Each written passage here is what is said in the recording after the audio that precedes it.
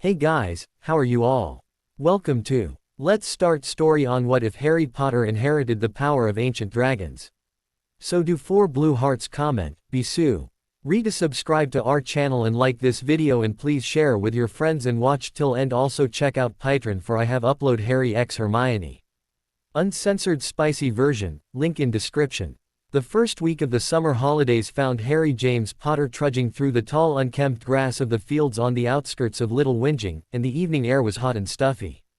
Since the moment he had returned to Privet Drive, Harry's mind was filled with the memories of what had occurred in the graveyard. Cedric dying, Voldemort returning, Harry felt like he had the right to be depressed. He had taken to escaping from the house, and walking to this last place of peace. It was always quiet, and what with the heat wave, most of the people in the area were taking shelter indoors. He reached the center of the grassy wasteland, and dropped unceremoniously to the ground, flopping onto his back. He closed his eyes, and just lay there, trying to clear his mind. He knew he shouldn't be wandering away from the safety of the house, but he didn't enjoy being cooped up with the Dursleys. He hadn't told them about what had happened, and they were ignoring him, unless he had to do work. Away from Hogwarts, Harry was beginning to lose the will to continue to go on. People were dying, and Voldemort was back, and Harry was only 14. Well, 15 in 2 months. But he was too young to have suffered so much misfortune. He lay on the ground, wallowing in self-pity, until he heard a noise. Harry Potter. He sat bolt upright, and searched the area around him frantically. Not another attack, not now. He jumped to his feet, pulled out his wand and whirled around, searching his surroundings for a threat. After a minute with no movement, Harry frowned in confusion. He could have sworn he heard his name. With his peace interrupted, Harry decided to head home. It was getting dark by now, and Dudley and his gang would soon begin their search for someone to beat up. Harry would rather it wasn't him. He put his wand back in his pocket, and began to head home. Harry Potter. Out came the wand again. He knew he hadn't been imagining things. He pointed his wand at the growing darkness. Who's there? Show yourself, coward. He readied himself for battle, lowering himself into a crouch, ready to jump out of the way of any spells. Harry Potter. There. The sound was definitely coming from the south. Being the Gryffindor he was, he ran in the direction of the danger. As he ran, he searched the area in front of him, constantly scanning. Harry Potter. Harry Potter. Harry Potter. Harry dropped to his knees, clutching his head in pain. It felt like the voice was ricocheting around in his skull. He fell forward, and his head came into contact with a hard rock. The voice stopped, grumbling. Harry opened his eyes, rubbing his head, on of which he could feel a bruise forming. Upon seeing what it was he had hit his head off, Harry yelped, and scrambled backwards, pointing his wand. Before him, in a circle of blackened and burned grass, was a beautiful green stone. After a minute of pointing his wand at the stone, and it doing nothing, Harry sheepishly lowered his wand. Slowly, he edged towards the stone, fascinated by how the fading light glittered and danced across its emerald surface. Gingerly, he reached out and laid his hand on the smooth stone. For a moment, nothing happened. Then, he felt a tendril of magic leave his palm, and probe the stone. It felt strange, but not unlike the feeling of channeling his magic through his wand. Ow! Most immediately after his magic touched the stone, it shook, and began to crack. Harry jerked his hand away, and sat transfixed as he watched the stone the egg, begin to hatch. It rocked back and forth, cracks appearing all over its surface, and then, a little green head poked its head out of a hole, experimentally. Harry sat very still, his mind going back to the last creature he had seen hatch from an egg such as this. Norbert. Hagrid's dragon. Harry's eyes widened with shock. A dragon. In Little Whinging. It really was just Harry's luck. The little green creature continued to struggle out of the egg. Eventually, it had escaped, and Harry gaped in shock at the sight of the small green creature before him. It yawned widely, tiny pearly white fangs glistening in the light, and it shook of the membrane that covered it. The remnants of its time in the egg. Once the membrane was off, it unfurled its small wings. Harry gasped in surprise, and the little creature's head darted in his direction. Their eyes locked. Harry held up a hand. Nice dragon. The dragon cocked its head to the side, and took an unsteady step in Harry's direction, before toppling over, as it had forgotten to close its wings. It mewed. And Harry chuckled, reaching out automatically to help it up. The moment his hand came close enough to the dragon, its head darted out, and gently bumped into Harry's hand, and immediately he was filled with unimaginable pain. Harry lost consciousness. When he came to, it was fully dark, he was lying on his back, and there was a burning sensation coming from his hand. He lifted his hand into view, and saw a strange silvery design on it. He tried to sit up, but a warm heavy weight on his chest prevented him from doing so. He looked down, and found himself face to face with the little hatchling. Harry held very still, and simply stared. The little dragon began to make a low humming noise, and rubbed its head against Harry's face. Along with this movement, Harry felt something brush against his mind. Strangely, it didn't feel wrong. In fact, Harry felt as if there had been something missing his entire life, and he was now finally complete. He smiled at the little dragon before him. "Hello," he said softly, "where did you come from?" The dragon made a little mewing sound again, and crawled forward on his chest so it could sniff his hair. Harry sat up gently, cradling his dragon in his arms so it wouldn't fall. The hatchling cuddled into his arms, burrowing into his shirt, and curled up. He gazed at it in fascination as it began to snore. He simply sat, gazing at his new companion with wonder and awe. Without a doubt, he knew he loved this creature more than anything, and that he would not allow anything to harm it. He stroked its emerald green scales with a finger. And the dragon began humming in its sleep. He smiled softly. "Shiratugal," the mysterious voice echoed. Harry swiveled his head around, searching for a threat, hugging his dragon protectively to his chest. "Aka wianata nayad hana ono, Shiratugal, I will not harm you, Dragon Rider, this I promise to you in the ancient language," the voice echoed from the darkness again.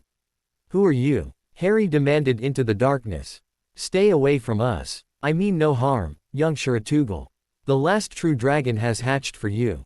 I have long awaited the day when a dragon rider would once again walk this earth.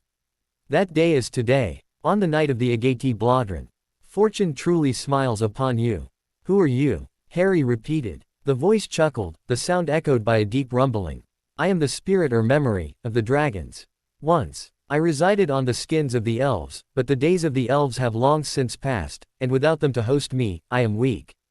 Too long have I wandered, searching for the companion to my charge, who had yet to hatch after many millennia. I had feared for the youngling, but now it seems he was simply waiting for you to be born, and to be ready for him." "The dragon is a he?" Harry asked stupidly. The voice chuckled again. "Yes, he is a he, and now he is yours, and you are his. Your souls are both bonded together, and it is my purpose to teach you both the ways of the dragons of old. If you would allow me, I would bond with you, as I did with the elves of old, so I may share my knowledge, and teach you the ways of the dragon riders." Perhaps it was Harry's impulsiveness when it came to dealing with dangerous situations, or perhaps it was the gut feeling Harry had that he could trust this spirit, but slowly, he held out his hand. A moment later, a shimmering streak of mist flew out of the darkness, and twined itself around his hand. Another flash of pain, and Harry once again sank into unconsciousness. This time when he awoke, the sun was beginning to rise. And the sky was a soft pink color. Harry was covered in dew, and he was curled around his dragon protectively. He felt different, stronger. He groaned, rubbed his eyes, and looked around. He froze, rubbed his eyes. Where were his glasses? Harry searched the ground, found them, and picked them up. Wait a second, he searched the ground. He could see. Harry blinked around in awe. He jumped to his feet, and almost toppled over at the unexpected speed. Since when had he been able to move so fast? "Since you became a halfling, young Shiratugal," the dragon spirit rumbled in his mind. A halfling, Harry thought. Yes, half man, half elf. Though the elves are no more, their legacy now lives on in you, just as the legacy of the dragon riders lives in you. I expect you look a bit different too. But you will have to look in a mirror to see. The voice paused for a moment. I looked through your memories as you slept, young one. To have suffered such hardship at so young an age, you are very brave. Harry could feel his cheeks reddening. I did what anyone would do. The dragon laughed. You did more than any normal man would have done. I am proud to be bonded to you, and I'm sure the hatchel Ing will be full of praise for his partner once he grows up some. That reminds me, what will you call him? Harry scratched his head. Well, I don't know any good dragon names. Wait a second, what should I be calling you? The dragon laughed. I do not have a name. I am a spirit, but in times of old, I was often referred to as the memory by the elves, or Monin. I suppose you can call me what you wish. As for your young hatchling, there are many fierce names for the green-scaled dragons, but perhaps the most famous being Fernan, the partner of the great elvish Queen Arya. Your dragon's sire, I believe. Fernan, Harry repeated to himself softly. It sounds good, right? Yes, I'll call him Fernan. As if aware of his new name even in his sleep, Fernan uncurled himself from the little ball he had been sleeping in. He pranced over to Harry, and entwined himself around Harry's ankles. Harry laughed, and scooped Fernan up, hugging him to his chest. You had best head home, although your missing presence will not have been noted. I am sure your headmaster will be sending orders to guard you over the holidays. Return home, and get some sleep. I have much to teach you, and you will need to be strong. Upon returning to number 4 Privet Drive, Harry crept along the side of the house, and used one of the gutters to climb up to his window. He was strong, and he was amazed at how easily he could scale the building. He levered open the window, and gracefully slid through it, Fernan sitting on his head, clutching locks of hair in his small talons so as not to fall off.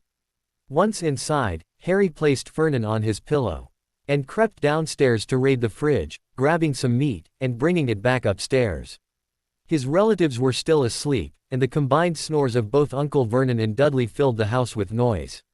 He crept back into his room on silent feet, and gave the meat to Fernan, who began to hungrily chew on it. Harry turned around, his own stomach rumbling, and was about to open his wardrobe to get his pajamas, when he caught sight of his reflection. He still looked like himself, but at the same time, completely different. His black shaggy hair looked darker than before, and it looked softer. Not as messy. His already vibrant emerald-colored eye looked even brighter, and his pale skin looked milky, rather than its usual unhealthy pale. His features were finer, handsome.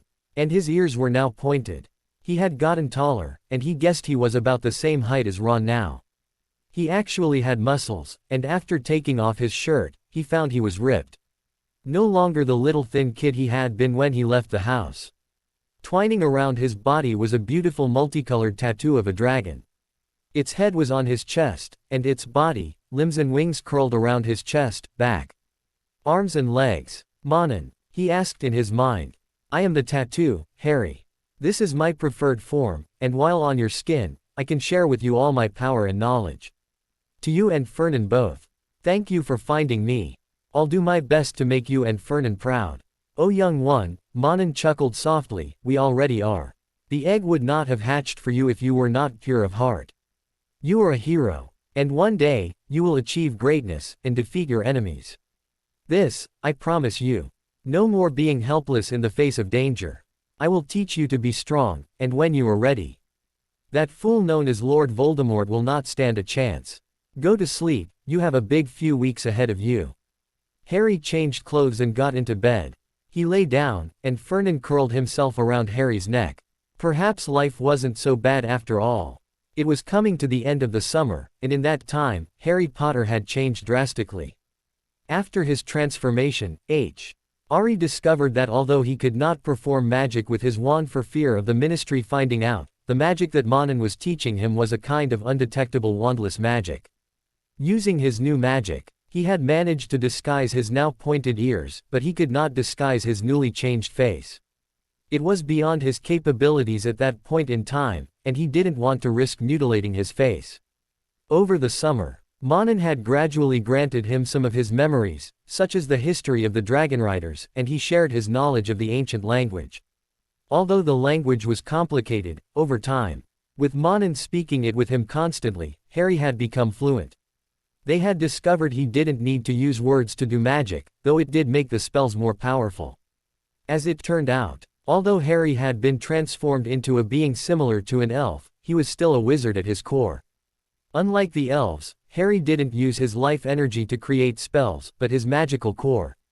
which was constantly replenishing itself from the energies of the world around it like it did with all wizards, and after the transformation, Harry's magical core's capacity had increased exponentially. When it came to sword fighting, however, he had not progressed as much as Monin would have liked. The spirit had been coaching Harry through basic sword fighting, self-defense and martial arts. But it was not the same as having a sparring partner. Luckily, Harry had inherited his father's lightning-fast seeker reflexes, and with his new elven speed and strength, Monin was certain that when it came to a battle, Harry would be more than capable of looking after himself. In this time, Fernan had grown quite a lot. After a week, he had tripled in size, and after 2, Harry had been forced to find a new place for Fernan to live while they were in Privet Drive.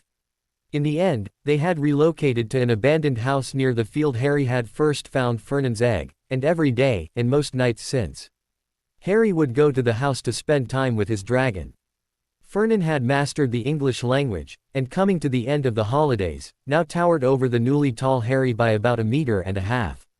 Harry had asked the spirit if this was normal for a dragon of Fernan's age, but the old dragon had just laughed, saying that after the amount of time Fernan had spent in his egg, being big must be something of a relief. Fernan's scales shone like emeralds along his back, and his gem-like eyes were almost the exact same color as Harry's.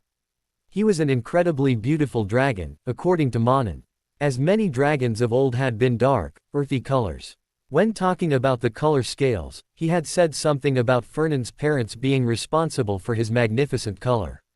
The Dursleys had eventually noticed Harry's transformation, but when they questioned him, Harry had blamed it on being a wizard. After that, they had left him alone, not wanting to be contaminated by his strangeness any more than they already feared they had been. Harry was fine with this, but it did cause him a lot of stress after he had considered what his friends would say when next they saw him. He hoped they wouldn't freak out too much. Speaking of his friends, they had been evading all his questions about what was happening since Voldemort had returned, and being with the Dursleys. Harry had no way of knowing what was going on in the wizarding world. On his birthday, Hedwig had brought him the usual birthday cards, but yet again, no real information was given to him. He had resigned himself to suffer in his lack of knowledge until Dumbledore decided to get him out of this hellhole. That day found Harry in the abandoned house with Fernan. They had knocked out one of T.'s walls so Fernan could fit into the house, and the rooms were filled with books Harry had filled with his new knowledge, wooden swords that he had been practicing with, and numerous other things he had been using during his training such as weights he had stolen from Dudley, and other tools with which to exercise. Harry had never been fitter in his life, and with his new strength, he was for the first time positive that when it came to a battle with Lord Voldemort, perhaps he might prevail. He was tickling the leathery skin behind Fernan's jaw, causing the dragon to huff with the dragon equivalent of laughter. When he heard Monin's voice faintly in the back of his mind. "Harry, Fernan, there is something I must share with you," Monin said quietly in the ancient language, his voice weak. They both stopped in alarm. "Monin," Fernan thought in concern, which was mirrored by Harry, "what is wrong? Why is your voice so faint? I can barely feel your presence in Harry's mind."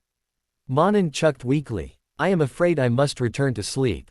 Harry's eyes widened in alarm. "What? But I thought now we were bonded, you had gotten stronger."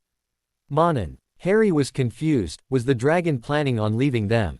"No," Monin interjected forcefully, before his power wavered once again. "No, I am not leaving you. I am still on your skin, am I not?" He sighed. "I have been awake too long.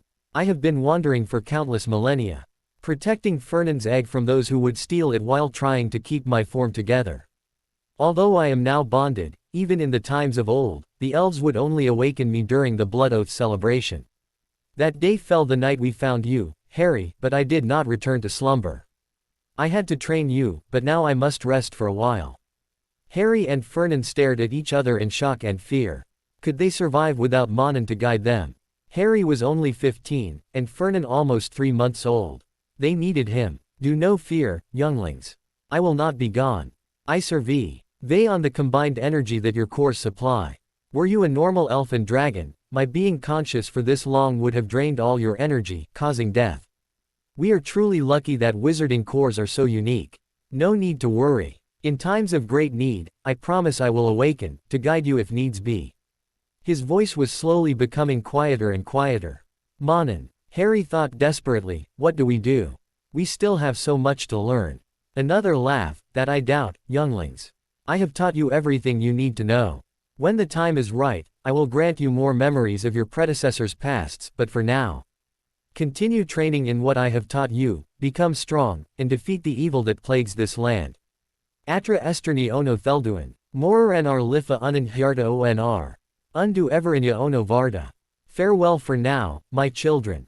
With that he was gone, and Fernan let out a heartbreaking roar of despair. Harry quickly shushed him, hugging Fernan while he calmed himself down. It's all right, Fur. He's still here, and we're still together. Don't worry, Harry soothed.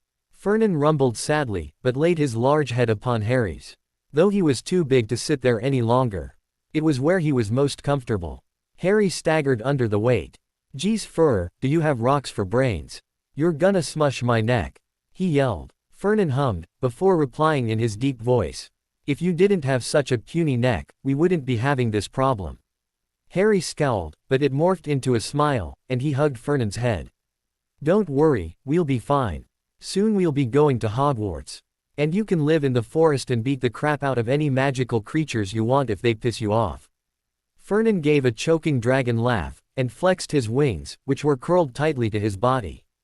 I wish to fly. I will return after dark so no muggles see me if your magic fails. Will you cast the itchy spell? It's not called the itchy spell. Harry exclaimed, affronted, it's a disillusionment spell. He sighed as he realized Fernan was ignoring him, examining one of his ivory, razor-sharp talons. You should be grateful. Wizarding magic doesn't work on dragons, Oh, you shouldn't take my magic for granted. It's really hard. I don't care, Fernan sniffed, it makes my scales itch. Therefore it is the itchy spell. Deal with it, Plopper. Harry growled, but held out his right hand. The one with the silver mark, or Gedway Ignatia as Monin had told them. He sighed at the thought of their now sleeping teacher, but was reassured by the comfortable warmth emanating from the tattoo. It meant Monin was still with him. He cast the spell, and his palm glowed silver for a moment, before fading. Fernan squirmed uncomfortably, as his scales began to itch and Harry old not help but laugh at his discomfort. He stopped laughing a moment later when an invisible claw flicked him across the room. Oh, you're in for it now, you snot-colored fiend. But Fernan had already scrabbled out of the house through the hole, and unfurled his wings. Harry heard the thundering flap as his dragon soared away, visible only as a faint distortion in the air in the fading sunlight. Harry shook his head, and began to head home after packing up the stuff in the house, and shoving it all into a charmed bag that was bigger on the inside. As he was walking towards the alley that was the shortest route home, he heard heavy footsteps. With his enhanced eyesight, and his other superior senses, he knew it was his large cousin, Dudley. Harry ran forward to catch up. Hey Dudley. His cousin started at his sudden appearance, but nodded jerkily in reply. He was rather afraid of Harry, but had to admit that since Harry had changed at the start of the summer, he seemed to emit an aura of power and self-confidence that caused Dudley to leave him alone, not wanting to bother someone he was certain could crush him like a bug. You heading home? Harry asked, curiously. Dudley nodded again. Yeah. I promised Mum I'd be back before it got too dark. Where were you? You're always disappearing lately. He narrowed his eyes suspiciously. Harry shrugged. Just wandering, meeting up with a friend, you know how it is.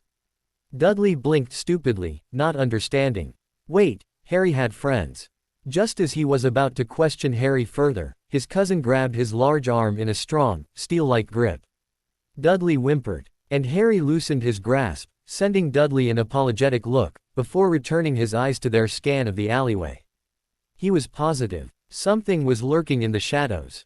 Harry exhaled, and saw that his breath was a mist.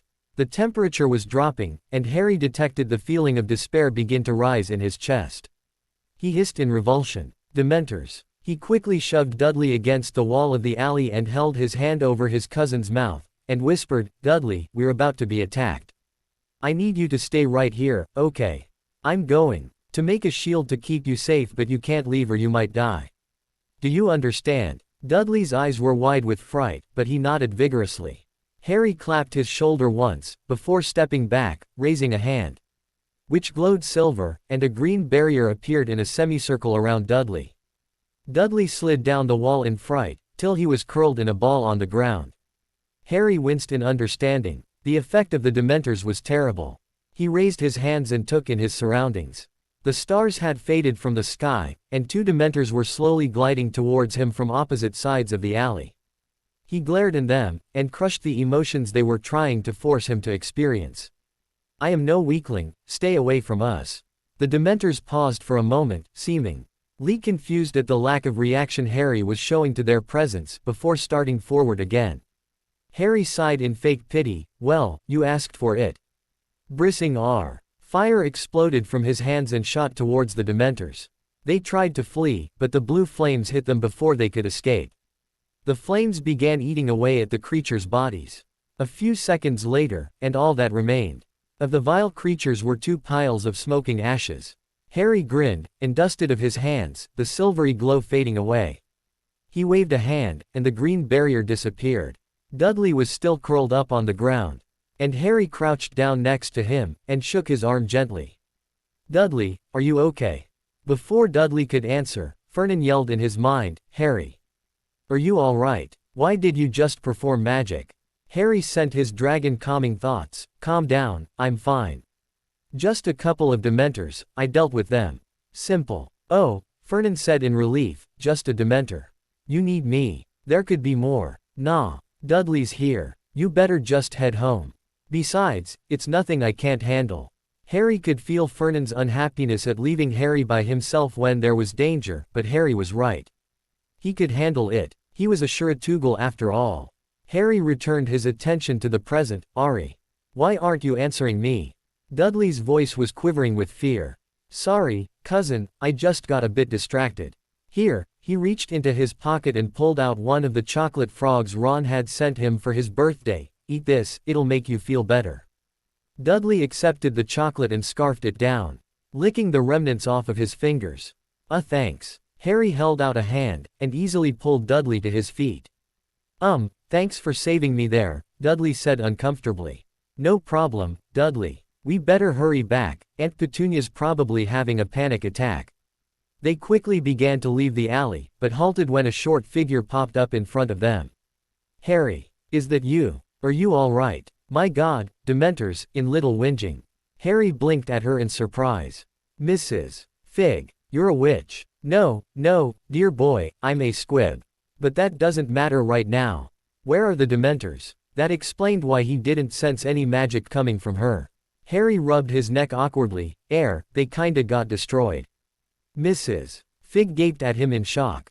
"You destroyed 2 Dementors." Harry tried to think fast. If he told her that he had, everyone would know he had gotten new powers. He was already dreading the questions she would ask when she saw his face in the full light. The shadows were protecting him for now, but not for long. He made a decision. "It wasn't me. It was a mysterious man.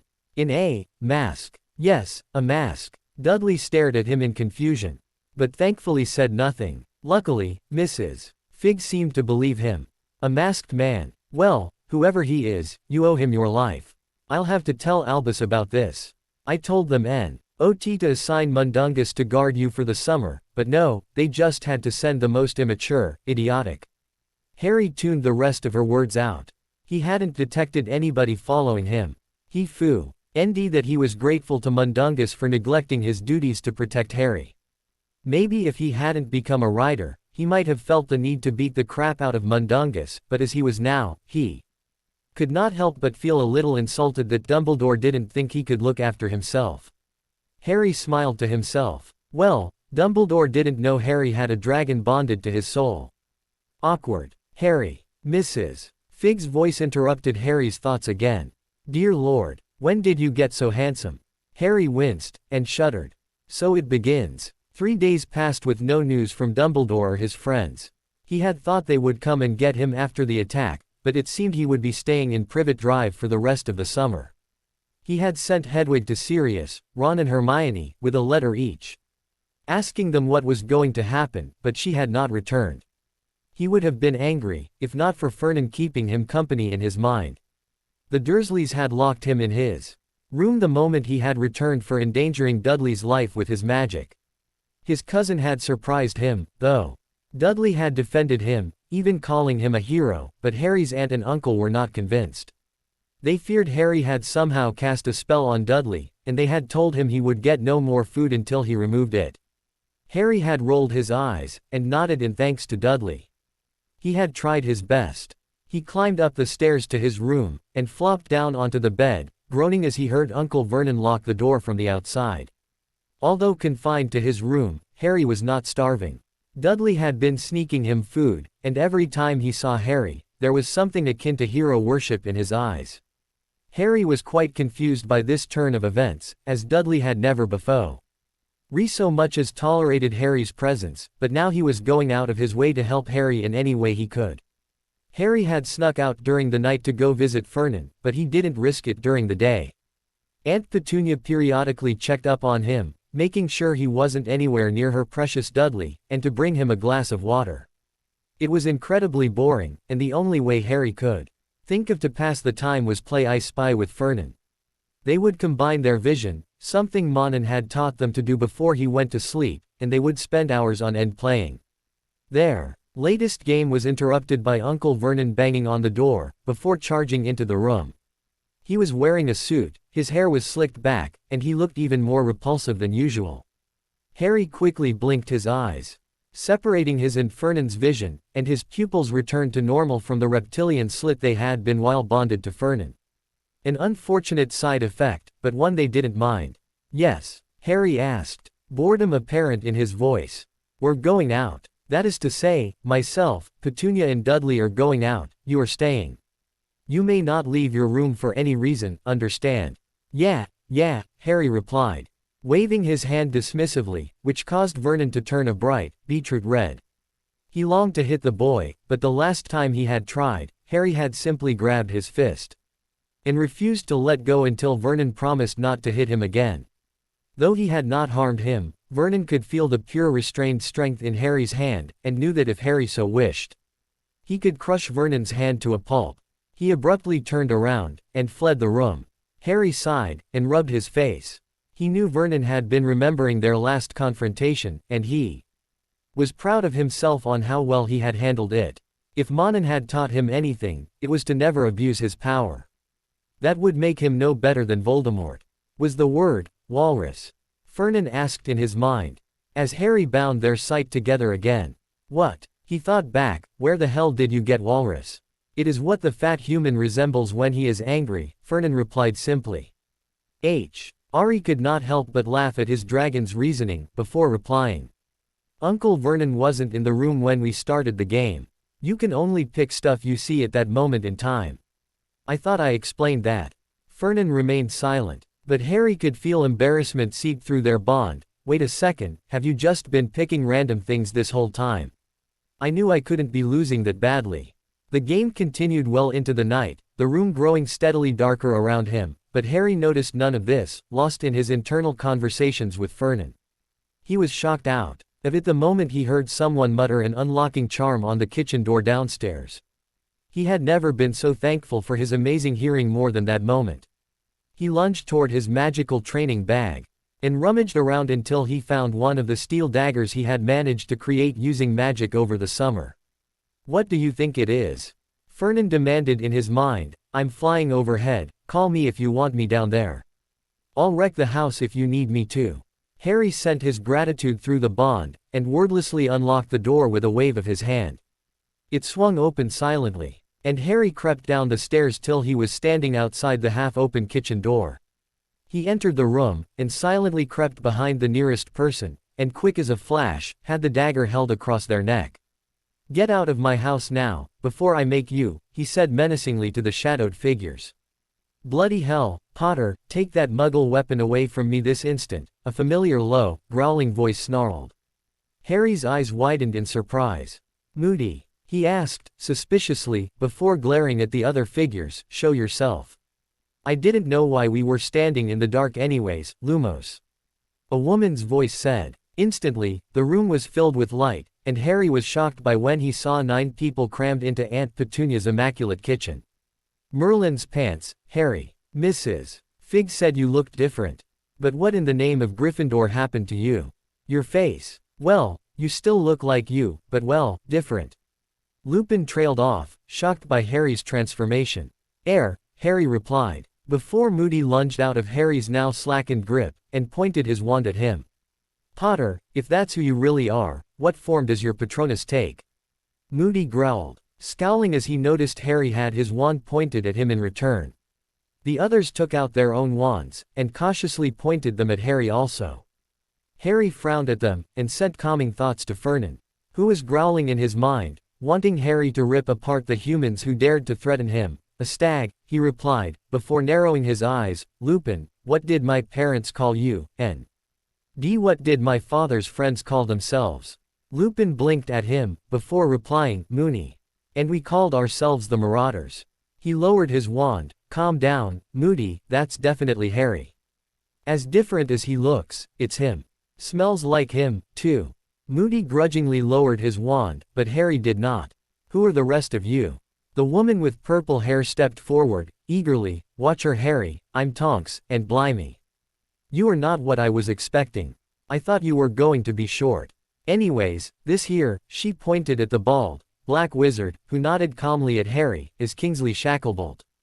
That's Alpheus Doge, she pointed at another man, Daedalus Diggle. We've met before, squeaked Diggle.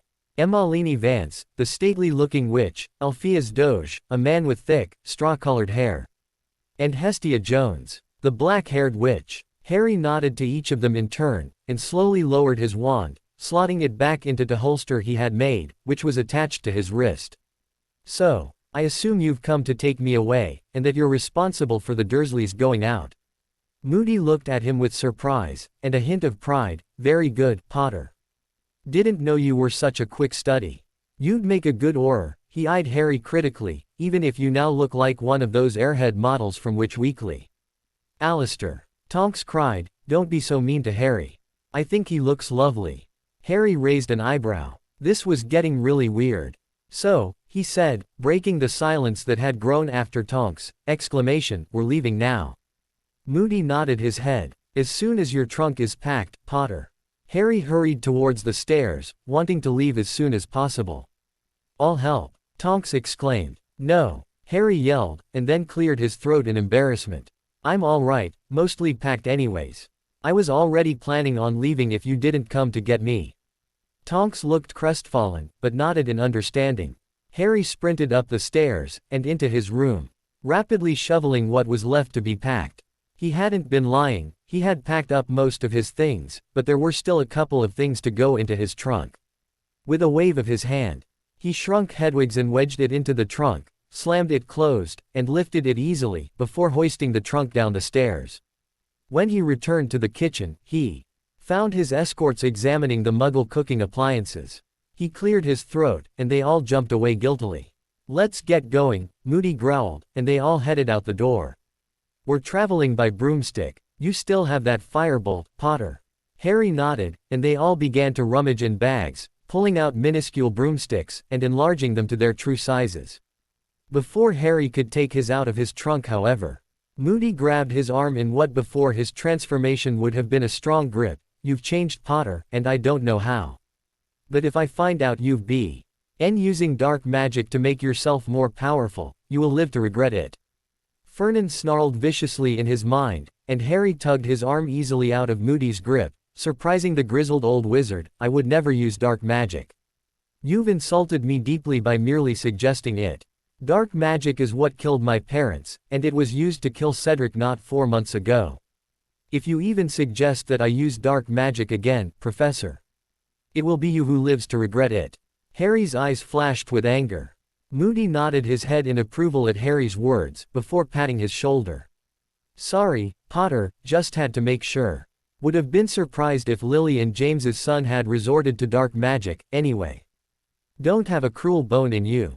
Harry gazed at the ex-Auror in confusion, before returning his attention to his trunk. After he had pulled it out, Tonks attached his trunk to her broom via a harness. Before he could mount his firebolt, Moody called him over. I need to disillusion who first, Potter. Can't risk any Death Eaters seeing you if we're ambushed. Harry raised an eyebrow but allowed Moody to tap him on the head with his wand after muttering a few words. Immediately, Harry felt his skin begin to itch. He was sure if he was a normal wizard, the spell might feel different, but to him it was highly uncomfortable. He said nothing, though, not wanting to draw attention to how different he truly was now. A shot of sparks appeared in the sky. "That's our signal," said Lupin, and they shot into the sky. "I'm flying above, out of hearing distance," Fernan told him. "I'll follow you wherever they take you. They're quite easy to see." He chuckled as Harry squirmed on his broomstick, the spell making him extremely uncomfortable. "How do you like it? I expect pity the next time you cast that accursed charm on me, Harry. Now you know how it feels."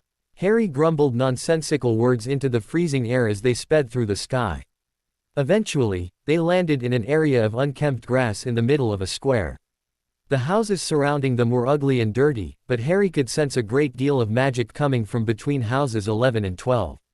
After muttering to himself, and rummaging through his coat, Moody handed Harry a piece of crumpled paper.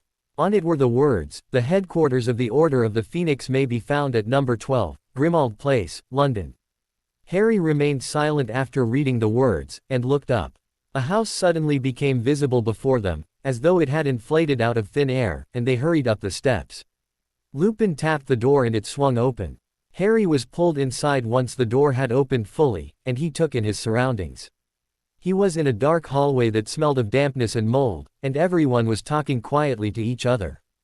As if trying not to wake something up, Moody came up behind him, and rapped him on the head with his wand. Immediately, the itchy spell was lifted, curse Fernan for naming it that. And Moody caused the unlit gas lamps along the walls to light themselves. He then pushed Harry gently forward, guiding him towards the door at the end of the hall, out of which light was shining. Upon entering the room, Harry was immediately assaulted by Mrs. Weasley, who trapped him in a bone-crushing hug. "Oh Harry, dear, you've gotten so tall. Same height as Ron, I think, my goodness." She cut off the moment she caught sight of Harry's face. "My word, Harry, when on earth did you become such a handsome boy?" She patted his cheek experimentally, and turned to the others, who had filed in behind Harry. "We know, Molly," Tonks replied with a smile. "Mrs. Fig wasn't joking. But don't worry, it is Harry." Mrs. Weasley smiled at Harry, confusedly. She could still recognize him. Who could forget that unkempt dark hair, bright green eyes, and that famous lightning bolt scar, but his face had changed so much. It was more defined, less childlike, and her opinion, her practical why adoptive son now looked like a beautiful prince. "Well, Harry dear, I'm sure you're tired, and you want to see your godfather and friends before you go to bed. Come along, and try not to make a sound. There's a good lad." Harry gracefully followed her from the room, bidding goodnight to his escorts, and crept after Mrs. Weasley up the stairs. "This is your and Ron's room," she whispered to Harry, before giving him another hug. "I'm sure he's probably still awake. Good night, Harry dear." With that, she tiptoed back down the stairs, leaving Harry to stare at the door before him. "Why do you hesitate?" Fernan asked questioningly. "I look so different now. What happens if they don't accept the new me?" Harry asked with worry. "If they are truly your friends, what does your appearance matter to them?" Fernan said wisely. Harry nodded, though Fernan couldn't see him, and took a deep breath, before opening the door. Almost immediately after opening it and stepping into the room, the door swinging shut behind him. With a screech of, "Harry!" Hermione sailed into him, wrapping him in a bone-crushing hug reminiscent of Mrs. Weasley's. Ron shouted in surprise, and ran over as well, joining in with the, "Smother Harry to death," hug. "Guys," Harry gasped, "can't breathe." Ron and Hermione reluctantly released him, and then gasped in surprise. "Harry, what happened to you?" Hermione asked. Harry winced. This was what he had been dreading all summer. He winced, and his heart sunk to the bottom of his stomach at the expressions of shock on their faces. He stared down at his feet. "Bloody hell, mate, what have you been eating? Where the hell can I get some?" Ron asked in astonishment. "Wait, what?" Harry looked up at them in surprise. "You don't think I look weird?" he asked hopefully. "Of course not, Harry, we're your friends." Hermione said in confusion. "Ron's mum told us you'd changed over the summer. We just didn't expect you to look so, I don't know, attractive." Harry blushed, and stared at his feet. Blimey mate, what have you been eating? Ron repeated seriously. Carrots. Ron stared at him in confusion. Carrots made you awesome. Harry nodded his head, sagely, yes, carrots are my secret. Fernan roared with laughter in his mind, and it took all Harry's self-control to keep a straight face. Hermione stared at him doubtfully, but Ron was already plotting how he was going to acquire the carrots he would need for his own transformation. While he was muttering, Harry decided to ask the question that had been bothering him the whole summer. Why wouldn't you tell me anything? He asked quietly. Immediately, Ron ceased his ramblings, and tears filled Hermione's eyes. We're so sorry, Harry, but we weren't allowed to tell you anything in letters. Owls are being intercepted, and we couldn't risk the Order's existence being discovered. Hermione replied, sadly. Harry nodded in understanding, which caused his friends' faces to calm with relief, before asking. The Order of the Phoenix is the resistance against Voldemort, isn't it? Hermione nodded, energetically, yes, it's a whole organization. Ron's parents are members, and so is Sirius. Almost as if summoned by the mention of his name, Sirius bounded into the room, the door swinging shut behind him, and pulled Harry into a bear hug. My dearest godson, how I have missed you. He proclaimed in a pompous voice, my dear boy. You have grown so tall. And handsome. Dear God, it looks like you're taking after Lily more than James nowadays. He grabbed Harry's head and began to muss his hair. Sirius. Harry laughed. Struggling to escape his hold, let go. Laughing, Sirius released him. I've missed you a lot, Harry. We were hoping to fetch you sooner, but Dumbledore said we couldn't. I'm sorry for that, but you're here now, and that's all that matters. He patted Harry on the head. You must be tired, pup. The rest of you, too. Get some sleep, and I'll talk with you more in the morning. Harry smiled happily. He needn't have been so worried. Padfoot? He asked. Yeah, thanks. Sirius just smiled at him. It doesn't matter what you look like now, kid. You're still the same Harry, my godson. And nothing's going to change that. Harry smiled at him, and nodded, and Sirius left the room. I best be off to bed, too, Hermione said, yawning, we'll speak more tomorrow. Night Harry, Ron. She left the room. Harry and Ron began getting ready for bed, Harry's trunk magically appearing next to him. Harry, I'm going to sleep in a park a few miles away. I will be in contact distance, and few muggles come here. As it looks abandoned. I will stay until you need me, all right. Harry agreed, and he got into bed. Night Fur, he thought sleepily. Good night Harry, he sent back. Sending love and companionship through the bond. Harry smiled as he began to drift to sleep. Harry. Ron's voice asked sleepily through the darkness. Where can I buy carrots? The next day when Harry woke up. He about on how he had handled everything the day before. Looking back, he decided that if he hadn't had Fernan and Monin to keep him company over the summer, he probably would have been angry at the lack of communication between himself and his friends. Monin had taught him to think before he acted, something that he had never done before bonding with Fernan, and it was something he was also embarrassed by. Looking back on his actions from when he was a normal wizard. He groaned, and crawled out of bed, shrugging off his long-sleeved pajama shirt so he could change into fresh clothes. Rubbing the sleep from his eyes. Blimey, Harry, when did you get a tattoo? Ron was awake, and he had noticed. Crap. I got it over the summer. You know how I love dragons. Harry replied, hastily. Ron stared at him, confused. But Harry, last year a dragon tried to kill you. You told me you hated dragons, and hoped they all blew up. Harry scratched his head sheepishly, before his eyes widened. And he said in his mind hastily, that was before you were born, Fernan. That dragon was nothing like you. Fernan chuckled, it's all right, Harry, I have relived all your memories. That dragon was nothing like me. She could not speak. Modern dragons have lost their magic, for they are no longer magically linked with the elves. They are little more than beasts now, he said sadly. Maybe we could do something. I don't know, link them with wizards so they can. Harry. Ron yelled in his face.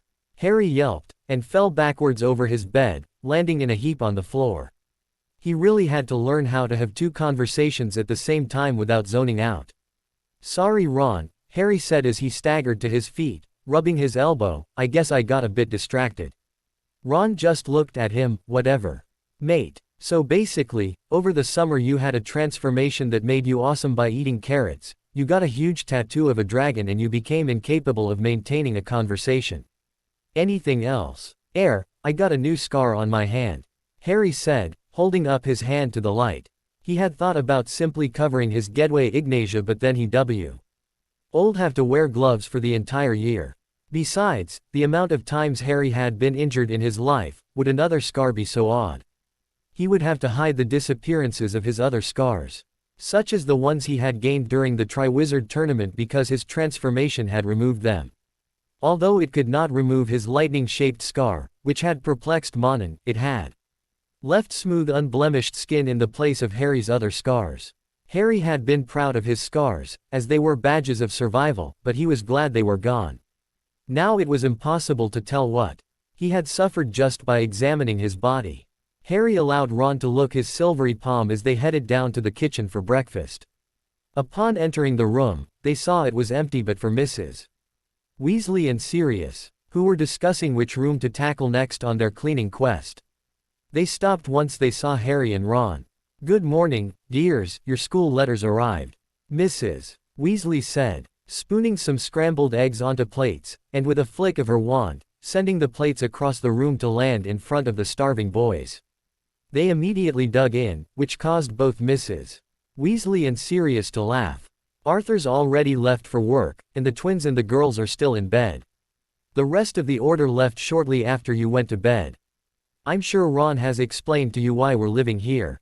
Harry nodded his head, and once he had swallowed his food, and grabbed his letter along with Ron, he asked, will Dumbledore be coming by soon?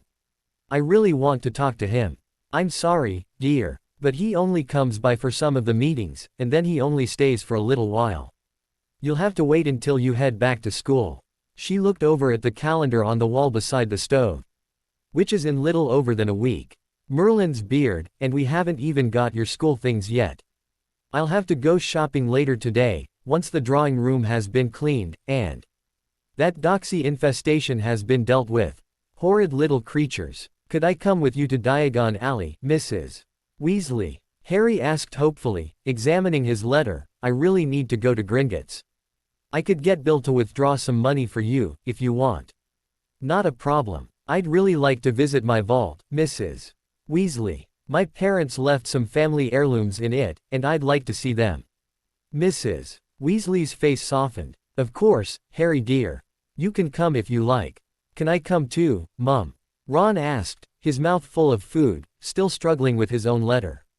You most certainly may not, Ronald Weasley. You still haven't finished all your homework. Now close your mouth while you're chewing. Ron reluctantly turned his attention to his plate, but not before rolling his eyes at Harry.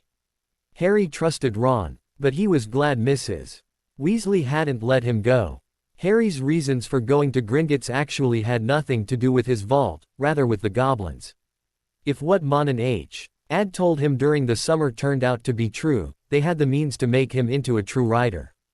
Harry was interrupted from his musings by Ron's surprised yelp, as he pulled a prefect badge from his envelope. After a few minutes, the rest of the Weasleys and Hermione staggered into the kitchen, blinking in surprise at the sight of Mrs. Weasley smothering Ron to death from a hug, crowing about how proud of him she was. Hermione too had become a prefect, and Harry felt extremely proud of his friends, and glad at the same time that he himself hadn't been picked. He didn't think he could handle any more responsibility. After breakfast, they all headed to the drawing room, to start their cleaning. I've already got the doxy spray ready for you, Mrs. Weasley announced. Make sure you keep the mask on your face at all times. And for the love of Merlin, do not get bitten. I have doxy antidote downstairs, but I'd rather not use it. Try and finish the cleaning as fast as you can, because myself and Harry need to go to Diagon Alley later this afternoon. I need to buy Ron his new broom, and we also have most of the order coming over for dinner later to celebrate Ron and Hermione's outstanding achievements. Everybody clear? With a chorus of, yes mum, and, of course, Mrs. Weasley, she left the room, leaving the teenagers to deal with the highly toxic magical creatures by themselves.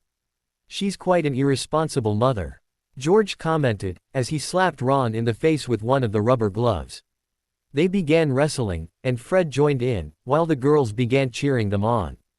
Ginny and telling them to stop. Hermione. Harry, however, seemed to be entranced by the curtain. Upon entering the room, he had allowed his mind to open, his consciousness brushing all the living things in the room, including the Doxies. Harry was surprised to find that they were quite intelligent, and that the little creatures were currently terrified at the prospect of their curtain being opened, and being attacked by the wizards. "Hello," Harry thought softly towards them. Immediately, they began to panic even more. "Use the ancient language," Fernan scolded him, "that is the only way they will understand you." "Right." Harry thought back, and tried again, only this time speaking in the ancient language. Upon hearing the ancient words, the Doxies stopped panicking, and listened. "I'm a dragon rider," he told them. "These wizards would like it if you left this house. I know it's your home, but they will remove you by force if you don't leave. I'm really sorry about this." The magical creatures, after hearing these words, sent sadness through the link between their minds and Harry's. Harry sent back soothing thoughts, telling them that there were plenty of abandoned houses in the area, so they wouldn't have to move far. At this point, he was standing right beside the curtain, and pulling it back. The Doxies flew out, and landed on Harry's outstretched arms, shoulders and head, anywhere there was room. Harry laughed as they all began to buzz in excitement, realizing what he was as one of them sat in his hand, reverently stroking his Gedway Ignatia.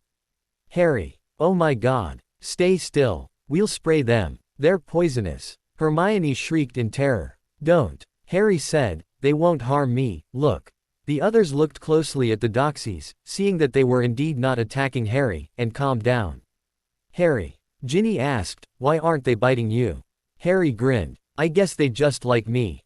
The others stared at him in shock. "Could someone open the window? These guys need to find a new home." Ron nodded, dumbly, and shoved at the window, which was stiff from lack of use. Harry walked over to it, and said to the Doxies quietly in the ancient language, "All right little ones, time to fly. Be safe." They flew off of him and out the window, but not after sending him feelings of gratitude. The one on his hand was the last to leave, still entranced by his silver mark. "Go on," it chirped at him, and flew away, following its family. Harry smiled softly and shut the window, dusting off his hands. He turned around, and was met with looks of pure shock. "Harry, that was amazing," Ginny exclaimed. Harry just shrugged. "Just have to know how to handle them." Hermione laughed, and said, "Now you sound just like Hagrid." "What did you say to them?" "It didn't sound like English." "Oh, Harry replied, stammering, "I was just making words up." Hermione frowned at him. "But it sounded like you were speaking a different language." Luckily for Harry, he was saved from answering any more questions by Sirius entering the room. I see you've dealt with the Doxies. Creature, throw them out." Harry had no idea who Creature was, but he nodded. Good. We can clear out those cupboards now that the Doxies are gone." Harry's friends sent him questioning looks, but he just shrugged, trying to look sheepish. They shook their heads, thinking Harry didn't want any more attention. Harry sighed with relief as they headed towards the glass-fronted cabinets, not mentioning the Doxies anymore. He would have to make sure not to do anything weird in front of them again. That plan went out the window as soon as Hermione pulled the golden locket out of one of the cabinets. She examined it carefully, before trying to open it. No matter how hard she tugged, the locket wouldn't budge. She handed it to Ron. "Can you open this? It doesn't look cursed. I think it's just an old locket." After Ron's failed attempts to open the locket, he handed it to Sirius. He frowned as he examined it. It may not look cursed, but if it was in this cabinet, it must have some sort of dark background. We're safer throwing it out. Harry, will you put it in the bin? Harry nodded, and Sirius dropped the locket into his hand. Immediately after coming into contact with his skin, his hand began to burn with the worst pain Harry had ever experienced, worse even than the Cruciatus curse. He managed to stay silent, but for a hiss of pain that managed to escape from between his lips, and he dropped the locket. It fell to the floor with a thud. "Harry," Hermione asked in concern, "are you all right?" "Yeah," Harry replied, trying not to gasp, "my hand just cramped. I need to walk it off. I'll throw this out on the way." "Oh, Okay, Hermione replied, not quite listening, as she was examining a silver hairbrush Ron had just handed her. Harry quickly scooped up the locket using his sleeve, careful not to allow it to come into contact with his skin. After he had left, hurrying in the direction of his room, Hermione realized what he had said. Wait, she said in confusion, cramp in his hand. Why on earth is he walking it off? Ron just shook his head, he's been acting goofy all morning. Maybe the muggles hit him over the head, or something when he was staying with them. I hope it's not a side effect of the carrots, he said to himself with worry. I've already eaten 5 today. Once Harry arrived in his room, he tossed the locket onto the desk, and crouched beside it, studying it intently. What is it? Fernan asked curiously. I'm not sure, but look, it has a consciousness. He sent a tendril of awareness towards the locket, and withdrew it hastily as the sentient jewelry attacked. Harry shivered. It feels evil. After staring at the locket intently for a minute with nothing happening, Harry decided to try Plan B. Monin, Harry thought, sending energy into the tattoo, and the area in his mind where he could feel Monin's consciousness slumbering. We really need your advice.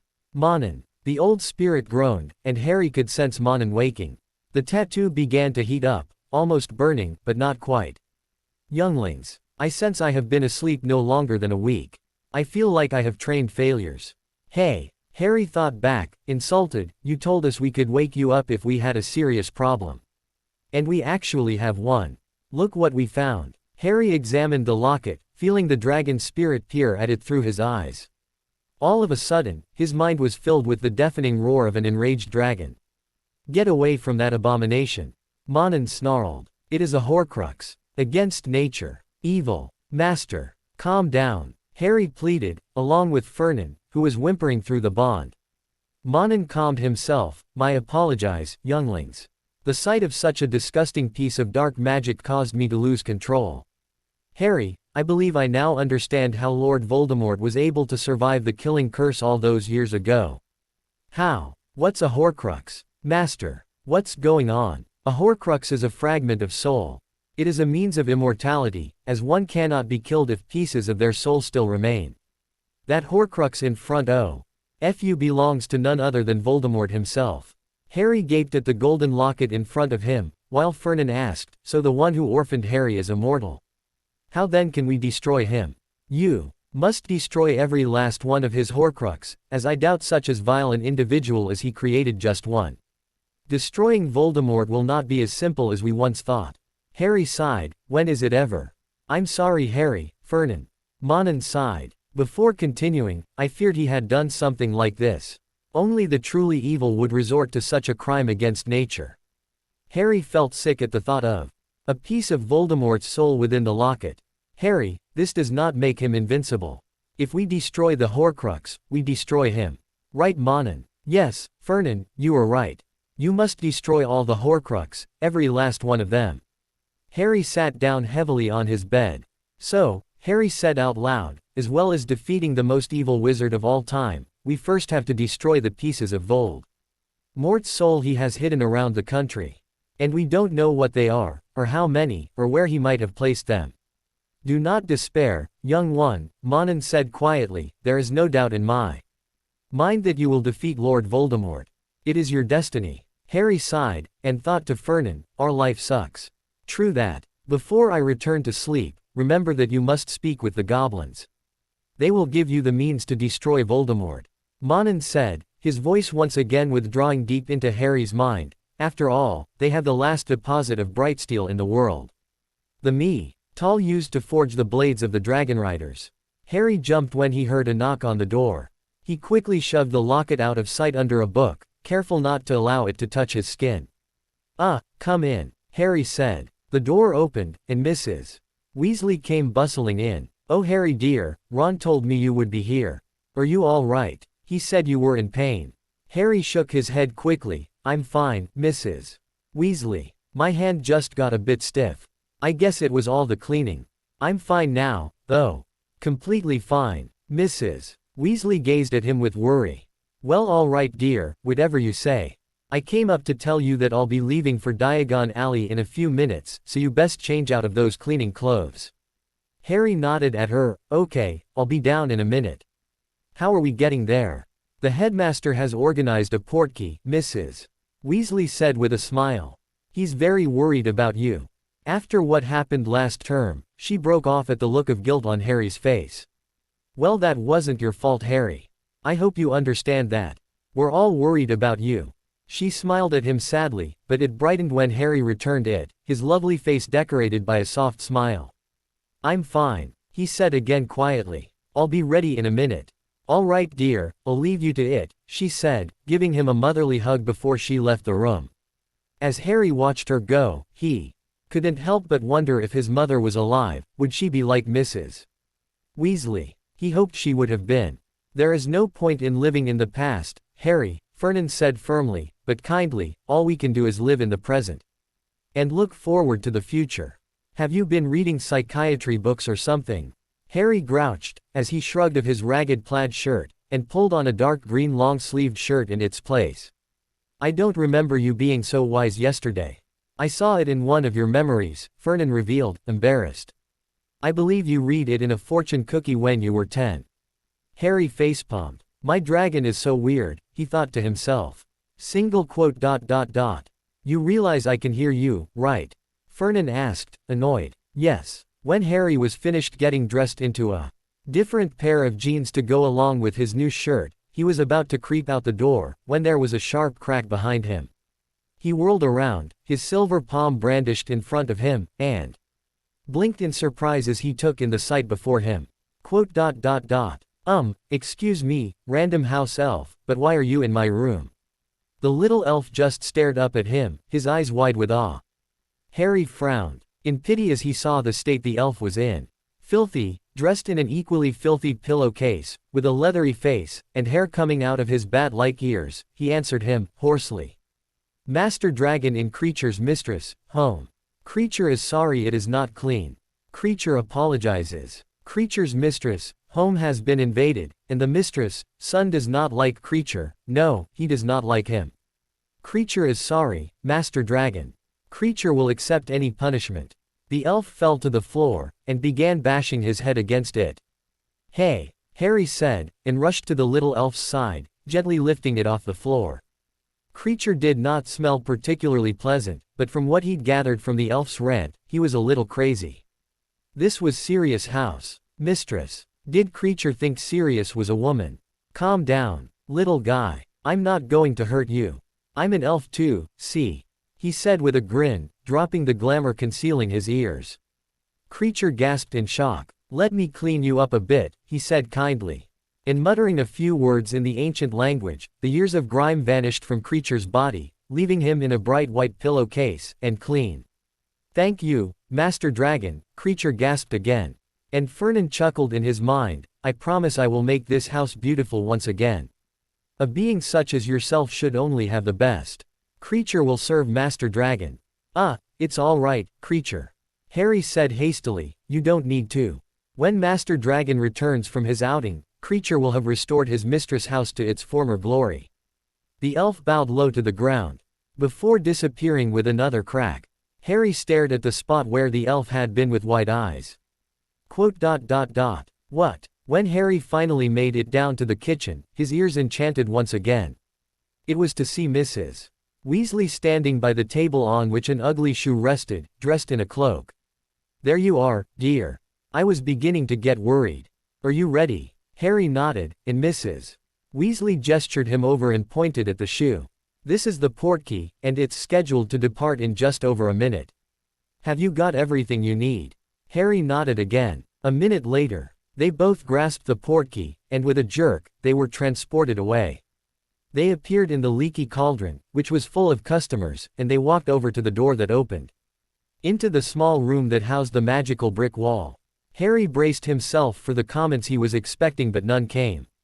Other than the appraising looks he received from some of the female patrons, no one gave him any trouble. They must not recognize me, he deduced. Harry and Mrs. Weasley entered the small room and Mrs. Weasley tapped on the bricks. The slit opened to reveal Diagon Alley, and Harry couldn't help but smile at the sight of it. Well, it looks like no one will be giving you any trouble, Mrs. Weasley said, smiling. I didn't think they would. You look so different now. Here, give me your school list. And I'll fetch your things for you while you're in Gringotts. Harry gave her a dazzling smile. Thanks, Mrs. Weasley, he said before running off in the direction of the bank. Mrs. Weasley shook her head at the boy's antics. Harry seemed happier than she'd ever seen him, she thought to herself in confusion. After what had happened last term, she had expected Harry to be depressed and morose. But it seemed a few months away from the magical world had done him some good. Harry arrived at the bank, and gazed up at the towering structure. Fernan, can you hear me? Yes, came the reply. I'm currently flying overhead. Call me if you need me. That roof looks breakable to me.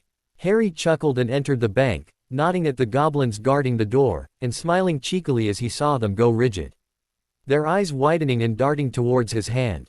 After seeing the Gedway Ignatia, they bowed deeply, which Harry didn't enjoy so much. Upon entering, he headed towards the nearest available desk, and was delighted to see a familiar face. Hello Griphook, Harry said cheerfully, deliberately waving at the goblin with his silver hand. The goblin gasped in shock, before falling off his tall chair. A moment later, the goblin had scurried out from behind the counter, and grabbed hold of Harry's hand, examining it closely. A writer, Griphook murmured with awe. He looked up suddenly. You must come with me. Follow, quickly. The goblin hurried off in the direction of a door behind his counter. Harry followed, not particularly worried. Monin had said he could trust the goblins. And Harry trusted his teacher, and so trusted the goblins too. The goblin led him into a large room that contained a number of comfy sofas.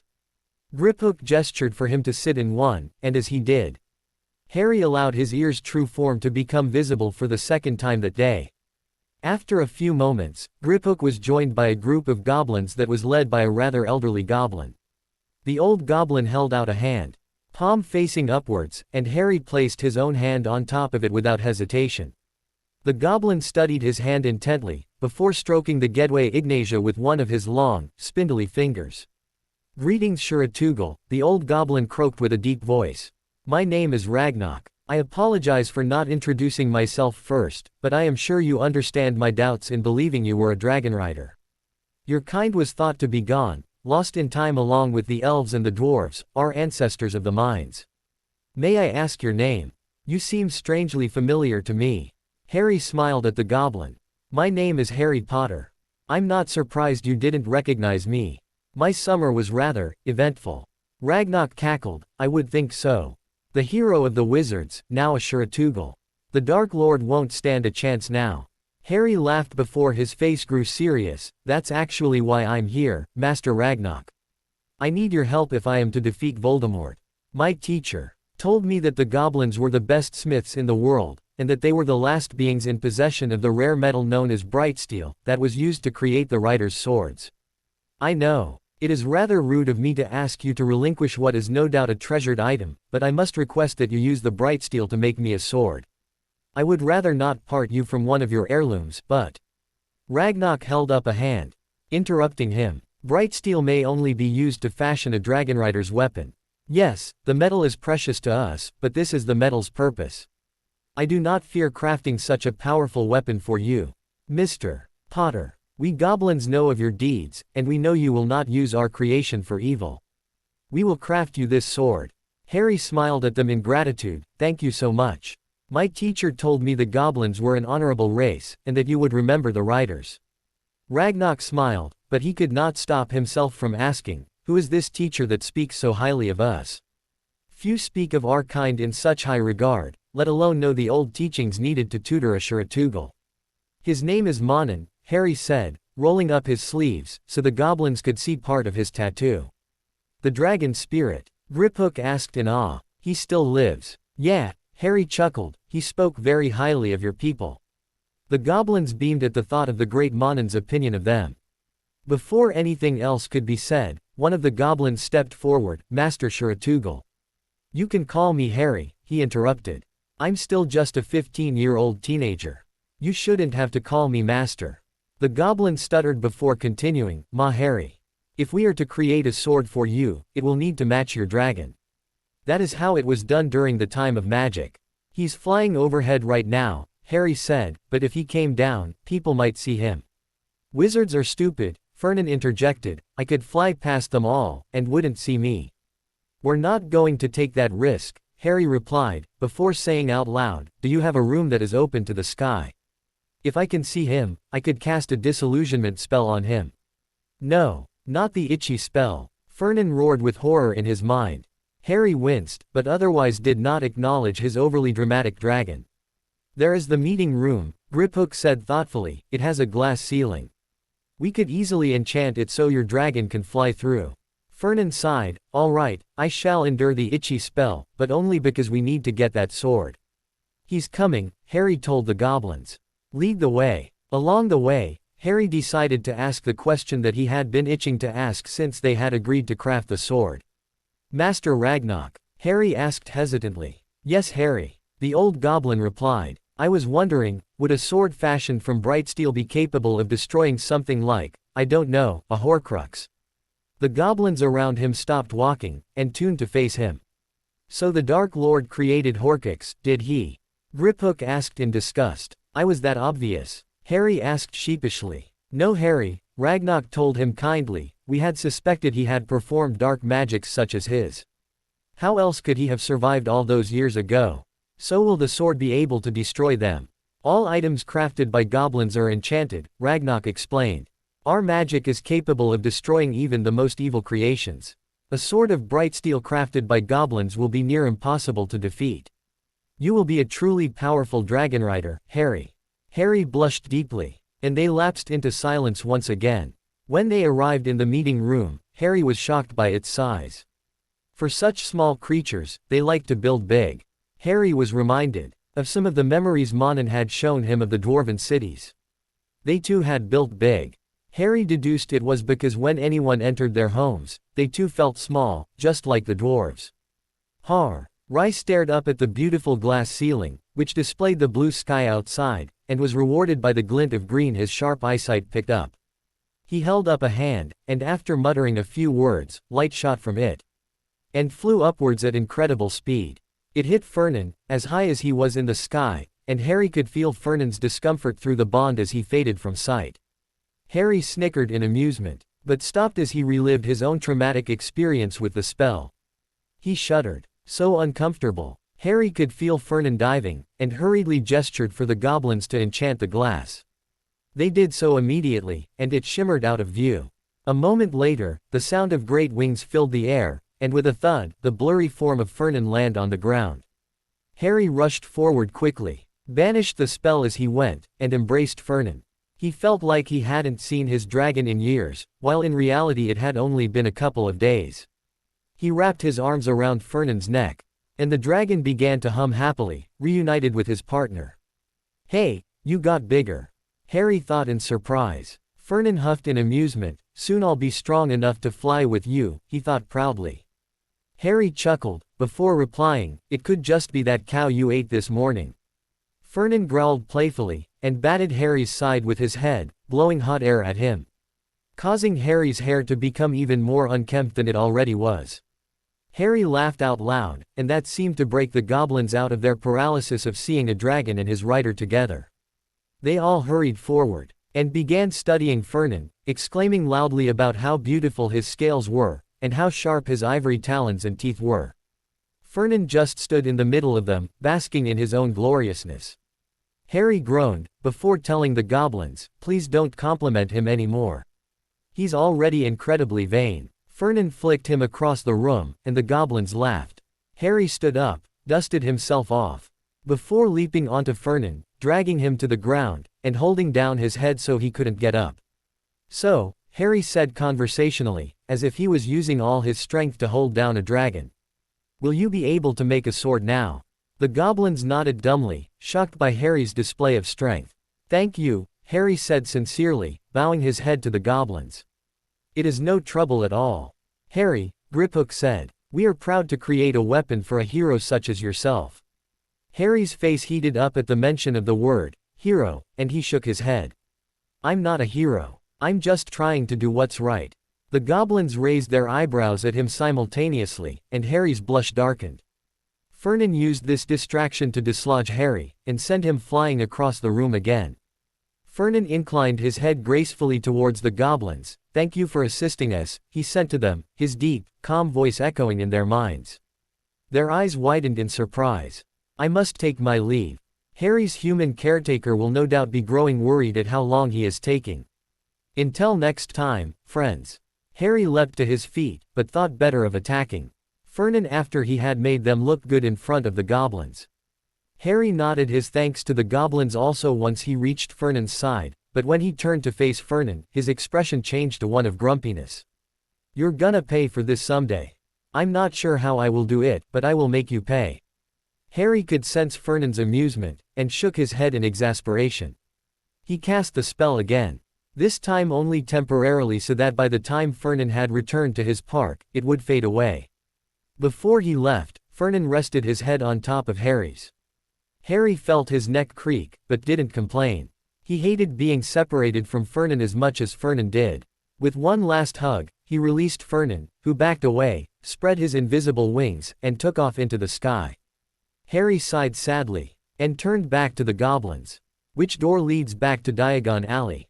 After exiting Gringotts, with assurances that his sword would be completed the day after he returned to Hogwarts, which was less than a week away, Harry walked down the steps, finding Mrs. Weasley standing there waiting for him, laden down with numerous shopping bags. He immediately took most of them, and Mrs. Weasley smiled gratefully at him. "Did you get everything you need?" Mrs. Weasley asked curiously. "Yeah," Harry said, gazing back at the bank, with its 2 goblin guards in front, who nodded to him with respect. "I think I did." The next week passed pretty uneventfully in Harry's opinion. When they had returned home from Diagon Alley, it was to find the house spotless and glowing, and its inhabitants running around like headless chickens from the shock, and a painting screaming. It was then that Harry understood why everyone had been so quiet before.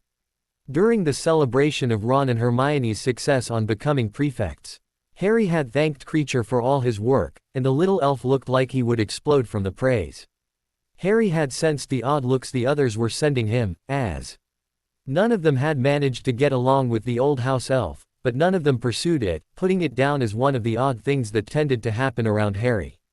The morning of their departure for Hogwarts was extremely panicked. One of the guards that would be escorting them to King's Cross had failed to show up, and they couldn't leave until he arrived. Harry was standing at the bottom of the stairs when he saw Fred and George's trunks come hurtling down the stairs, and collide with Ginny. Harry used his speed to jump forward and catch the girl before she could tumble down the stairs. When he asked Ginny if she was all right as he set her down on the floor, she stammered and her face turned redder than her hair. She thanked him, and ran off to the kitchen. Harry frowned after her, confused by her strange behavior. But it was quickly banished from his mind as Mrs. Weasley began screaming at her twin sons, only to be joined by the portrait that Harry now knew to be Sirius' mother, and Kreacher's mistress. Once Mrs. Weasley calmed down, and the portrait had been silenced, everyone filed into the narrow hallway. "We'll just have to leave without Sturgis," Moody growled. He pulled open the door, and gestured for them to leave. "I'll take care of the luggage. Hurry now." Before he could take a step, Harry felt something tugging on the back of his shirt. He turned around to see Kreacher staring up at him with watery eyes. "Master Dragon is leaving," he croaked sadly. Harry's eyes softened, and he crouched down so he was level with the elf. "Yeah, Kreacher, but don't worry, I'm sure I'll be back for Christmas." This seemed to cheer the elf up, and he threw his thin, stick-like arms around Harry's neck. Harry laughed, and the elf let go. "Kreacher is sorry, Master Dragon, but Kreacher will miss Master Dragon." Harry patted the elf on the head affectionately. "I'll see you soon, Kreacher." Harry stood up, and followed the others out the door. Before he could close it behind him, a black, bear-like dog leapt out, and ran out onto the grass. Harry chuckled, knowing it was Sirius, and watched, amused, as Mrs. Weasley tried to make him go back inside. She ended up losing that argument, even though Sirius was replying using barks. "I don't know how you did it, Harry. I've been trying to befriend Kreacher the whole summer, and you managed it in less than a week." Harry just shrugged. "I guess I'm just good with magical creatures," he said sheepishly. "I'll say," Ron muttered, "you're a bleeding doxy tamer." They all fell silent as Sirius trotted back over to them. Harry grinned down at his godfather. And Sirius returned the expression, albeit as a dog. Once they rounded the corner, they saw an old woman who Harry recognized immediately as Tonks. Although he didn't read people's minds, as he thought of it as quite rude, he always kept himself aware of the people around him. He didn't want another moody incident like last year. With every person he met, he scanned the surface of their mind quickly, just to make sure they were who they said they were. This also meant that he knew what the Order members' minds felt like. Tonks was easy to distinguish. "Watch her, Harry," Tonks called excitedly, pushing away from the wall she was leaning on, hobbling towards them in her little old lady form. She tripped in her haste to reach them, and for the second time that morning. Harry had to catch someone to prevent them from injury. "Are you all right?" he asked in concern. Just like Ginny, Tonks blushed red, even in her old woman form, and Harry guessed she must be embarrassed. Why else would she be blushing? "Thanks, Harry," she said breathlessly, and she hurriedly stood upright. She cleared her throat before saying, "Come on now, we're walking. The station is 20 minutes away. And it's 10:30. We'd better hurry if we're to catch that train." It did indeed take them 20 minutes, and by the time they arrived at platform 9 3/4, it was packed with students. They spotted Moody with the trunks, and took them from him. Before Harry entered the train, he received hugs from Mrs. Weasley and Tonks. The hug from Tonks lasted a bit too long, and Harry had to clear his throat so she would let go. Was she sniffing his neck? She jumped away from him, red-faced again, and then it was Sirius' turn. Sirius jumped up, and placed his paws on Harry's shoulders. Harry laughed at the animagus antics before Mrs. Weasley shoved Sirius off of him. "For heaven's sake, act like a dog." The dog huffed in amusement, and Harry and the others got on the train just as the warning whistle sounded. They waved at the adults as the train slowly pulled away from the station. When the station was out of sight, Harry turned to Ron and Hermione. "You guys have to go to the prefect compartment, right?" Hermione nodded. "Wait a second, mate," Ron asked incredulously, "how did you know there was a prefect compartment?" "I only learned about it in my letter." Harry shrugged. "I finally read Hogwarts: A History." Hermione beamed at him in pride before dragging Ron away, calling their goodbyes over their shoulders. Harry turned to Ginny. "Let's go find a compartment." Ginny squeaked in reply, and Harry took this as an agreement. He led the way down the corridor, carrying his own trunk and Ginny's while she held Hedwig's cage. Harry tried to ignore the strange looks he was getting from his schoolmates, and the random invitations everyone seemed to be giving him to join them in their compartments. Harry declined to everyone, and kept up his search for a compartment that was empty. After finding none, Harry decided to join the compartment that housed someone he actually knew, and a girl he didn't. He knocked on the glass, and slid open the door. "Hey Neville, mind if we join you?" Neville looked up in surprise, and nodded timidly. How do you know my name?" Neville asked nervously. Harry blinked in surprise. "It's me, Harry." Neville gasped. "Woo-ah. When did you get so handsome?" the mysterious blonde girl supplied. "Yeah," Neville nodded in embarrassment. "Oh," Harry said, brushing a hand through his unruly hair. Not noticing the wide-eyed looks he was receiving from both Ginny and Luna as his muscles became evident through the thin sleeves of his shirt. "Guess I just had a growth spurt." "Ate lots of carrots." "Carrots?" Neville asked in surprise. "I didn't know carrots could cause this kind of effect." Harry laughed nervously. "Sorry," he said to the blonde girl. "I'm Harry, what's your name?" "Luna Lovegood," she replied. Smiling dreamily at him, her usually unfocused eyes staring directly at Harry. "You're quite pretty, did you know that?"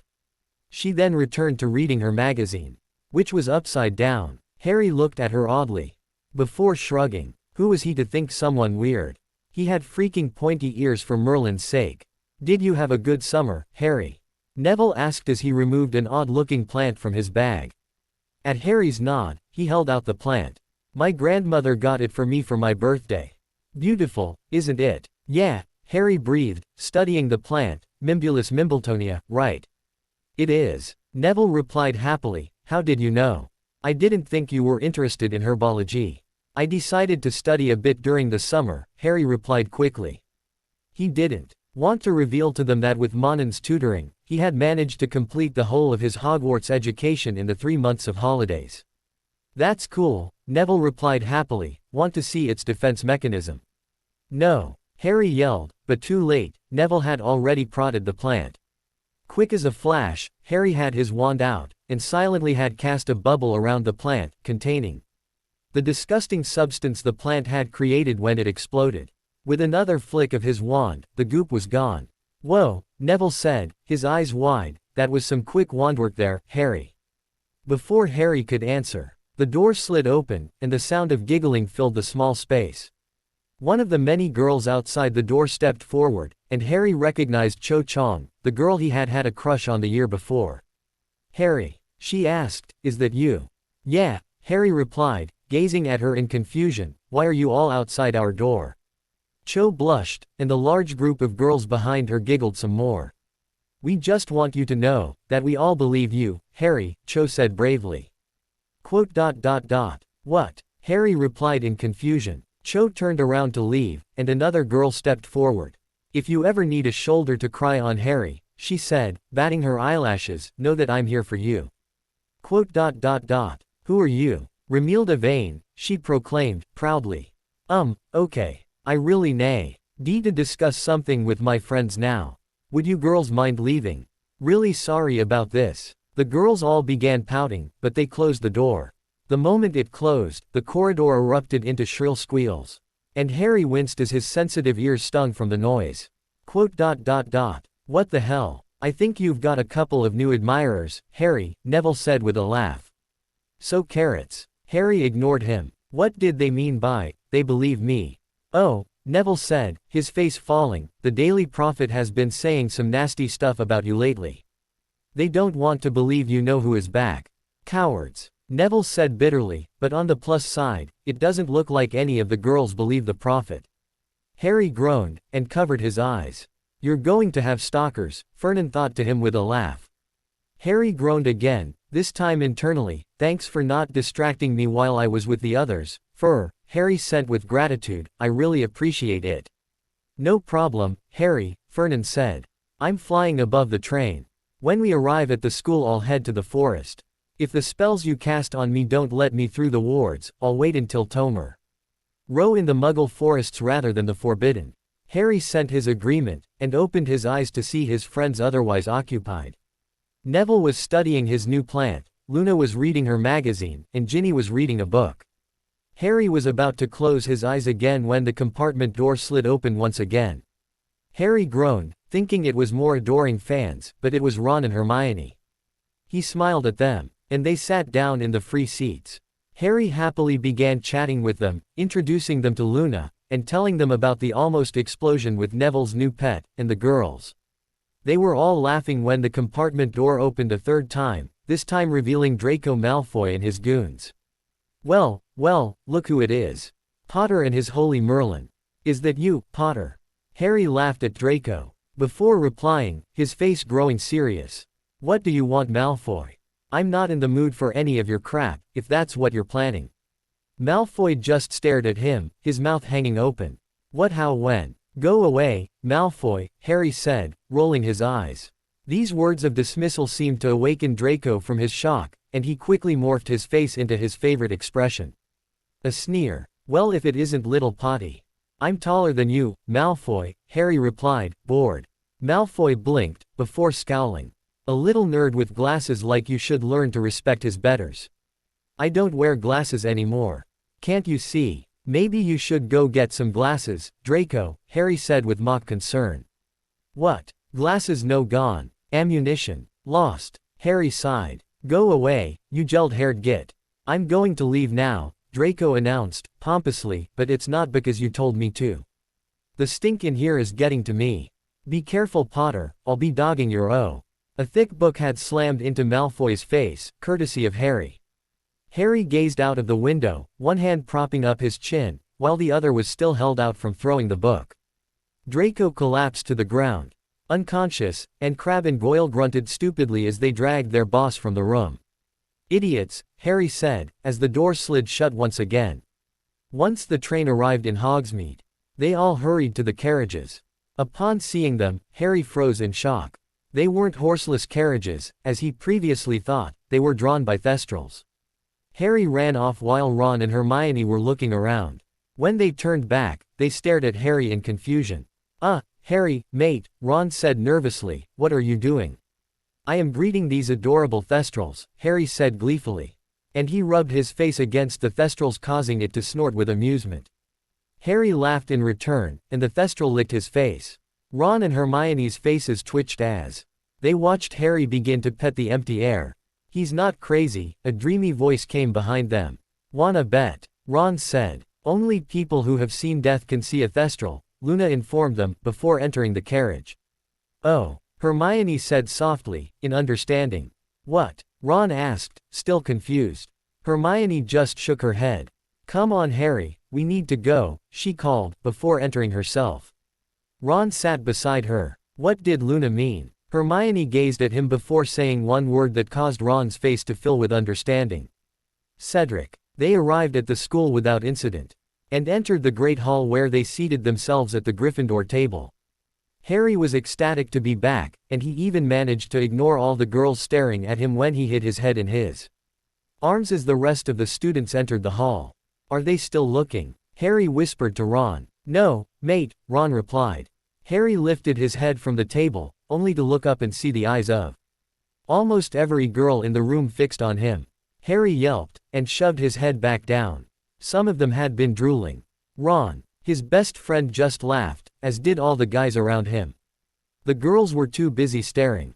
When everyone was seated, Dumbledore began his quick, "Welcome back," speech before the first years entered and were sorted into their houses.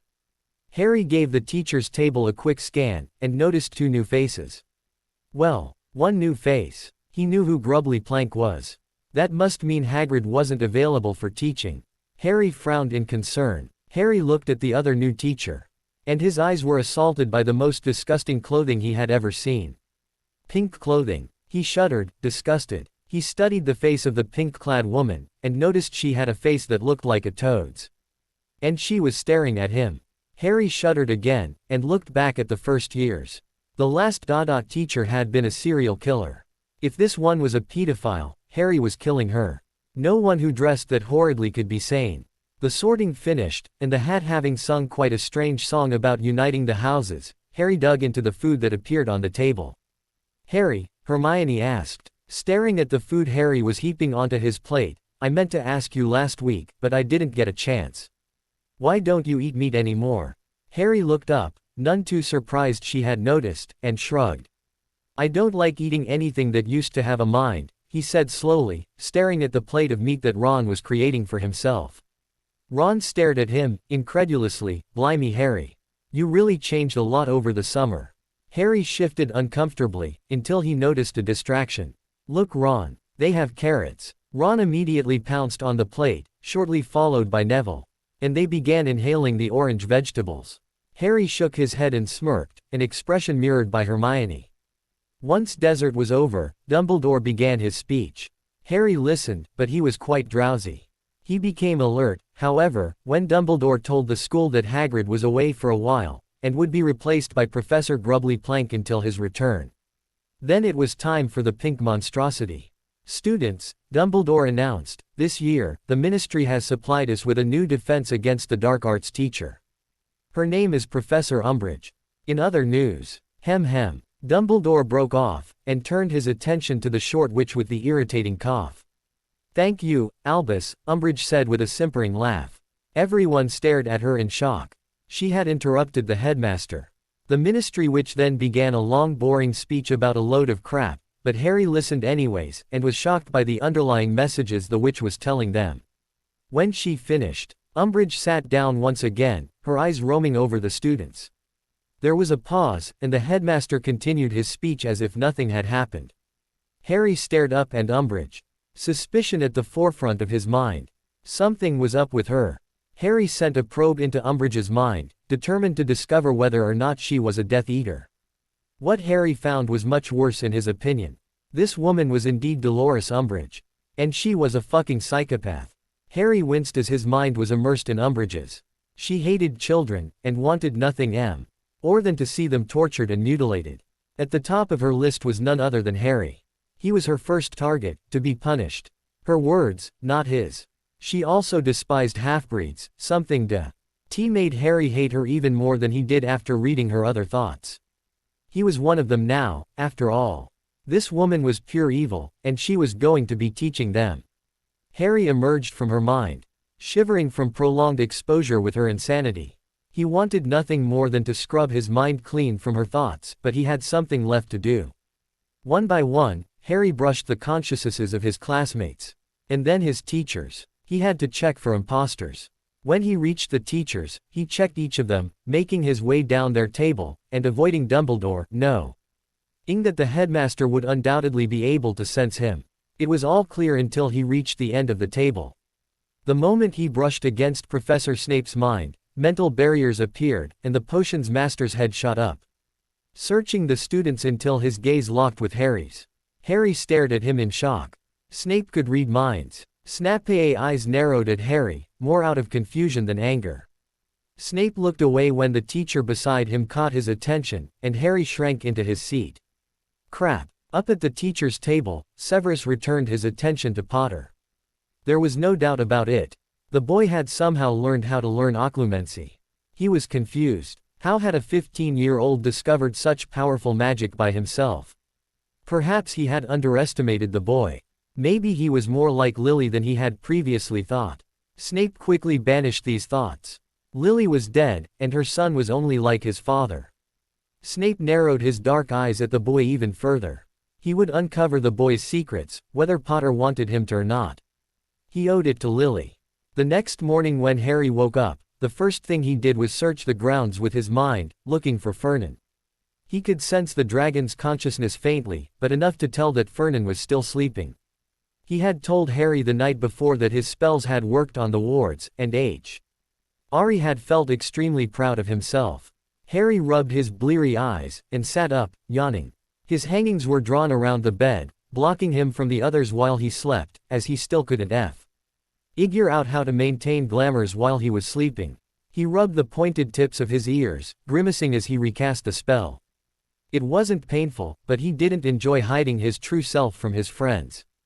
As he got up and began to get dressed, his other roommates still asleep, Harry contemplated when he was going to tell Ron and Hermione about Fernan. He wanted to tell them so much, as he hated keeping secrets from them. But Monan's warning was still at the forefront of his mind. By all means, tell them of what you have become, young one, the old dragon had said, but wait until Fernan has grown. If you are discovered, and you are unable to defend yourselves, I fear what will become of you in the hands of the corrupt ministry. At least wait until you are able to fly together. At this, Harry had heard amusement in the dragon's voice. That way you can escape them if you need to. I can't see you two taking the train home. Harry smiled at the memory, and he grabbed his wand from where it was lying on his bedside locker. He twirled the stick of wood between his fingers, marveling at the power such a small tool possessed. He held it up alongside his silver hand. His hand could do almost anything his wand could. Only stronger, but then again, Harry had yet to try any life magic using his Dragonrider powers. Monin had been skeptical on whether or not Harry's wizard's core would fuel a spell such as healing. Because the whole point of those spells was to transfer the life force of one being into another. Harry shrugged to himself. He could do elemental magic with his hand as he would with his wand without it drawing his life force, so he was confident it would be the same with healing. He was the first wizard-elf hybrid, after all. Dismissing these thoughts, and shoving his wand into his uniform pocket, Harry crept over to Ron's bed, and shook him awake.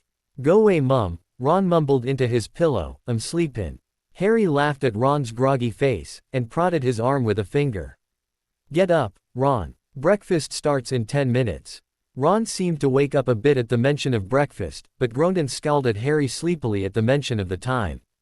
"Breakfast starts at 7. I know," Harry said brightly, and proceeded to pull Ron out of the bed, where he flopped onto the floor and began twitching like a fish out of water. "I just want to eat breakfast early today." Ron scowled some more, seeing through Harry's feeble lie. "This is because you're scared of your adoring fans, isn't it?" he said flatly. Harry flushed, before stammering, "And no, I'm just hungry is all." Ron sighed, and slowly got to his feet.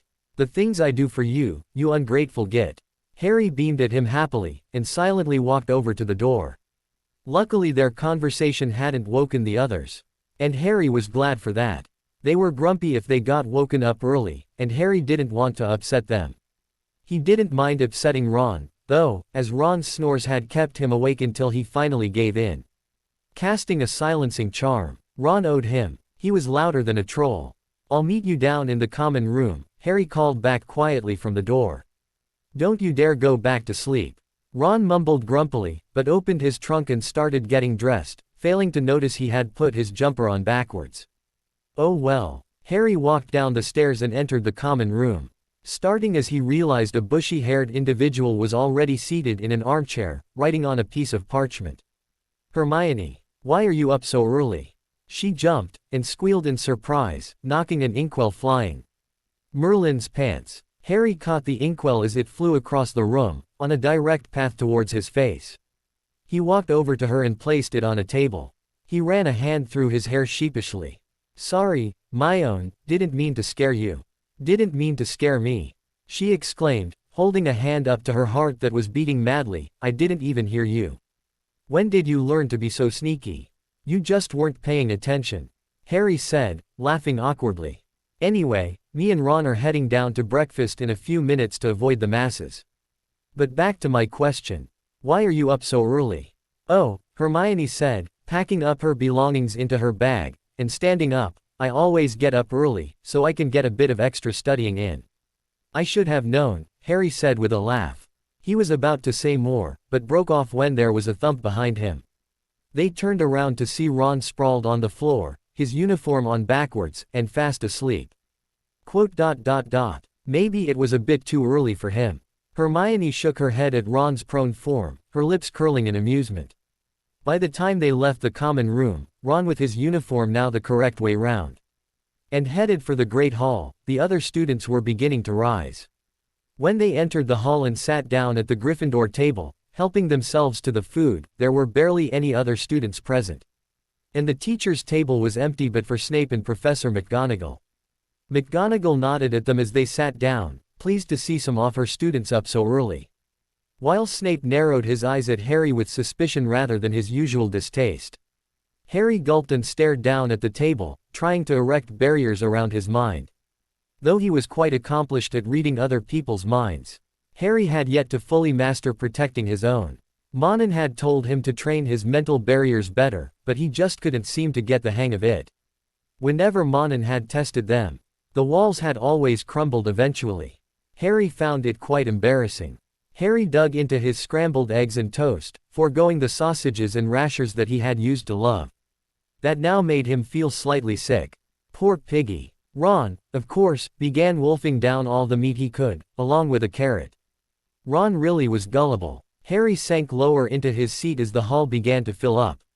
Students sitting at their respective tables, and many of their eyes roaming around the room until they found Harry. He groaned, and allowed his head to fall onto his arms in the same position he had used for most of the feast the day before.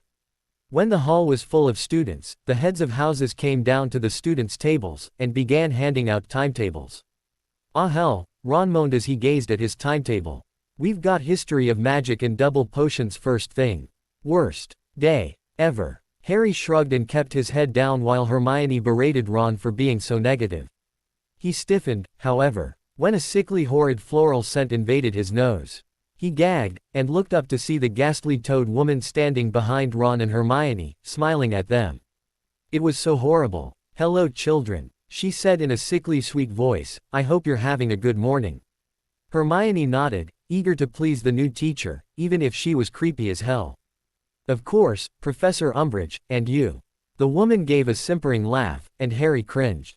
Oh my god, this woman is insane, was all he could think. I'm lovely, thank you for asking, Ms. Granger, Hermione supplied eagerly. I'm really looking forward to your class. I'm sure it will be very interesting. Hermione managed to keep a smile on her face, but found herself growing uncomfortable as Umbridge turned her attention to Harry, staring at him with her protruding eyes.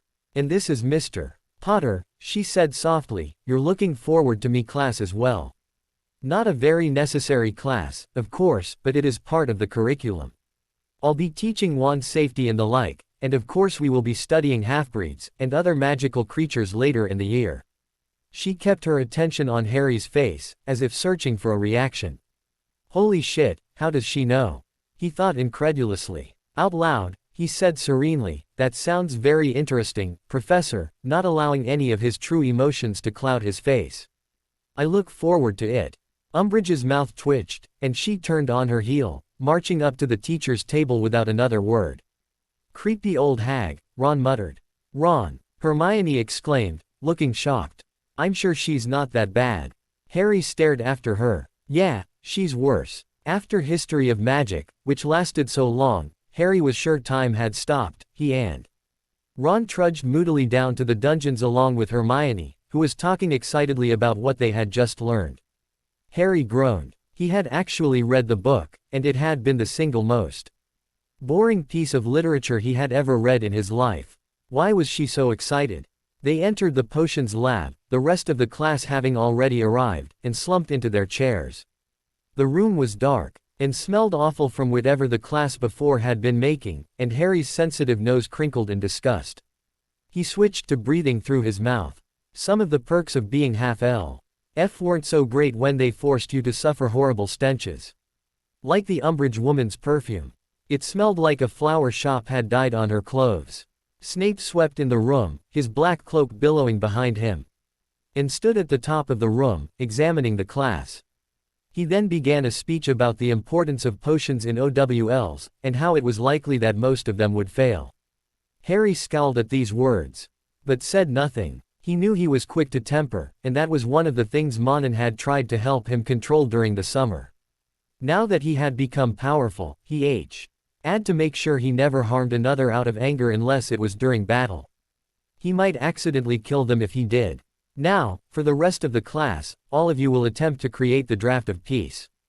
It often comes up in OWLs, and a few of you should be capable of creating a mediocre version of this potion.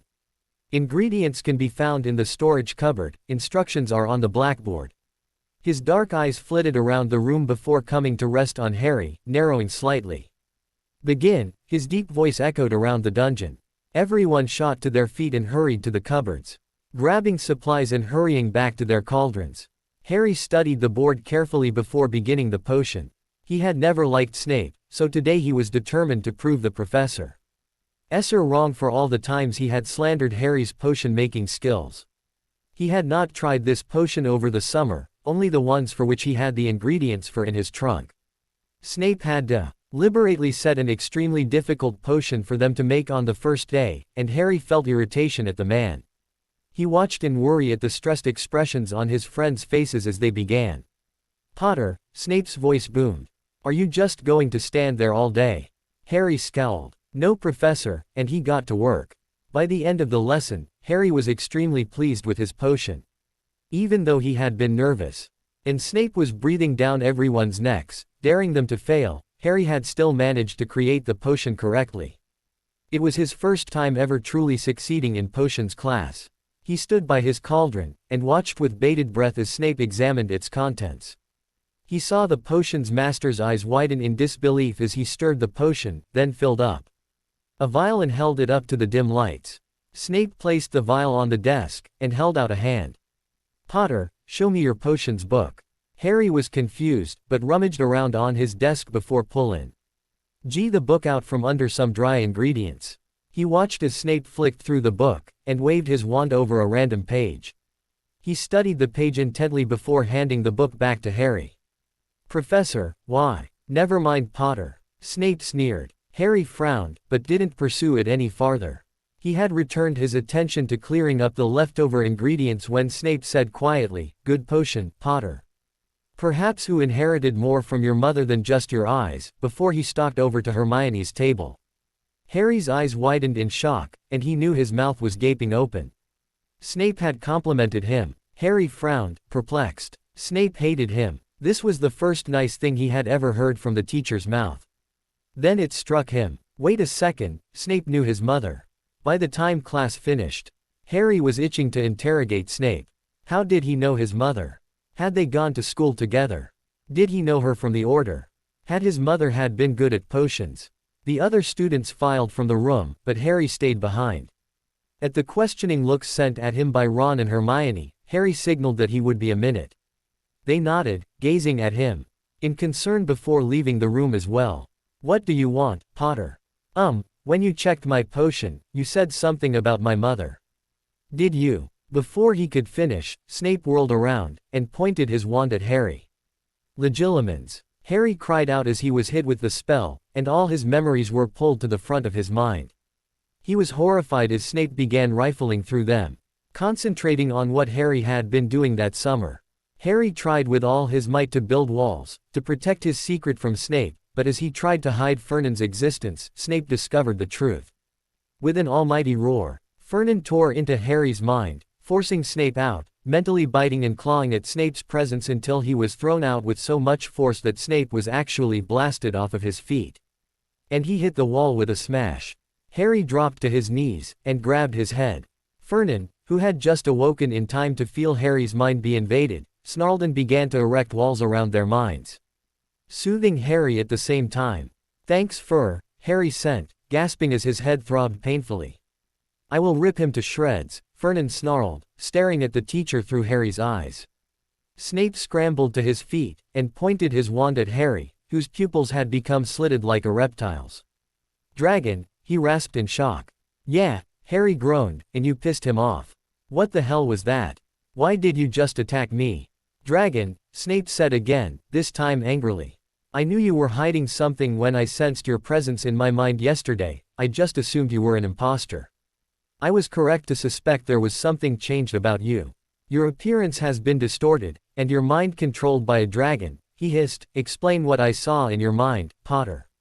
Why should I? Harry replied mulishly. Because otherwise I am heading straight to the headmaster. I'll let him deal with that creature, Snape snarled. Harry glared at him before speaking. It's like you saw in my mind. I found an egg, a dragon hatched from it. My dragon. If you dare to threaten him again, Professor, I'll kill you. No one harms him. That's why I haven't told anyone about him. If I do, the stupid ministry will try and control us, and they might get him killed. He's barely 3 months old. And Fernand doesn't like the ministry either. He told me. Snape's eyes widened. He told you? Yes. Harry snarled defensively. What, you thought he was just some unintelligent creature? He has a mind too, far superior than any wizard's, Harry stated proudly. Snape stared at him fiercely, before lowering his wand, slowly.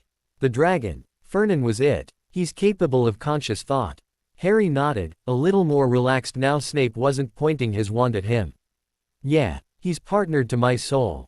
Basically we're one person now, so if anyone threatens him, they're threatening me. Harry's reptilian eyes flared with anger. I was keeping him a secret from everyone. It's our job to kill Voldemort, and we don't want to involve anyone else. He'll kill them, and it will be our fault. We're the only ones that have the power to defeat him. So go on, run off to Dumbledore. But we're leaving once you do. We're not risking anyone's lives for our own. That's something I learned when Voldemort murdered Cedric. Harry glared at Snape, waiting for him to leave. Snape stared at him without blinking for almost a minute. Harry glared back. Finally, Snape shook his head. No, I'm not going to inform Dumbledore about this. Harry's eyes widened. Wait, what? You were right. Enough innocent blood has been spilled by the Dark Lord because they were unable to protect themselves. It seems fate has gifted you with the power to destroy the Dark Lord. A power he knows not.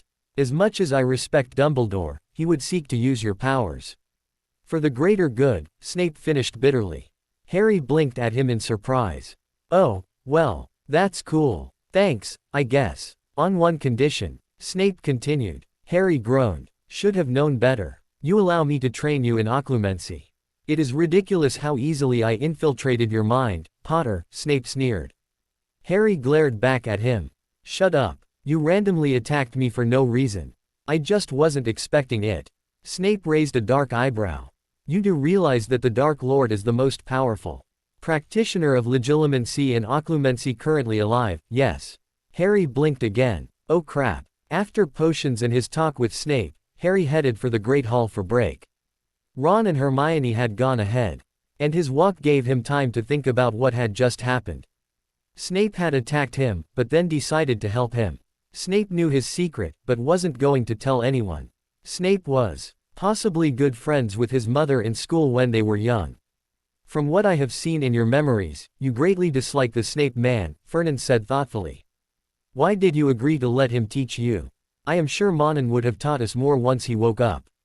Harry sighed to himself. I don't like him much, he's been an asshole to me since the day I met him. I got the feeling it was because he didn't like my parents. But now it seems he was friends with my mother. He said he'll teach me to defend my mind from Voldemort, and I would rather he didn't tell anybody else the true reason behind my change. I don't know, I just got the feeling we could trust him to help us, as much of a bastard as he is. It's your choice, Harry, Vernon said, but keep in mind that if he tries to harm you, I will rip his mind apart. Harry laughed softly to himself. Love you too, The dragon snorted in reply. I'm going hunting, I'm starving, he informed Harry. I'll try to stay as close to the school as I can. But I'm not flying. I will have to walk so I am not spotted, so I'll have to travel quite far for game. All right, talk to you later. Their connection broke, and Harry realized that he had reached the Great Hall, which was already full of students. He hurried to his friends and sat, quickly grabbing the closest food available and wolfing it down, knowing he had less tea. 5 minutes to eat before his first lesson of defense against the dark arts. What did you and Snape talk about? Hermione asked curiously. Oh, Harry said, I just wanted to ask if I'd gotten the potion right. Hermione stared at him, frowning, but didn't say anything else. She knew something was going on, but she didn't want to upset Harry. She knew how much he hated Snape. Well, keep in mind that we're here if you need to talk about anything. Harry gave her a stunning smile, and thanked her. All too soon, the bell rang, and everyone got up, heading for their next class. On our way to their first class with the new defense teacher, Hermione could not stop chattering about how she hoped Umbridge would be a good teacher. She seems so nice. Hermione exclaimed, I wonder what section she'll start on first. We really need to work on our defensive spells if we want to pass our OWLs, what do you think, Harry? Harry shuddered and schooled his expression, clamping down on the nausea he was experiencing by just remembering what he had seen in Umbridge's mind. She's a representative of the Ministry, Hermione. As nice as she might seem now, he felt sick even saying those words. We don't know what the Ministry is here for. We have to be careful. Ron stared at him with surprise. I suppose that makes sense. Percy started working for the Ministry, and now he's an even bigger git than he was before.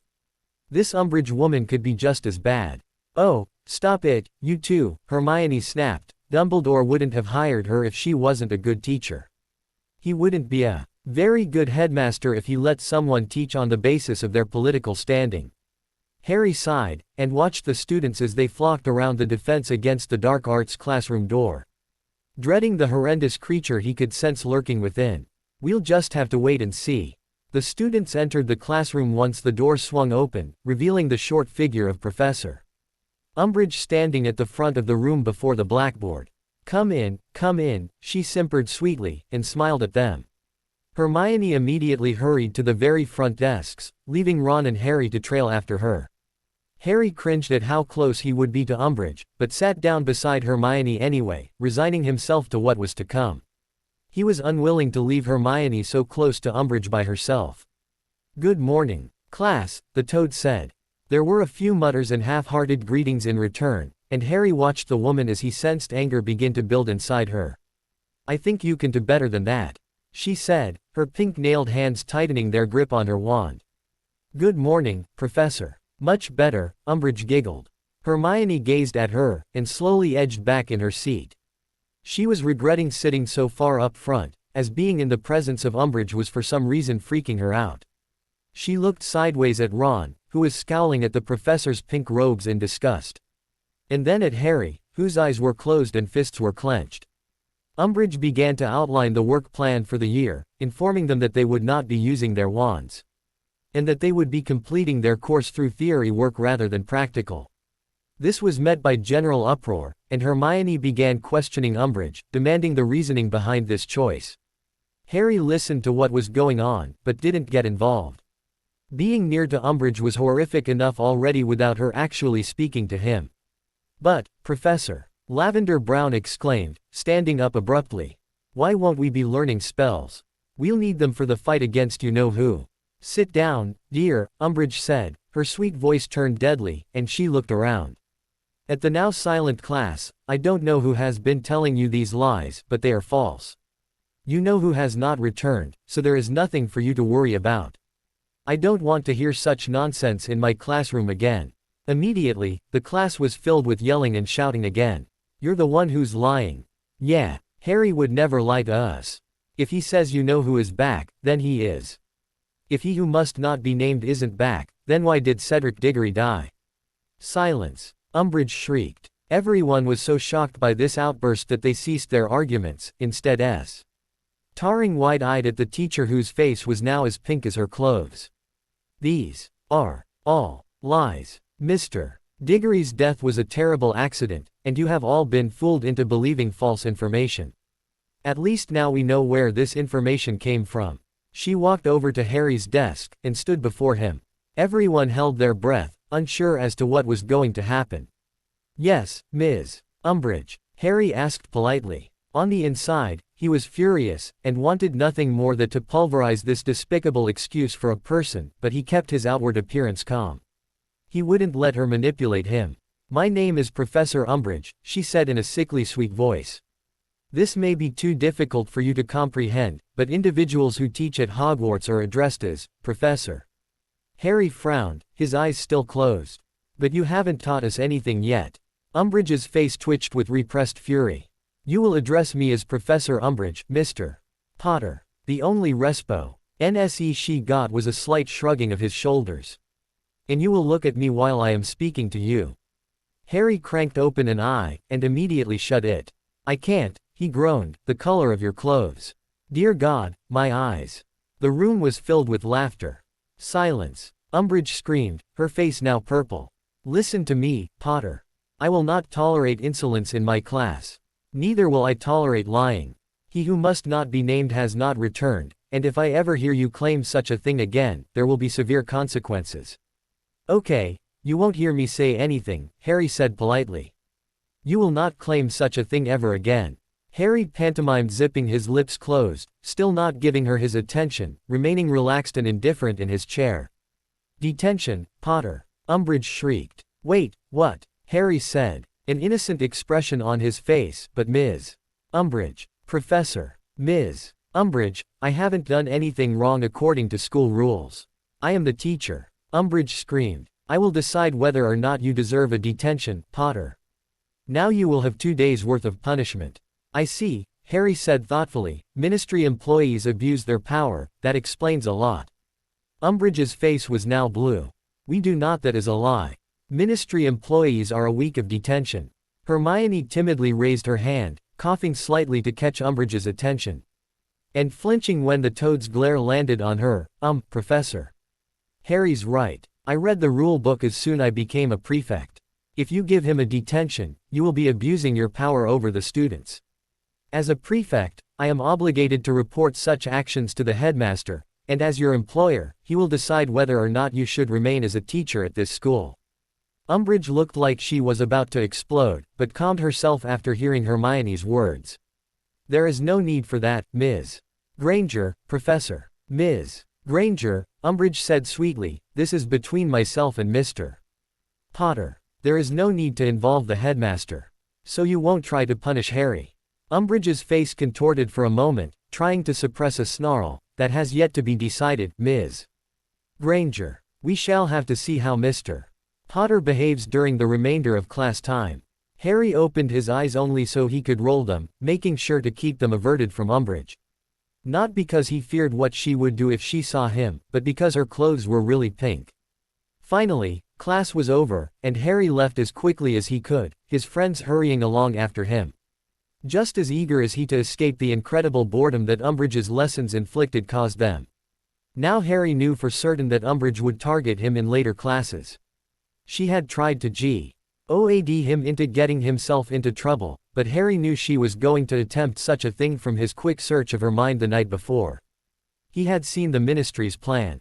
Discredit him, make it seem as if he was lying. And then the wizarding world would abandon him. The school seemed to have stuck by him, but what about the rest of the wizarding population? Did they hate him? Think he was an attention-seeking brat? Harry sighed, slowing down so his friends could catch up, and looked back at them.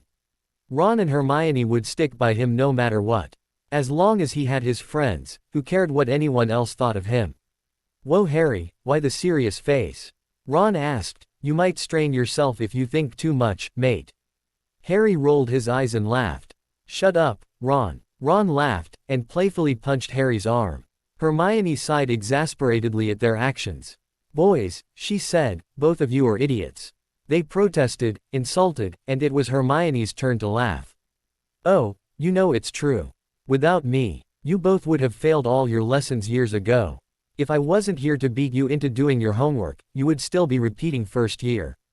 That's not true. Ron protested. I would have reached at least third year before I got held back without your help. He then realized that he had just admitted to his own stupidity. Hey, Harry and Hermione howled with laughter. When she calmed down, Hermione asked, Harry, I'm really proud of how you handled the situation with Umbridge. I was sure you were going to start yelling at her or something. Harry shrugged. Guess I grew up over the summer. It was obvious she was just trying to manipulate me. Hermione nodded. She was definitely trying to turn the class against you. I never thought I'd say this. But I'm actually thankful for all your admirers. If you didn't have their support, who knows how the rest of the students would be treating you. Harry nodded seriously, pondering the question. RDS weren't the most loyal when it came to supporting their heroes. Just last year, no one would believe him when he said he hadn't put his name in the goblet. Ron interrupted his thoughts with a question. Umbridge was trying to manipulate him. Wait, what? Oh Ron. By the end of the day, all the fifth years were exhausted. They trudged back to the common room after dinner, bags laden with heavy books. With the most homework they had ever received in their whole schooling experience. It's the first day, Ron groaned, as he slumped into a chair for one of the many desks littered around the room. He plonked his bag on top of the table, and watched with worry as the table began to creak from the weight. Even a table thought his bag was heavy. This is ROWL year, Ron, Hermione informed him, dropping her own bag. Twice the weight of Ron's because of all her classes onto the floor. She sat down on one of the other two remaining chairs, and began rifling through the bag, bringing out her first piece of homework. We're bound to get more homework. How else will we improve our studies? Harry sat down in the last free chair, eyeing his own bag in disgust. It hadn't been that heavy for him.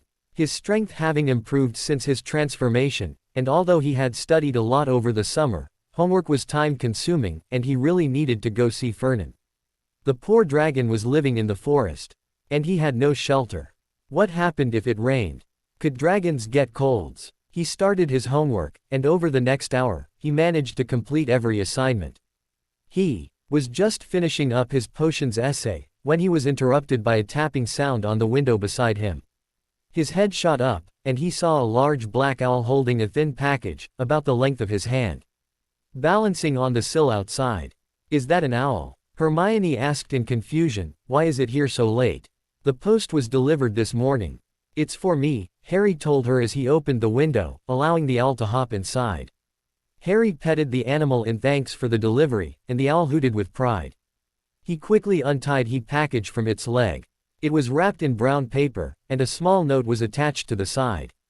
Harry opened the letter first, reading through it. It was written in the ancient language, and so it took him a little longer to read than usual. Dear Harry, we are sorry this could not be delivered in time for breakfast, but it took time to create a sword worthy of Ashura-Tuggle, and we were unwilling to rush its creation. This sword is perhaps the most beautiful item ever to be created by Goblinkind, and we are proud to have a hero such as yourself wield it. Its blade will never dull, and it is powerful enough to destroy even the foulest of dark magic. We hope you like it. And would appreciate it if you came to visit us once again with your dragon. It was a pleasure to assist you with your destiny, Mr. Potter, and we hope you will remember us after you defeat the Dark Lord. Your allies. The Goblins of Gringotts. Harry finished reading, and examined the package. What is it, Harry? Ron asked curiously. It's a package from Gringotts, Harry said truthfully. It belonged to my parents. So the goblins decided to send it to me. The last part was not so truthful. That's nice, Hermione smiled. I didn't think goblins liked wizards. You must have made a good impression on them the last time you were in Gringotts. Harry smiled. Yeah, they were really cool. I better open this to see what it is. I'm going to head up to the dormitory. I don't want everyone ogling me while I open it. Quote. Ron looked like he wanted to protest, but kept his mouth shut as he realized that Harry's actions were being scrutinized by the majority of people in the common room. Harry packed up his bag along with the package, and hefted it over his shoulder. He stretched, and yawned. You know what? I think I'll go straight to bed after I open it. I'm really tired, and all my homework is done. There's no need for me to come back down. See you guys tomorrow. Night, Harry, Hermione said, and she returned to her own essay, almost finished herself. Hang on, you're finished. Ron exclaimed incredulously. I haven't even completed one thing. Harry laughed and began to walk away. Hermione just looked annoyed. Honestly, Ronald, you've been working for more than an hour. How can you not be done yet? It took Harry 5 minutes to make his way across the room. He had to evade all the people who wanted to start conversations with him, the majority of which were girls, and for some reason. People kept offering him chocolates. He accepted none of them, fearing they might have been tampered with, and in the end he was forced to flee, sprinted toward the spiral staircase. Not stopping until he was safe inside the dormitory. Luckily, it was empty of the other boys, and Harry sank onto his bed, pulling out the package and cradling it in his hands. He unwrapped it, and found himself holding a thin, black, rectangular piece of metal. Another note was posted on it, and Harry read it. Instructions. Place sheath in pocket. Pull out sword. Harry stared at the instructions in confusion. The metal didn't look much like a sheath, but who was he to question goblins? He stood up, and slid the metal into the right pocket of his school trousers. Immediately, his pocket felt heavier. But it still looked empty. Cautiously, Harry reached into his pocket again, and gasped as he felt his hand grasp around a handle of cool metal. He slowly pulled, and watched in awe, as a green sword slid out of his pocket. Harry grinned to himself as the blade came free, a meter of deadly bright steel now held before him. It was the most beautiful weapon he had ever seen. It shimmered in the light, looking almost to be made from liquid, and it glowed faintly. It was the exact same color as the scales on Fernan's back, and on the silver, elaborately decorated hilt, rested a beautiful emerald surrounded by green diamonds. He didn't even know diamonds came in that color. It fit perfectly in one hand, meaning he could still use his other hand to perform magic with his wand. And it was about 3 inches in diameter, sharp on both sides, and coming to a deadly point at the top. Wow, Harry breathed, and felt his eyes heat up, and a warm presence envelope his mind. That is a beautiful sword. Fernan commented, examining the blade through Harry's now reptilian eyes. The goblins have truly outdone themselves. Yeah, Harry sent back, it's amazing. The perfect blade with which to kill the Dark Lord. Harry gawked at the sword for a while, and then carefully slid it back into his pocket, and marveled at the complexity of the goblin's magic. Once in his pocket, the sword was undetectable. And except for the comforting weight, even Harry wouldn't be able to tell it was there. Harry hurried over to his trunk and quickly pulled on a warm black hooded jumper over his uniform. He then pulled out his invisibility cloak, a sock containing a small object, and his firebolt. He pulled on the cloak, and drew the hangings around his bed. If anyone were to enter the dormitory now, they would think Harry was asleep inside. He smirked to himself, and hurried over to the window beside his bed, kneeling on the window seat so he could tug it open. This took some careful pulling, as the window was stiff and Harry feared that if he used too much strength, he might break the window. He was sure he could fix it, but he worried about what attention the sound of breaking glass might bring. Once the window was open, Harry carefully perched halfway out of the window and inhaled the brisk autumn air. The sun had just set, leaving the sky a beautiful lilac color, and with a laugh, he jumped from the window. Mid-air, he mounted the firebolt, and shot upwards, the loose folds of the cloak flapping around him. He checked to make sure it was concealing him from sight before he zoomed towards the forbidden forest. As he flew over the treetops, Harry called out with his mind. Fur, where are you? Fernan sent him an image of a large clearing that contained a huge oak tree, and led him to his destination by a tendril of thought. Harry followed the trail and soon enough he was circling the biggest tree he had ever seen in his entire life. He whistled softly. Geez Fur, this thing is huge. It is perfect, Fernan sent back smugly, now come down here. It is time to see if Monin managed to get any knowledge into that thick skull of yours. That's just mean, Harry pouted. Suddenly, he brightened, wait a second. We basically share a mind. Insult me and you insult yourself. You just called yourself stupid. Ha, loser. Harry sniggered as the dragon sent irritation through the bond. Shut up, midget. Still sniggering, Harry angled the broom downwards through the trees, swerving to avoid the branches. Just before he exited the tree cover, Harry sprang off of the broom, landing on a large branch, and tucked the broom into a nearby alcove. He made sure the cloak was still concealing him, and was about to jump down when an idea came to life. Harry masked his presence from Fernan, and began to creep along the trees. When he reached a gap, he leapt across, swinging on other branches, managing to remain silent the entire time. Eventually, he flew. Nd himself crouched on the branch directly above his unsuspecting dragon's head. He barely managed to suppress a laugh as he readied himself to jump. With a howl, he jumped out of the tree. Sneak attack. He narrowly avoided landing on Fernan's neck spikes, something that would have undoubtedly been rather painful, but the risk was worth the result. Fernan yelped in surprise, a plume of smoke escaping his mouth. And he toppled sideways, colliding with the ground and causing a loud thud. Harry howled with laughter at the emotions flowing through the now reopened bond. Fernan had been scared shitless, and Harry rolled to his feet. Standing proudly, he whipped off the invisibility cloak, and dramatically pointed at the dragon who was still lying on his side. That, my dear dragon, was something called revenge. It was a lesson on the consequences of embarrassing me in front of goblins. I am the master of stealth. Fernan roared, and lunged at Harry, his embarrassment at being snuck up on quickly transforming into anger. Master of stealth, how ridiculous. If not for that wretched cloak, you would have failed abysmally. I was merely distracted by the lack of your obnoxious, idiotic mind from my own. Be silent. Harry pranced out of the way of the claws, and with surprising speed, jumped upwards and disappeared back into trees. Get back here, you little shrimp. Harry's laughter echoed down from the foliage. Only if you promise not to murder me. It's all just fun and games after all. More importantly, what's with all the short jokes?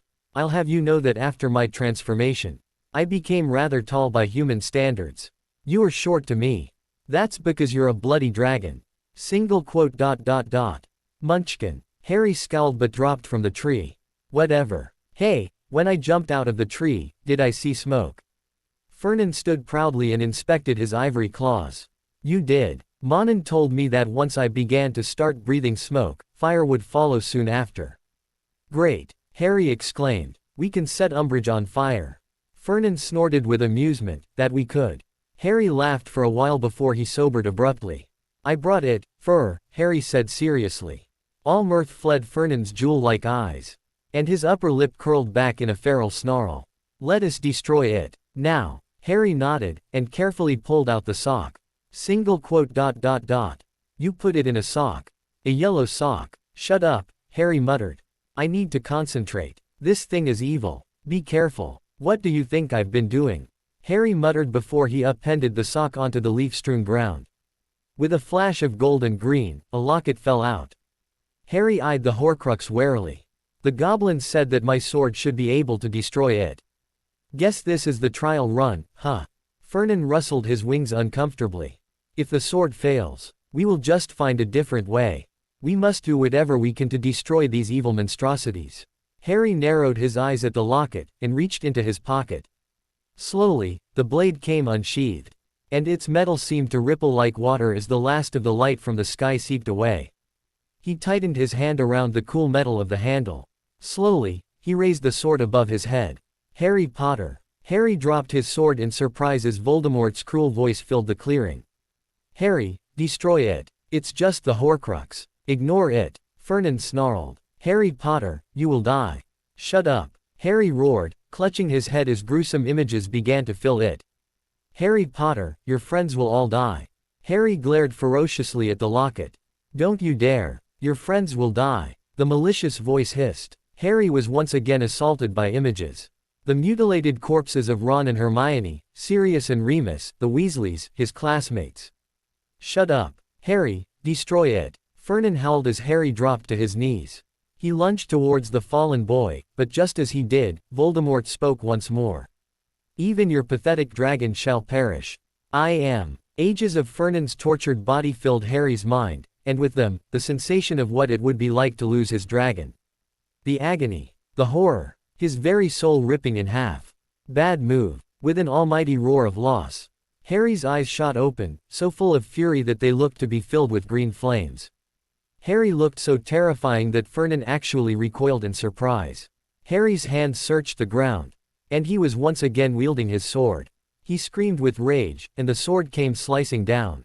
With a blinding light, Harry was thrown backwards, his scar burning excruciatingly, AF. Ealing shared with Vernon through their bond, and Vernon was knocked to the ground once again. Harry. Vernon thought frantically. He quickly enveloped Harry's mind with his own, and surged upwards until he was standing once again. He unfurled his wings and swept across the clearing. When he reached Harry's prone form he let out a mournful cry and curled up around Harry, who wasn't answering him. Harry. Harry. Urgh. Harry groaned, beginning to stir. Ugh, my head. Crap, I'm blind. Wait, no. Why is there a wing in my face? You are all right, little one, Vernon thought in relief, letting out a big sigh. What the hell is wrong with you, idiot? Listening to a Horcrux and then blowing it up. You had better ask that Snape man for lessons, and fast. You were easily manipulated, and by only a fragment of the evil one's soul. Vernon curled his tail around Harry, as if reassuring himself that Harry was there and all right. Why was I cursed with such a stupid writer? Stupid, stupid, stupid. Vernon. Harry gasped. Can't breathe. Vernon blinked his jewel-like eyes, and loosened his hold slightly. You will not take a risk like that again. You have already lost your family to the Dark Lord. I will not lose you. Single quote. It's okay, Harry said softly, wrapping his arms around the dragon's scaled head, I'm fine. You're not going to lose me. I will if we don't become stronger, Vernon replied mournfully. Through the bond, Harry could feel Vernon's despair and worry. We will become stronger, Harry exclaimed, frowning with determination. This summer we managed to complete the majority of our magical studies, and we learned how to defend ourselves. We have the rest of 5th year before we even have to consider confronting Voldemort. Hogwarts is the safest place in the world right now. Also, Snape said he would teach me occlumency and I've already got legilimency covered. Soon you'll be able to breathe fire, and we'll be able to fly together. Don't worry Vernon, I promise you we will win this. We'll win this together. Vernon let out a puff of smoke, and leaned his head on top of Harry's. We had better, the dragon growled, because if we lose, I will kill you myself. Harry laughed and scratched the leathery skin by Vernon's jaw, even though he was slowly being crushed by the weight of Vernon's skull. The dragon hummed with happiness.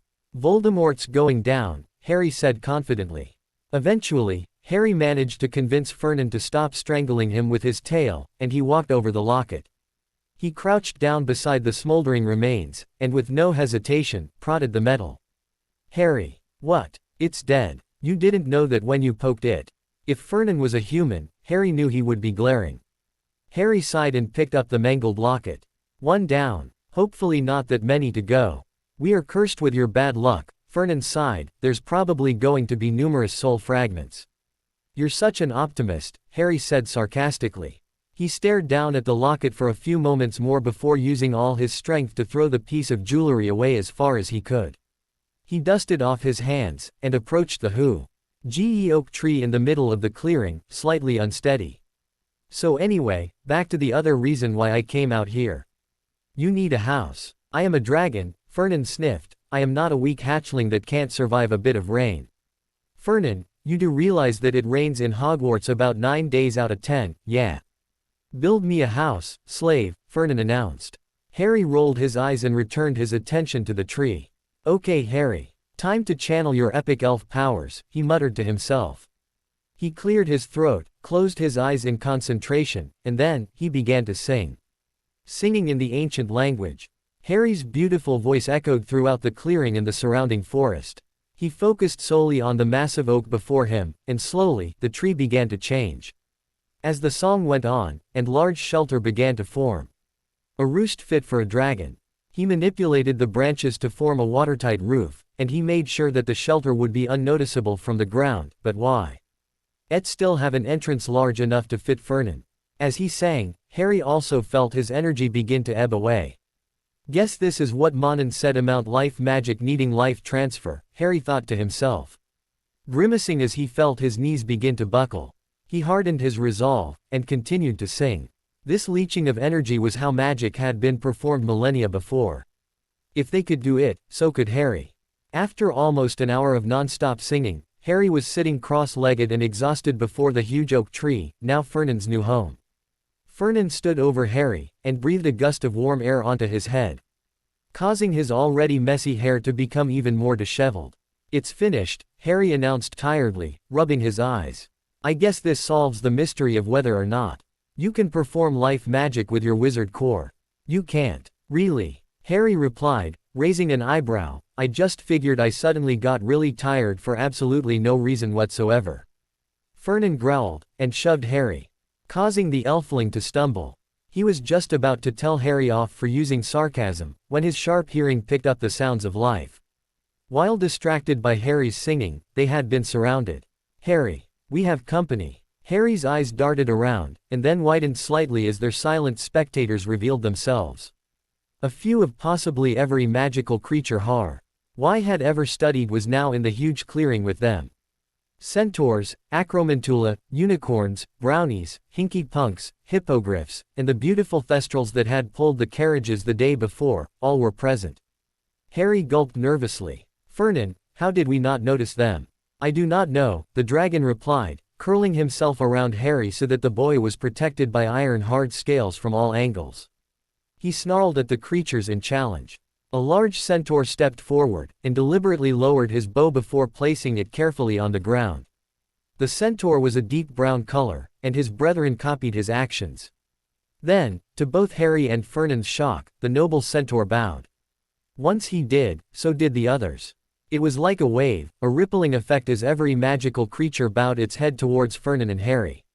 Fernan gazed back at them, regally, in a way known only to dragons. Harry, on the other hand, stood gaping at them all in shock and confusion. And then, as one, all those that could speak said, Hail Shiratugal! Hail Bjartskalar! Harry choked his surprise. By the time Harry returned to his dormitories through the unlocked window, it was well past midnight.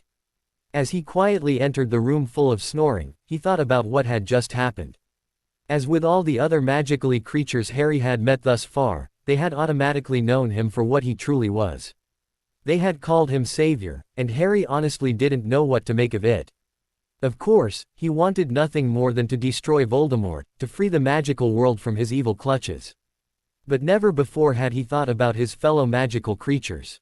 As a dragon rider, Harry now had responsibilities that he feared he would be unable to handle. What if he failed them? What if they got killed and it was all his fault? Harry already had so much on his shoulders, why should he have to deal with more? Harry immediately banished these thoughts. No, he had been given these powers for a reason. And he had to do everything he could to save lives. If not him, then who? Harry had never considered himself a hero, because he had just dealt with situations as they were thrown at him. He hated the attention his status of, the boy who lived, gave him. He was only 15, for Merlin's sake. Harry rubbed his eyes tiredly and quickly and silently changed out his clothes into his pajamas before climbing into bed. He sat under the covers, his chin resting on his blanket-covered knees, and he stared out of the window at the stars shining brightly overhead. As he lost himself in their beauty, he remembered that he had yet to name his sword. He reached over the side of the bed, and plucked his trousers off of the floor. He pulled out the sword, and examined it in the soft moonlight. The beautiful weapon shimmered and glowed, and Harry's eyes widened as he realized that though it had glowed earlier, it now shone with an even brighter light. He examined. The jewels in the handle of the wicked sharp blade carefully, and gasped as he searched the emerald and the diamond's depths. What looked like fire roiled in the gems, surrounded by the shimmering waves of green. And immediately Harry understood what it was. Somehow, the sword had absorbed the shard of Lord Voldemort's soul. Harry would have been repulsed, had he not sensed the purity coming from the sword. There was no evil in it. For it had merely taken the energy from the shard, and converted it into magic power. Harry marveled at the beautiful weapon, with its shimmering metal, and the fire that burned in its emerald heart. I shall name you Arcane, the living fire. A man with the features of a snake lounged on a large, obsidian throne, reading an old, leather-bound book. The huge chamber in which he resided was dark and silent but for the occasional slither and hiss of a huge snake that coiled around the base of the throne, wrapping itself against the man's bare feet. The man, occasionally ran his foot along the length of the snake absently, hissing back at it, before returning his attention to the massive tome in which he was enwrapped. None of his followers dared disturb his studies, even though none of them knew what it was he was reading. The book was ancient, the pages yellowed and frayed, and if it wasn't for the preservation spell the snake-like man had cast on it, book would have no doubt crumbled to dust. A dragon and a man, you say? He who must not be named hissed in a high, evil voice. Yes, my lord, the huge snake replied. How very interesting, Lord Voldemort said to himself softly.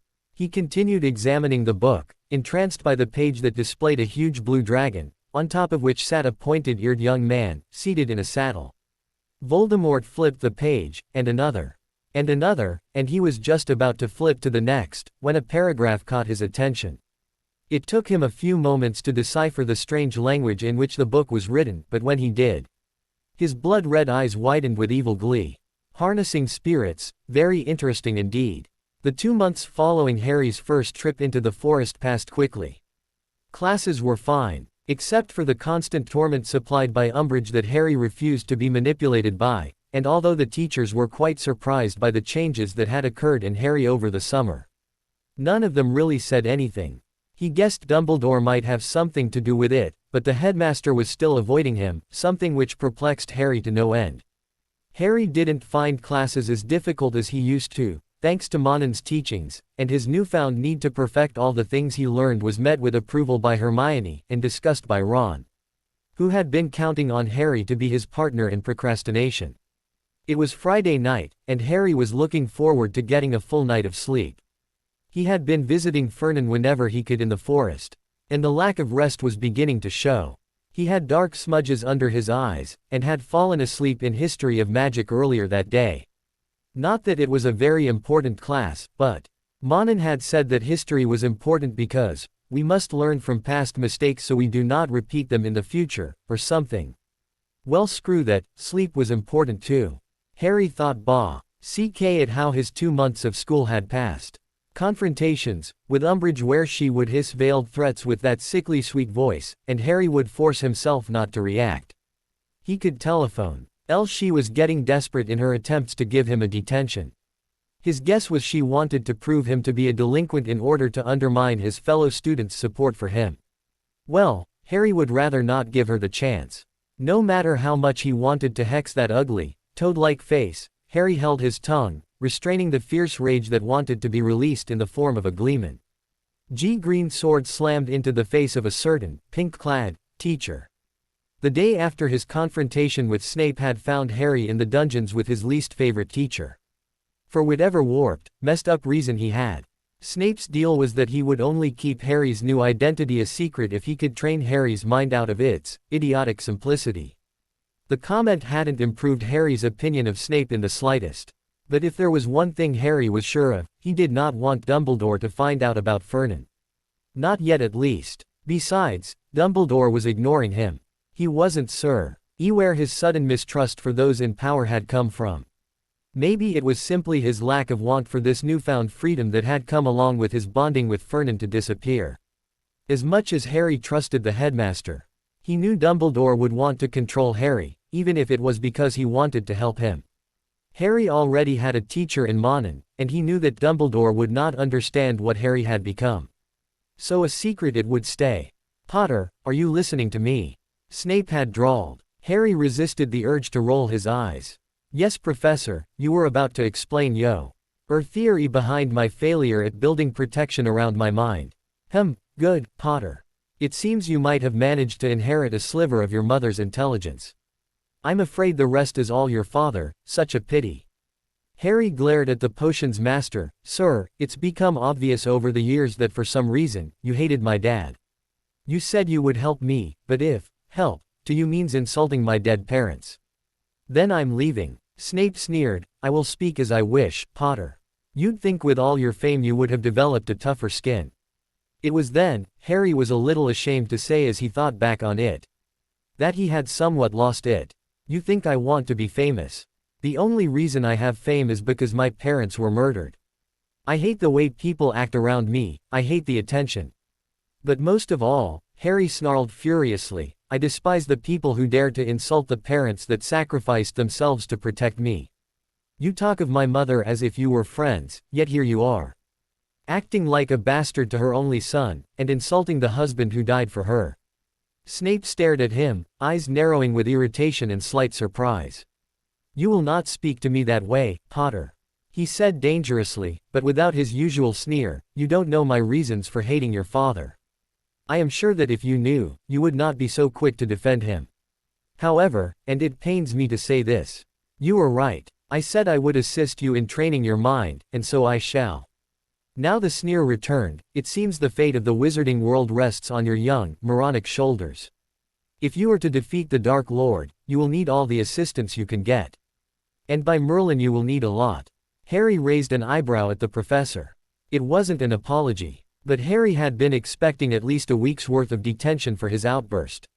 He nodded stiffly, and sat down in the seat opposite Snape. So, you really were friends with my mother? Snape gave a minute nod. Well, what was she like? Am I like her? Your mother was a brilliant witch. The best in our year, actually. She came from a Muggle family, as you know, but that did nothing to hinder her success. We lived in the same Muggle neighborhood, and I knew her even before we went to Hogwarts. We were close friends until Harry was sitting on the edge of his seat, soaking up this information about the mother he never knew. Until Snape cleared his throat. Enough of this idle chatter, Potter. Any time spent in your presence is time wasted. We will move forward with this lesson. And I do not wish to hear any complaints. But wait, I want to know. Be quiet, Potter, Snape snarled. Harry was about to protest when he saw an unexpected emotion in Snape's eyes. Sadness. He quelled the urge to say more and just nodded. He would ask Snape more at another time. Now, Snape continued in a calm, bored voice once again, we will start with the basic calming techniques. As I was saying earlier, my theory on your failure at creating a mental shield is that perhaps you are more suited to the wizarding equivalent of blocking your thoughts. Your teacher, say, aims to have been training you in the old ways that have been lost to wizards for millennia. Nowadays, shielding the mind is very different. The spells used to infiltrate the mind are different. Whatever magic existed in the times of old. It would be impossible to block Legilimens with anything other than occlumency. Legilimency is the only kind spell of its kind and strength, and it is T. He technique favorited by the Dark Lord for invading the mind. Well, what else can I do? How can I shield my mind if I don't build a shield? Snape rolled his mind. Potter, occlumency is clearing the mind. That makes no sense. Snape sighed. Let's start with meditation. If you're even capable of that, he finished darkly. Harry climbed into his bed and with a wave of his wand, drew the hangings, obscuring him from the rest of the room. He sighed happily as he dispelled the glamour on his ears, and lay down in the bed, rubbing them as they tingled with the last of the magic as it faded away. He wished he knew how to do a full-body glamour.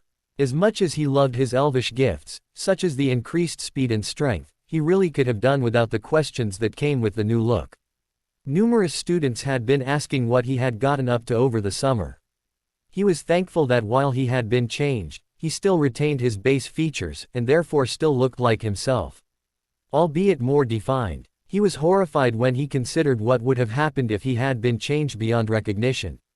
Strangely, while many people asked about the new look, and were sent away with excuses of exercise and healthy eating, the headmaster was not one of them.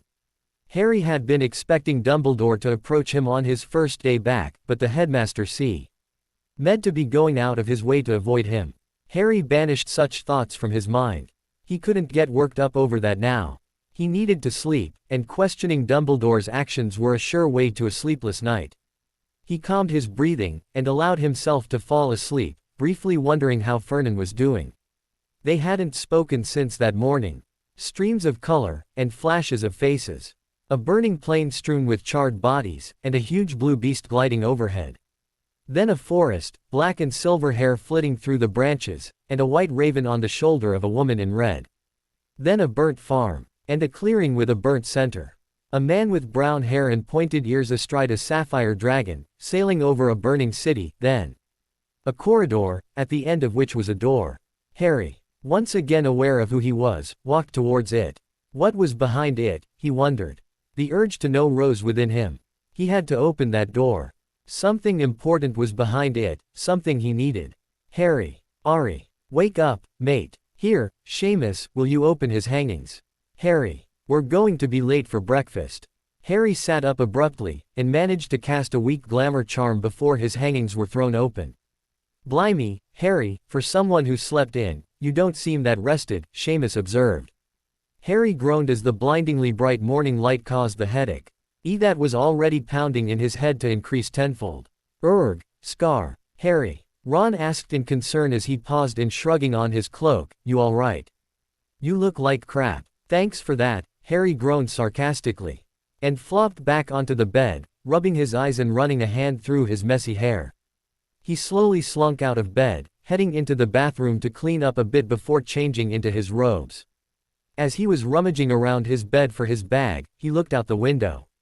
He could see the forest in the late autumn light, the deciduous trees a golden brown color, most of their leaves already lost. You there? Harry waited a moment, sighing in disappointment when he failed to hear a reply, before a growl rumbled across his thoughts.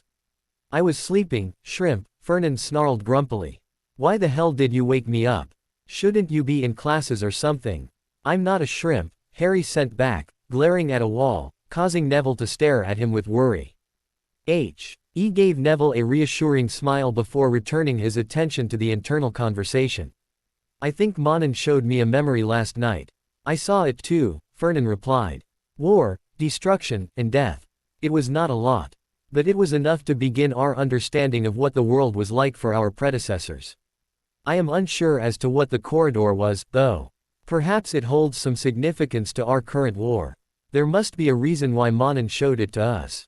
Yeah. Well, I hope he doesn't send us memory flashbacks too often, Harry grumbled, nodding at Ron who was telling him to hurry up. He tugged on his shoes and hurried over to the door, rushing through the common room with Ron as they were both unwilling to miss breakfast. My head is killing me. Especially my scar, which is kinda weird. Monin showed us a memories before to help us with our magic and swordsmanship, but I've never had a reaction to it. Maybe it's just because Monin is asleep right now. Harry absently rubbed a hand over his sleeve-covered arm, smiling slightly as the dragon tattoo heated up in response. Highly probable. We shall talk more on this later. You will come visit me in the forest tonight. It's been 3 days since I last saw you and I'm getting bored. We should try flying. Harry chuckled to himself, causing Ron to give him a weird look as they entered the Great Hall. Harry just shrugged, the smell of food cheered me up. Ron laughed, yeah, food's amazing. Oh look, there's Hermione. Crap, she's got a book. Did we have more homework? I didn't do that essay Flitwick assigned us. He didn't give us a lot of time. Harry rolled his eyes. Ron, he gave that essay to us a week ago. You told Hermione you finished it. Ron scratched his head sheepishly. Well, that was because she was harping on about it. I feel a bit betrayed, you know. Me and you used to be lazy together. Now you're all like, I need to study this evening, I'll see you guys in an hour, and then you're gone for 3. You're a right nerd nowadays. Mate, I don't know what happened to you over the summer, but it warped your priorities. They made their way over to Hermione, whose nose was indeed buried in a book. Voldemort returned, Ron. And he's after me. I would be a fool not to study as hard as I could. If I don't, it could be the death of me. Or of someone I care about. Harry didn't mention that Lot of his study time was actually visiting Fernan in the forest and playing with the magical creatures that lived there. So far, the Thestrals were his favorites. Well, when you put it that way, I guess you're right, Ron sighed. Flinching at the mention of the name, just don't tire yourself out too much. You look like you didn't get much sleep last night, Ron commented in concern as they sat down. Hermione looked up briefly as they sat down before returning to her book, spooning scrambled eggs into her mouth without removing her gaze from the words that held her attention. Morning, my own, Ron said. Leaning across the table in order to catch a glance at the title, The Most Ancient of Ancient Runes, he read, "What kind of book is that? Looks bloody boring, if you ask me. What are you reading it for? It looks like it belongs in one of those Muggle museums." Hermione scowled at him in annoyance. "It's not boring, Ronald. If you ever bothered to pick up a real book, you'd know quality when you saw it. This is the best book on ancient runes in existence. Why are you reading it?" Harry asked, repeating Ron's question. "I want to know what that mark on your right hand means," Hermione replied coolly. "I saw it last week when you came back from Quidditch practice. I thought it was odd because I hadn't seen it before that. It was gone the next day, but it's there this morning. Look, Ron, see the silver design. Blimey, mate," Ron spluttered, "how many tattoos did you get this summer?" "He has more," Hermione asked sharply. "Yeah, a bloody big dragon." Harry tried to remain calm on the outside. But he was panicking internally. Shit. Why didn't I wear gloves? I keep forgetting to disguise my hand. I didn't think anyone noticed last week. The glamour was D. I spelled during the practice match with the rest of the team. I couldn't concentrate on both it and my ears. Why did Seamus have to cause a panic this morning? Calm down, Harry. Fernan snarled. Yo. You said you wanted to keep me a secret until I was strong enough. It has been almost 2 months since we arrived here. I am not a hatchling. Just tell them. They are your friends, are they not? I can't, Harry thought back miserably. I've kept you a secret for almost half a year. I've been lying about where I've been going, and even avoiding them so I could visit you. Fernan, they won't trust me after this. Fernan snorted with irritation. Dear Merlin, what are you, a 12-year-old girl? They are your friends. They accepted your transformation, and they will accept the reasons behind it. You are, to coin the Muggle term, being a drama queen. Got post, Harry. What? Hermione rested her head in her hands with exasperation. Harry, that owl has been pecking your hand for about a minute now. Harry looked down and flushed as he noticed the tawny owl, which looked quite displeased with him, sitting on the table before him. Sorry, he muttered, quickly removing the letter from the owl's leg. And feeding it some bacon before it unfurled its wings and shot away, back to wherever it came from. Who's it from, Harry? Ron asked through a mouthful of sausage. Don't know, he replied before opened the envelope. The letter he pulled out had the Gringotts emblem at the top. He quickly read through it, his face lighting up with excitement with every word he read. Dear Mr. Potter, greetings to you Shiratugal, and to your dragon. We goblins hope that you are satisfied with your sword, and we ask that if you ever find yourself in need of armor or alternate weapons, that you come to us for them. However, that is not the reasoning behind our sending of this letter. During your last visit, you asked whether or not the sword we crafted for you would be capable of destroying a Horcrux. As you are currently at war with the Dark Lord, it became apparent that he who must not be named was the most likely cause for such a question. After your visit, we decided to see RCH Gringotts for unsavory artifacts, and we were beyond shocked to discover that residing within the Lestrange vault was in fact a Horcrux. As the Lestranges were devout servants of the Dark Lord, we can only assume that this Horcrux belongs to the Dark Lord himself.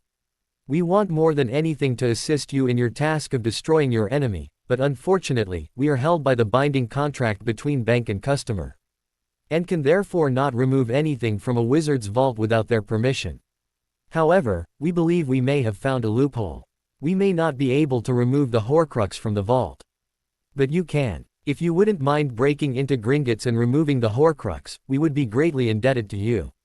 Send your snowy owl with your reply as soon as possible, and we will hopefully expect another visit before Christmas. Yours sincerely, Ragnarok. Gringotts Bank. What's the letter about, Harry? Ron asked curiously. The goblins need me to sort out something to do with my parents' vault. Harry replied nonchalantly. Ron just shrugged and returned to his food, but Hermione continued to stare at him over her book. Harry clenched his marked hand, and gulped uneasily, avoiding her gaze. He sighed to himself, and rubbed his still slightly throbbing head. Vernon was right. He needed to tell them, before Hermione figured it out all on her own. He eyed the book in her arms thoughtfully. Maybe there were books about dragon riders somewhere in the library.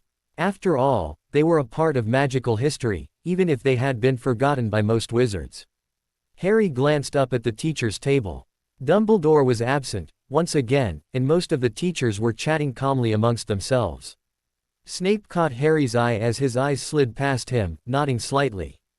Harry nodded back, as equally inconspicuous. They had a lesson later, and Harry was looking forward to learning more, now that he had learned the basics of clearing his mind.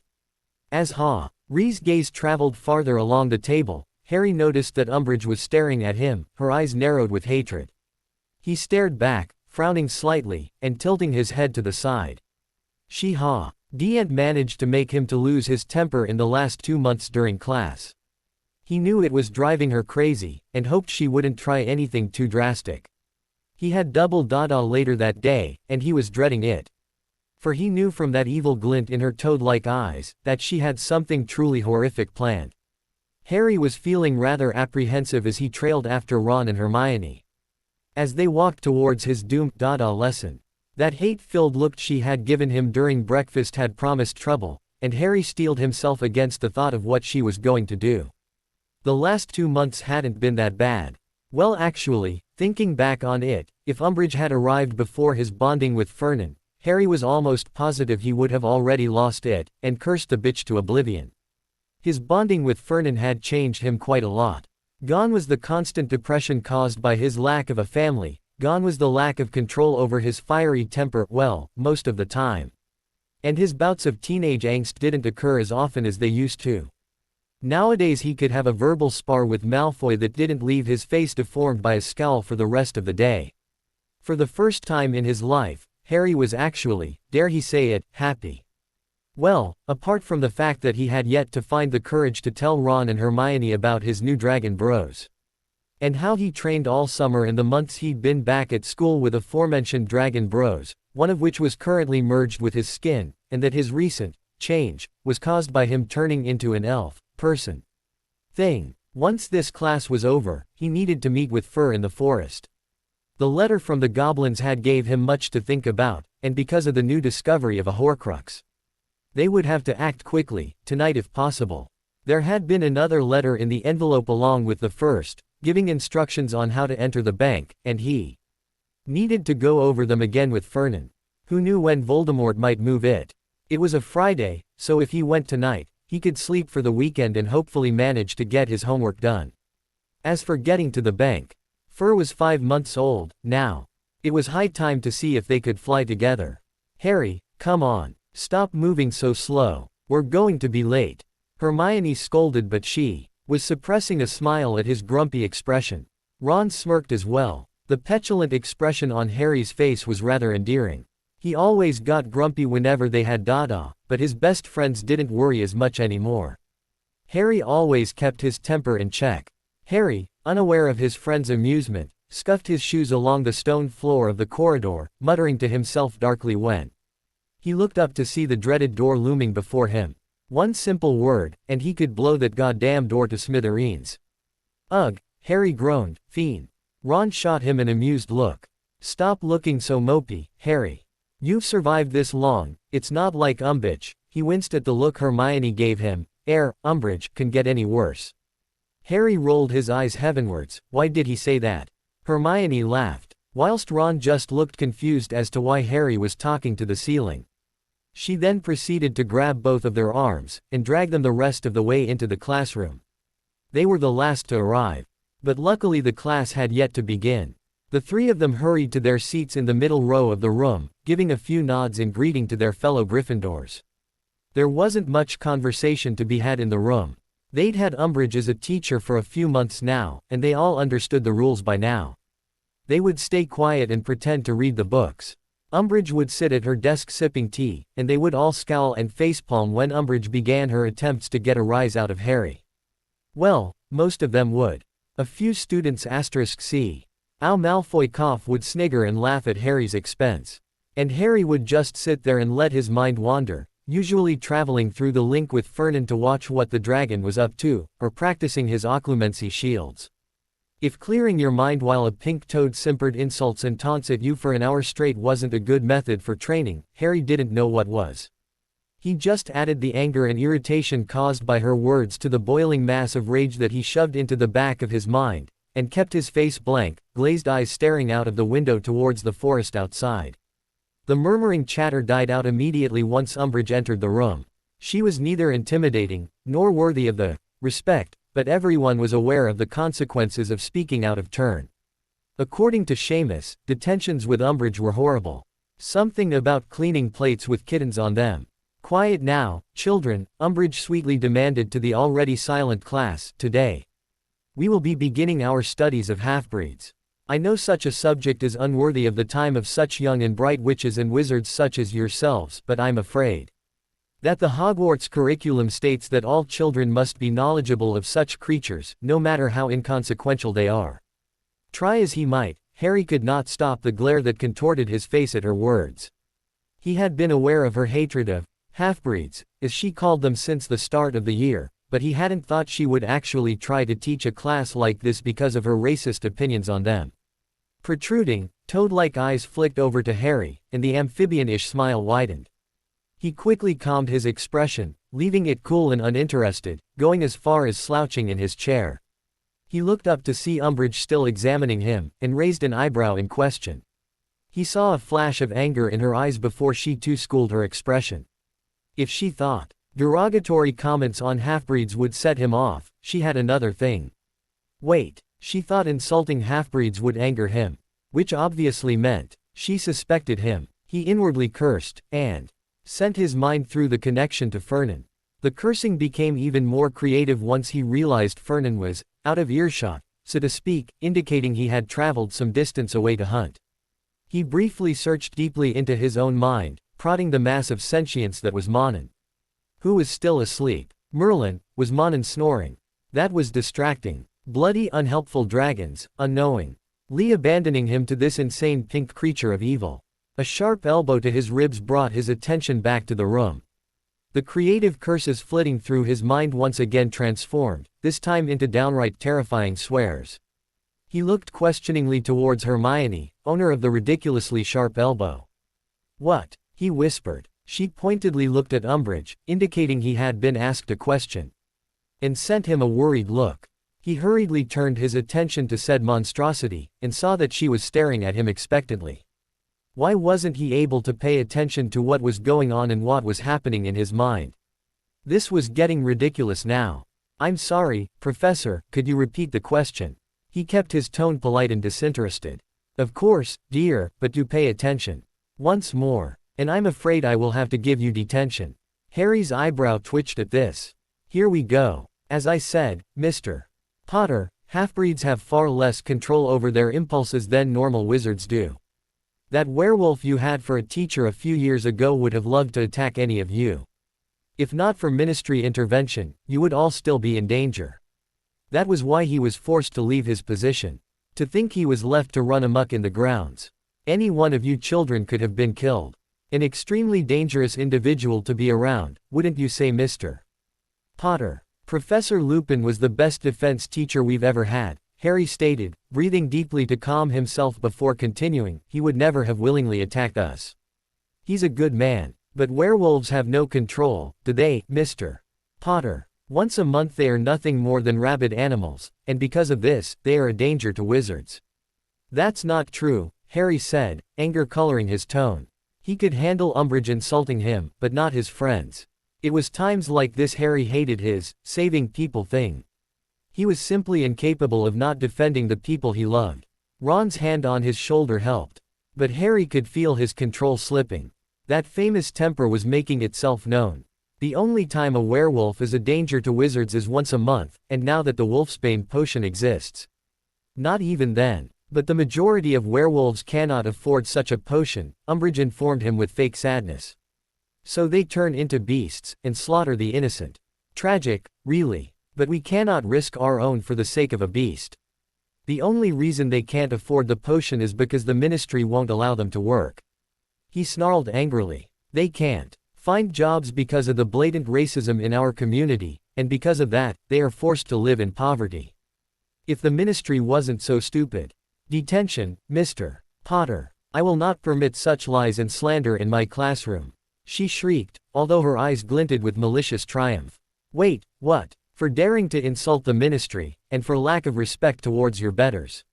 You can't give me a detention for defending an entire species against just because you hate them, and just because the truth puts the ministry in a bad light. Hermione placed a hand on his other shoulder, and together with Ron. And with great difficulty, they pulled Harry back down from where he was rising from his seat. Calm down, Harry, she hissed, don't make it worse. Harry sat down, but he felt like hissing at Umbridge. How dare she insult werewolves like that? They had no control over their condition. Being a werewolf was difficult enough already without hateful bitches like the Toad giving them crap. I will give detentions to whomever I please, she simpered, and I do not hate half-breeds. Harry could see how hard it was for her to say that. They know their place in our society. They are dangerous, and must be treated as such. All dangers to the ministry and the wizarding community must be controlled, and if needs be, dealt with. That is the way things are, Mr. Potter, and you will do well to keep it in mind. I will see you tonight for that detention at 7 o'clock. Be late, and I will add another. Now take this note to your head of house. She must be informed of your transgressions. Harry glared, and got up, angrily stuffing his unopened book back into his bag.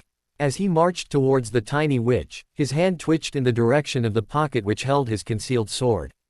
If only he could decapitate her and get away with it, he would rid the world of this evil sociopath. He watched through narrowed eyes as she scribbled a few sentences on a strip of vibrantly pink paper. And snatched it from her once she held it out to him. As he turned around to leave, he heard her hiss sweetly, but too low for the rest of the class to hear, you may have the school convinced. But the ministry knows what a lying brat you are. You think you can stand against the ministry. You are a fool. He didn't stop walking. She had got what she wanted. He had snapped. 2 ths of that bullshit and 1 mention of Lupin and he goddamn snapped. As he stormed out of the room, he was as angry with himself as he was with Umbridge. He knew she was baiting him, and still he fell for it. How could he have been so stupid? Now he was going to have to endure an evening of cleaning kitten plates. His handsome face marred by a fierce scowl, and his emerald eyes flashing furiously, Harry looked rather intimidating. Why did Hogwarts have to employ crazy teachers out for his blood? It was getting ridiculous now. You'd think after hiring 2 psychopaths, Dumbledore would have learned to recognize them. Well, it's not like he could ask the headmaster the reasoning behind his decisions. Dumbledore was still ignoring him. And Harry still didn't know why.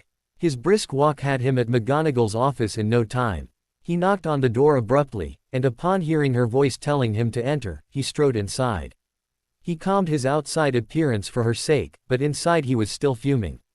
Mr. Potter, she asked, raising an eyebrow. Her eyes quickly flitted over him, checking for injuries, and her eyes fastened on the obnoxious pink slip of paper fluttering in his clenched fist. I see. I have to say, I expected this would happen. That woman has been out for your blood all year. I have to say, I'm proud at how long you lasted. May I ask what happened? She insulted half-breeds. Went as far as bringing up Professor Lupin and his affliction. So far she's only insulted me, but when she brought up Remus I couldn't stop myself, he said in an angry voice. McGonagall sighed and rubbed her temples tiredly. I understand completely, Harry. That woman deserves to be hexed to oblivion. I've had to restrain myself from transfiguring her into a toad on many occasions. The fact that you lasted this long is testament to your self-control. Any points lost? Harry was staring at her in shock because of her announcement, and cleared his throat. No. She just wanted to give me a detention for some reason. I'm not sure why, but this seems to have been her goal all year. From what I've heard, detention with her isn't even that bad. Just cleaning and stuff. Professor McGonagall nodded. Indeed. She has been rather desperate to catch you out, Potter.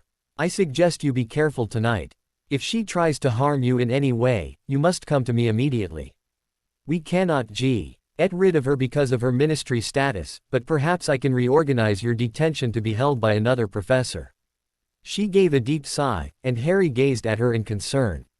It seemed Umbridge's presence was taking its toll on McGonagall's stress levels. Don't worry, Professor, I'll be fine. See that you are. There's a Quidditch match coming up, and I don't want any detentions getting in the way of that. Professor Snape seems incredibly confident in his team this year. We need to be ready to destroy that confidence and crush all his hopes of winning the cup. Harry laughed before he could stop himself. McGonagall was known for being strict, but when it came to Quidditch, she was perhaps the most competitive. Yes, Professor. The bell signaling the end of classes rang out, and McGonagall wearily stood up from her desk. Head back to your common room, Potter. And don't be late for that detention. I understand one detention, that woman is infuriating, but please do try not to fall for it again. She has the ministry backing her up, and I don't want to see you fall to them because of their manipulations. A pause. Be careful, Potter. He nodded, understanding that she was worried about him, and headed towards Gryffindor Tower. Once there he was pounced on by Ron and Hermione, who were both apologizing profusely for not helping him enough. If only I had said something, Hermione said sadly. Maybe I could have helped, but I didn't realize you cared so much about the rights of magical creatures, Harry. It was very noble of you to defend them. I know you said you weren't interested in SPEW, but... And that evil woman should never have brought up Professor Lupin. Ron cut in, he is a better man than she will ever be. He thought about his words for a moment. Wait, that came out wrong. Harry laughed and just shrugged them off. It's fine, guys. It was my own fault. I knew she was trying to make me angry. Hell, she's been trying to piss me off the last 2 months. But don't worry. It's just a detention. It's not like she's going to torture me. Kitten plates, Harry, Ron said seriously, kitten plates. And Seamus said the office is pink. Harry laughed again, but a sense of foreboding was rising within him. He had seen her mind. He knew she was insane, but there was no use worrying his friends over it. If things went bad, he had wizarding magic, and ancient magic to bail him out. And a dragon. Guys, don't worry, I'll be fine. He checked his watch, dinner's in a few minutes. Let's head down now so I can finish some homework before my detention. And after that he could head into the forest. A Horcrux awaited him in Gringotts. What's the worst that could happen? As Harry watched the words, I must not tell lies carve themselves into the back of his hand. He cursed himself for asking the universe stupid questions that proceeded to turn around and bite him in the ass. The pain was pretty bad, but then again, he had undergone the Cruciatus curse at the hands of Voldemort. This bitch had nothing on Snake Face. He glared at his hand as the words faded away, leaving his skin unblemished but red. A problem, Mr. Potter? The hated voice inquired sweetly. Harry contemplated pulling out his wand and putting McGonagall's idea of transfiguring her into a toad into action, but then a better idea came to mind. What? Harry asked, feigning confusion. Why would there be a problem? He started to write again, not bothering to look at the parchment. Without him looking, his writing was crooked, and because of this, when the words slashed themselves into his hand, they were in a different place than the last. Obviously the quill was supposed to scar the words into his hand, so why not deliberately mess it up so the words would be illegible? She faked a laugh, studying his face for a trace of pain. But Harry knew pain well. He knew how to keep a poker face. She wanted to see his pain. She wasn't going to get it. There shouldn't be a problem. Could the problem possibly be the fact that this quill is using my blood to write my lines? I think it might be defective, Professor. Look. Cackling internally, Harry began to scribble on the page haphazardly. I don't think the quill is supposed to do this. Whoa, look, my arm is bleeding a lot. Oh no, I scribbled on my lines. Ah well, now that it's messed up, I might as well put the parchment to some use. I've never told anyone this before, but I'm really good at drawing cats. I see from your wall decorations that you have a curious fascination with them. He began drawing a crude depiction of a cat, managing to keep a straight face. The pain was excruciating now, seeing as how he was now carving up his arm as well as his hand, but Harry figured that Umbridge didn't want anyone to know what she was making him do for his detention. The wounds he was inflicting on himself would undoubtedly remain open if he continued with his method of writing lines, and then Umbridge would be in trouble. She obviously thought he would keep the wounds to himself. Well, actually, he would. As much as he would love to get her fired. McGonagall told him that the Ministry was the reason he was here. If he, the crazy, lying, attention-seeking Harry Potter, reported her to the Ministry that hired her in the first place, well, let's just say he didn't think it would turn out well for him. No, this would be much better dealt with on his own terms. Perhaps with the help of a certain pair of twins. Oh, the possibilities. That'd teach her to mess with Harry. She thought this little quill would upset him. Bitch, please. Try basilisk venom next time. That shit hurt like a motherfucker. See, isn't it adorable? Aw crap. My hand slipped again. Oh no. I can't stop it. Miss. I don't think my arm should be bleeding this much. You know, you should really test your quills before you give them to a student. Honestly. Stop. Umbridge shrieked, watching in horror as blood began to soak through Harry's jumper sleeves. Give me that quill, you little masochist. She snatched it out of his hand with her stubby fingers, and pointed at the door. Get out. This detention is over. Harry shot her a perplexed look, indicating that she was insane by the expression on his face alone, and grabbed his bag before heading out the door. All right, Professor. Maybe you should buy some new quills. Sadist. Once outside the office, Harry couldn't help but laugh. She thought she'd had him with a little pain. She was under the impression that a quill would break him. Well, she was in for a surprise. He wasn't some weak child. He was a dragon rider. He had faced Voldemort on countless occasions and survived. He'd killed a fucking basilisk. And then proceeded to get poisoned by it. But that didn't matter. This was nothing. This was. Harry. Why are you in pain? Aw shit, Fernan. I go away for one day, and you get injured. I'm coming to the school. I will burn it to the ground and rip apart whoever did this to you. Dude, calm down. Harry sent back. I'm fine. Look, I'm healing it now. Pushing his sleeve up, and holding his silver-marked palm over his tattooed arm, Harry whispered, Ways Heil. A bright light shone from his palm, and he watched as the wound closed up. As soon as it was done, a deep tiredness filled him. Whoa, he sent dizzily. Monin was right, life magics take energy. Man, that sucks. Who did this? The Toad Woman. Harry sighed, and began walking towards the Gryffindor common room. Sort of. I kinda did it to myself. He quickly sent the memory to Fernan, smiling when he sensed the amusement emanating from the dragon. I will still wish to kill her, but I admit, your method was rather entertaining.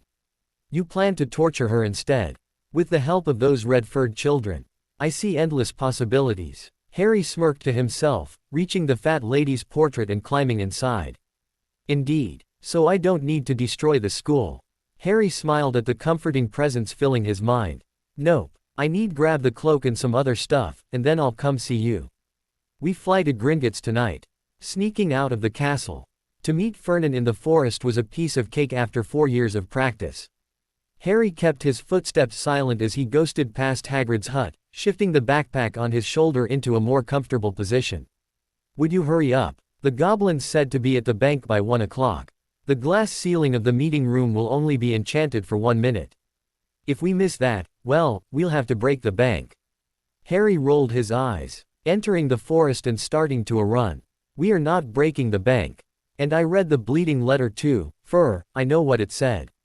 The letter, which had arrived, along with the note requesting their shady withdrawal from Gringotts, contained instructions on how they could enter the bank without causing doom and destruction, but also without causing the Aurors to doubt the validity of the robbery. It would have to be reported, as the owners of the vault would be notified as soon as it was breached by someone other than the family, so they had to make it look real. Fernan seemed to think authentic meant explosions. After a few minutes of swift running, Harry reached Fernan's clearing. Upon his arrival, Fernan vacated the warmth of his tree house and glided down to the forest floor. Harry immediately grinned, cloak and bag dropping to the ground as he tackled Fernan in a bear hug.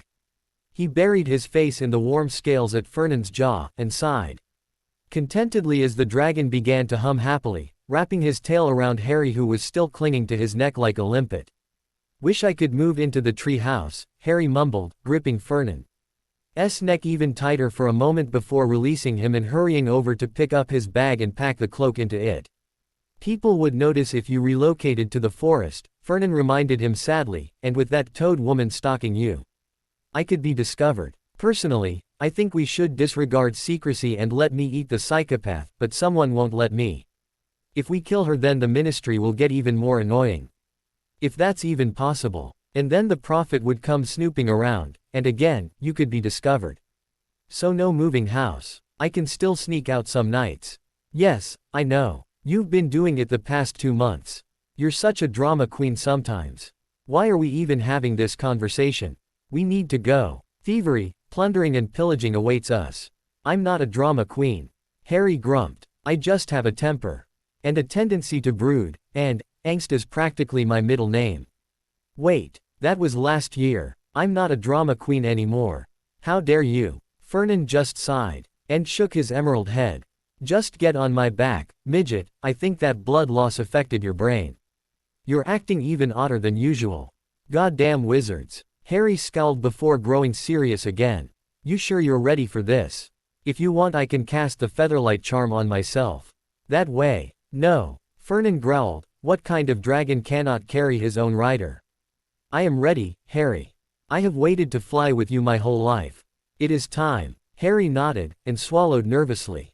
He trusted Fernand. Merlin, he trusted him, but the prospect of flying on a dragon was more than a little nerve-wracking. What if he was too heavy?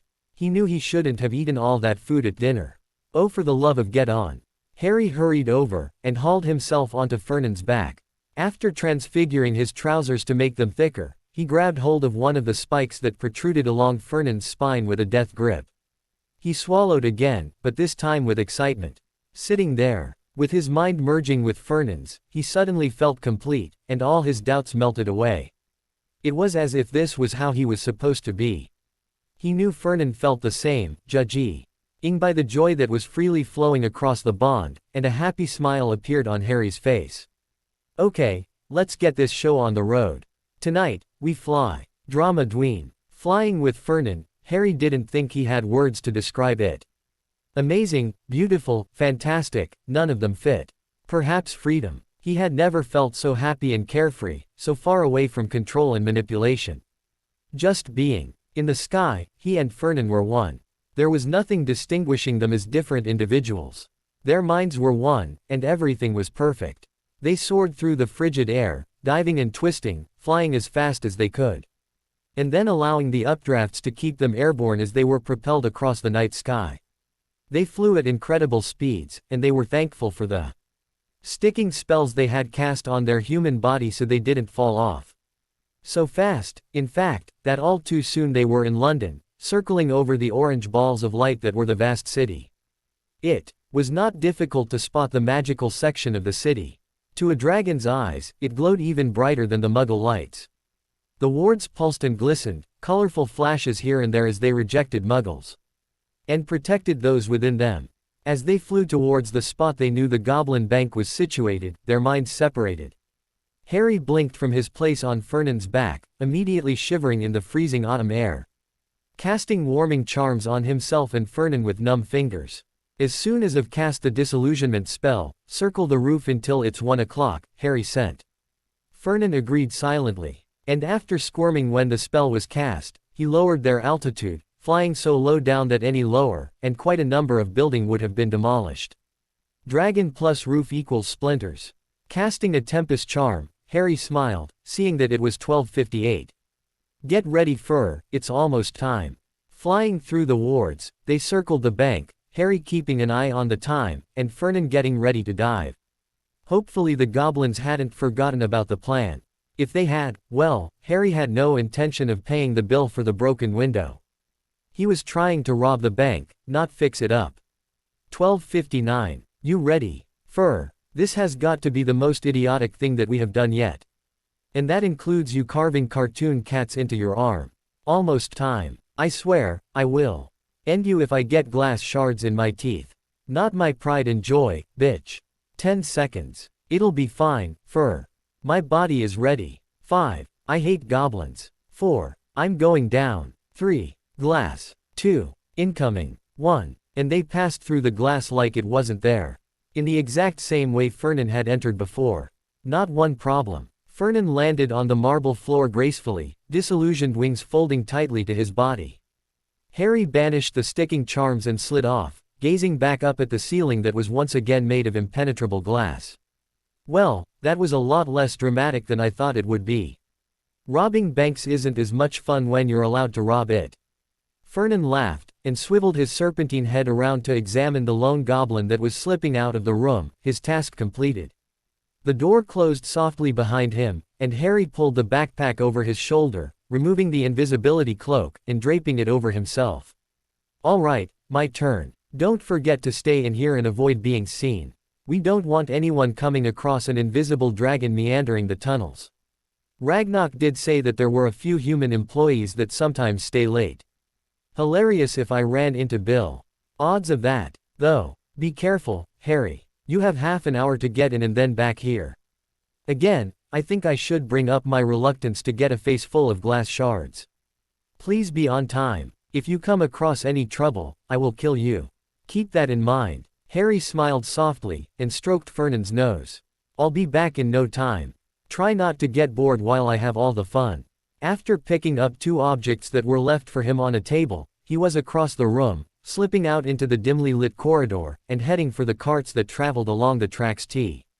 Hat connected all the vaults in the underground maze. He remained quiet, pleased that his training over the summer had granted him such useful skills.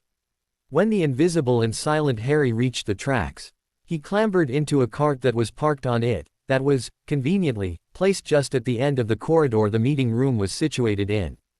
After a few moments examining both the cart and the memories of his previous Gringotts adventures, Harry pulled a lever, and he was off. He sat back, patiently waiting the journey out, smirking slightly at the fact that the cart was, conveniently, taking him to the vault he wished to go to. Goblin intervention certainly made this adventure simple. Harry was pleased with how easy it was, yet he was also a bit saddened by the fact that he didn't actually need to do anything. This was proving to be an easy, and therefore boring, mission.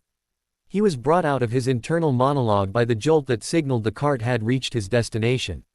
He got up and furled the cloak more tightly around, making absolutely certain that none of him was visible. Examining his surroundings, he saw that they were as bland and forgettable as the other corridors. Most likely a method of causing prospective thieves to become lost and confused. Following the dimly lit corridor, and turning at the correct corners, following the directions sent along with the plan, Harry found himself approaching a cavern. Once again following instructions, Harry removed a pair of curious devices that he had been left in the meeting room. They were metal and heavy, and produced a clanking sound when moved. His instructions had been to use them upon entering the room to drive back the cavern's defenses. Harry shrugged, and as the room began to lighten, he shook them experimentally. And oh Merlin, did he regret it? The heart-breaking cry the sound of those cruel metal devices caused the magnificent creature to emit affected Harry so much that without a second thought, the offending items were thrust back into the bag, out of earshot. Harry stared at the creature before him. It was a dragon, so similar to his Fernan, and yet so different. A quick probe of his mind, and he found it was wild. Mad. Insane. It had the intelligence of an animal, nothing like its noble and powerful ancestors. Nothing like how it should be. The horror and disgust that welled up inside Harry was only partly his. Fernan, who was watching everything through Harry, was so shocked that he couldn't even formulate words. Oh Merlin, Harry whispered, the urge to vomit strong. However, all other thoughts were wiped from his mind as the faded red-scaled head whipped around to focus on him. A menacing growl erupted from its throat, and it began to advance out of the alcove it Dee fled to upon hearing the metallic clanking. Harry examined the scarred, mutilated face. He saw its eyes, which were milky and most likely blind, and its dull scales, chalky from lack of light and care. It bared its teeth, preparing to breathe fire with which to incinerate the threat, when Harry did the only thing he could think to do. He spoke to it in its mind.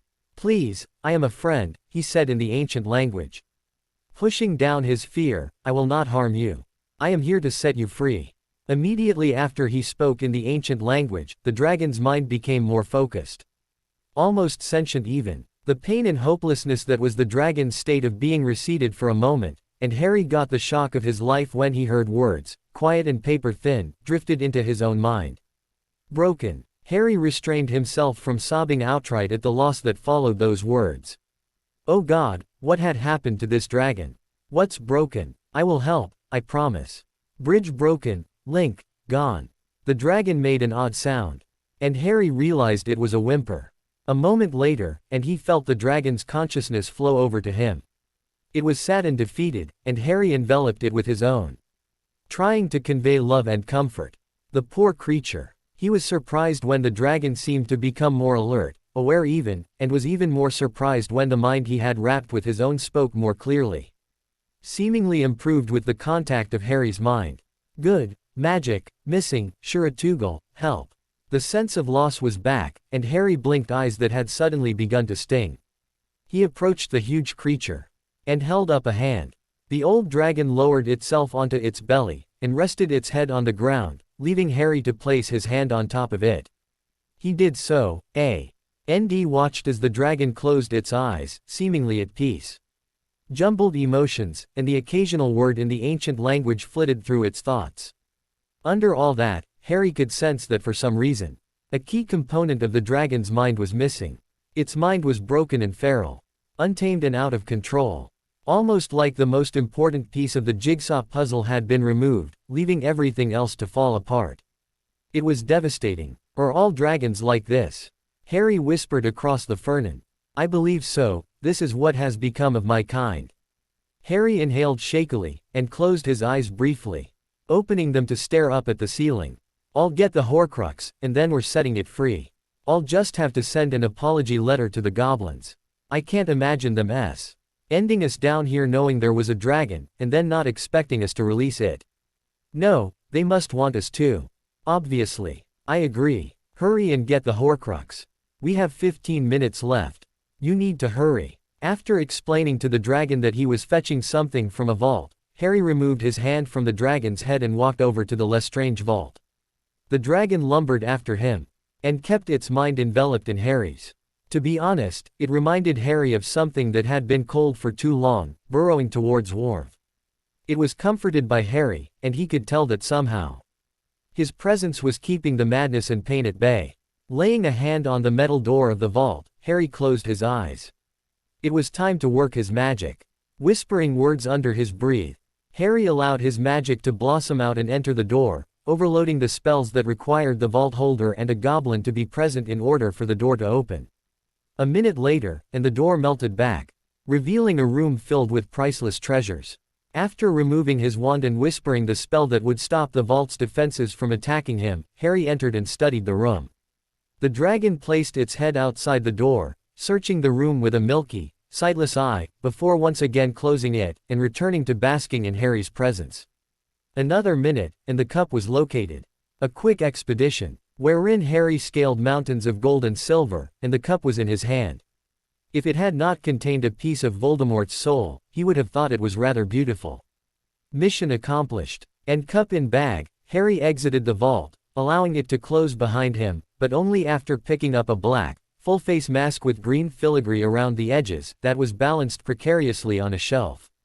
A sigh flowed across the bond from Fernan. You're about to indulge that saving people complex you have, aren't you? Woe is me. You okay with waiting outside? You're gonna need to catch me when I fall. As soon as the glass is gone, I'll be outside. You might as well start now. Good luck. After removing the cloak so it wouldn't get in the way, and placing the mask on his face, Harry palmed his wand in one hand, and extended that in the hand that bore the Gedway Ignatia towards the cavern's roof. Well, he muttered, here goes nothing. With that, he unleashed a torrent of spells, hurling magic at the rock, creating a tunnel to the surface. On and on it went, and Harry could hear alarms and yelling voices blaring in the distance. This he ignored, choosing to keep all his attention on creating an escape route. The dragon could sense freedom approaching, but chose to stay with Harry. I'm outside, Fernan sent, you might want to hurry. Crap. Load of ores just apparated outside Gringotts. I don't imagine you have much time. Gimme a minute, Almost there, done. The orange glow of street lamps in the night could be seen at the end of the newly made tunnel. And Harry grinned beneath the mask. Halt. Thief. You are under arrest. Goblins, control your beast. Harry cursed as Aurors and goblins alike flocked into the cavern. Harry rapidly considered a number of plans before deciding on his best one. Without further ado, he shot the assembled Aurors, pointing their wands at him, a one-fingered salute, bowed to the goblins, and with a run. Ning leap, front flip included, he landed gracefully on the dragon's back. It didn't take much encouragement to urge the dragon into unfurling its large wings, and taking off out of the tunnel. Usel's spells struck the dragon's armored belly, and Harry laughed as the orange light came closer and closer until they were out, souring through the chilly London air. A few more suggestions later, and the red dragon was climbing higher. Harry sensed rather than saw Fernan join them, and after explaining briefly what he was doing to the dragon, Harry leapt from its back, and onto Fernan's, who was flying below them. I think it's time to head home, Harry stated calmly. That's enough action for one day. Yes, Fernan agreed, we need to save some for tomorrow. Harry laughed into the night air, and gazed back at the red dragon that was now following them, nuzzling up to both Harry's and Fernan's minds.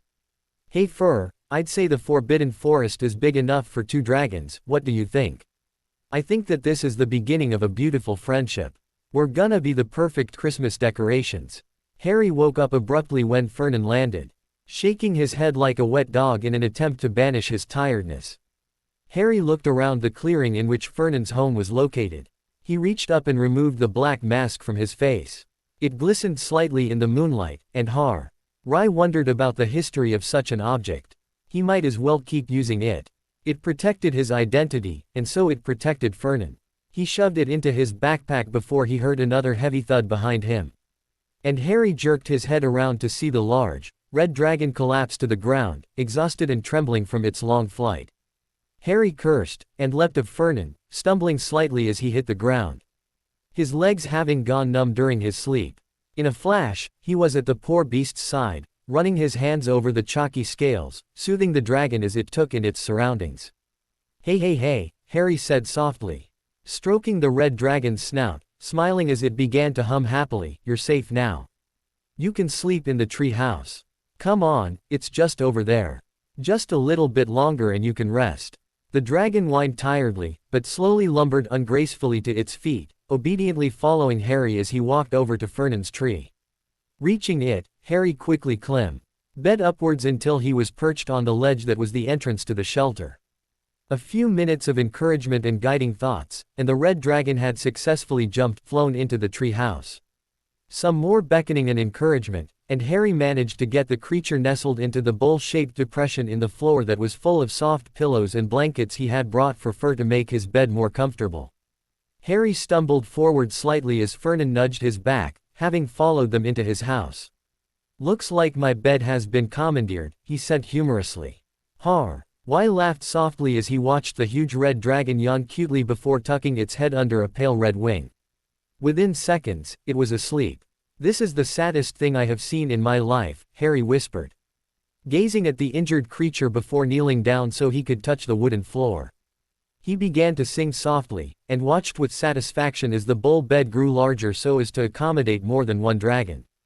That better. Fernan nodded his emerald head wordlessly, and curled up beside the red dragon whose body still trembled even in sleep. Harry sighed and closed his eyes in contemplation. No, Harry. Fernan interrupted in his mind, having been scanning what Harry was thinking. You're too tired. Get some sleep first before you try anything. How am I supposed to sleep when this poor creature is in this state? Harry whispered sharply, his eyes flashing open. Look at its scales. It's probably never even flown before in its life before tonight. Fernan corrected, he's male. And I know. Just thinking that one of my kin, no matter how different to me he is, has suffered this much makes me want to destroy every goblin in existence. This happened in their bank. How dare they have treated me with such respect when they had him locked in the vaults? Harry ran a hand through his hair, and crawled over to the dragons, sliding down the side of the bowl so he was leaning against Fernan's leg but still in arm's reach of the red dragon's head. He began to stroke the dull scales again, and the red dragon shuffled closer to him in his sleep. Harry swallowed painfully at the sight, and furrowed his brow in determination. It doesn't matter if I'm tired, Harry muttered, I will not allow him to suffer any longer. I have to try. Harry placed his hand, the one that shone with the Gedway Ignatia, on one of the rough scales of the red dragon's neck. He took a deep breath, before whispering, Ways Heil. Under his hand, once dull, chalky, barely red scales morphed into bright, blood-red ones. They were shiny, and resembled ruby gemstones. Already Harry could feel the drain on his magic reserves. Life magic was once again proving to be the most difficult of all magic types to cast. Harry ignored his rising levels of tiredness, and continued to run his hands over the dragon's scales, smile widening as more scales were transformed into their gem-like true forms. The dragon was extremely large, and as Harry continued his healing, he was thankful that he had thought to make the treehouse so large. While singing it out of the tree, he had remembered Monan's warnings about how fast a dragon matured, and so had made a home that wouldn't need to be changed as Fernan grew larger as he aged. Harry's hands started to tremble with fatigue, and he began to develop tunnel vision before Fernan intervened, adding his own strength to the spell. Harry wasn't sure how long it took, possibly hours for all he knew, before he collapsed beside the dragon's head, finally finished. Breathing heavily, Harry propped himself up on his elbows, running a hand down his sweaty face. Done. Well done, little one.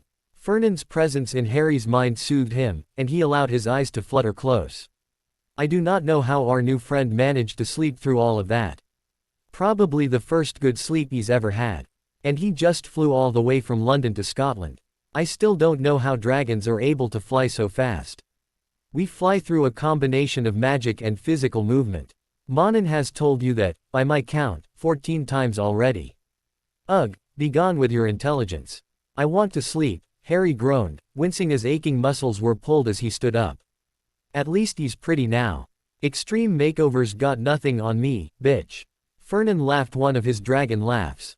Indeed, the once chalky red scales now glistened beautifully in the moonlight.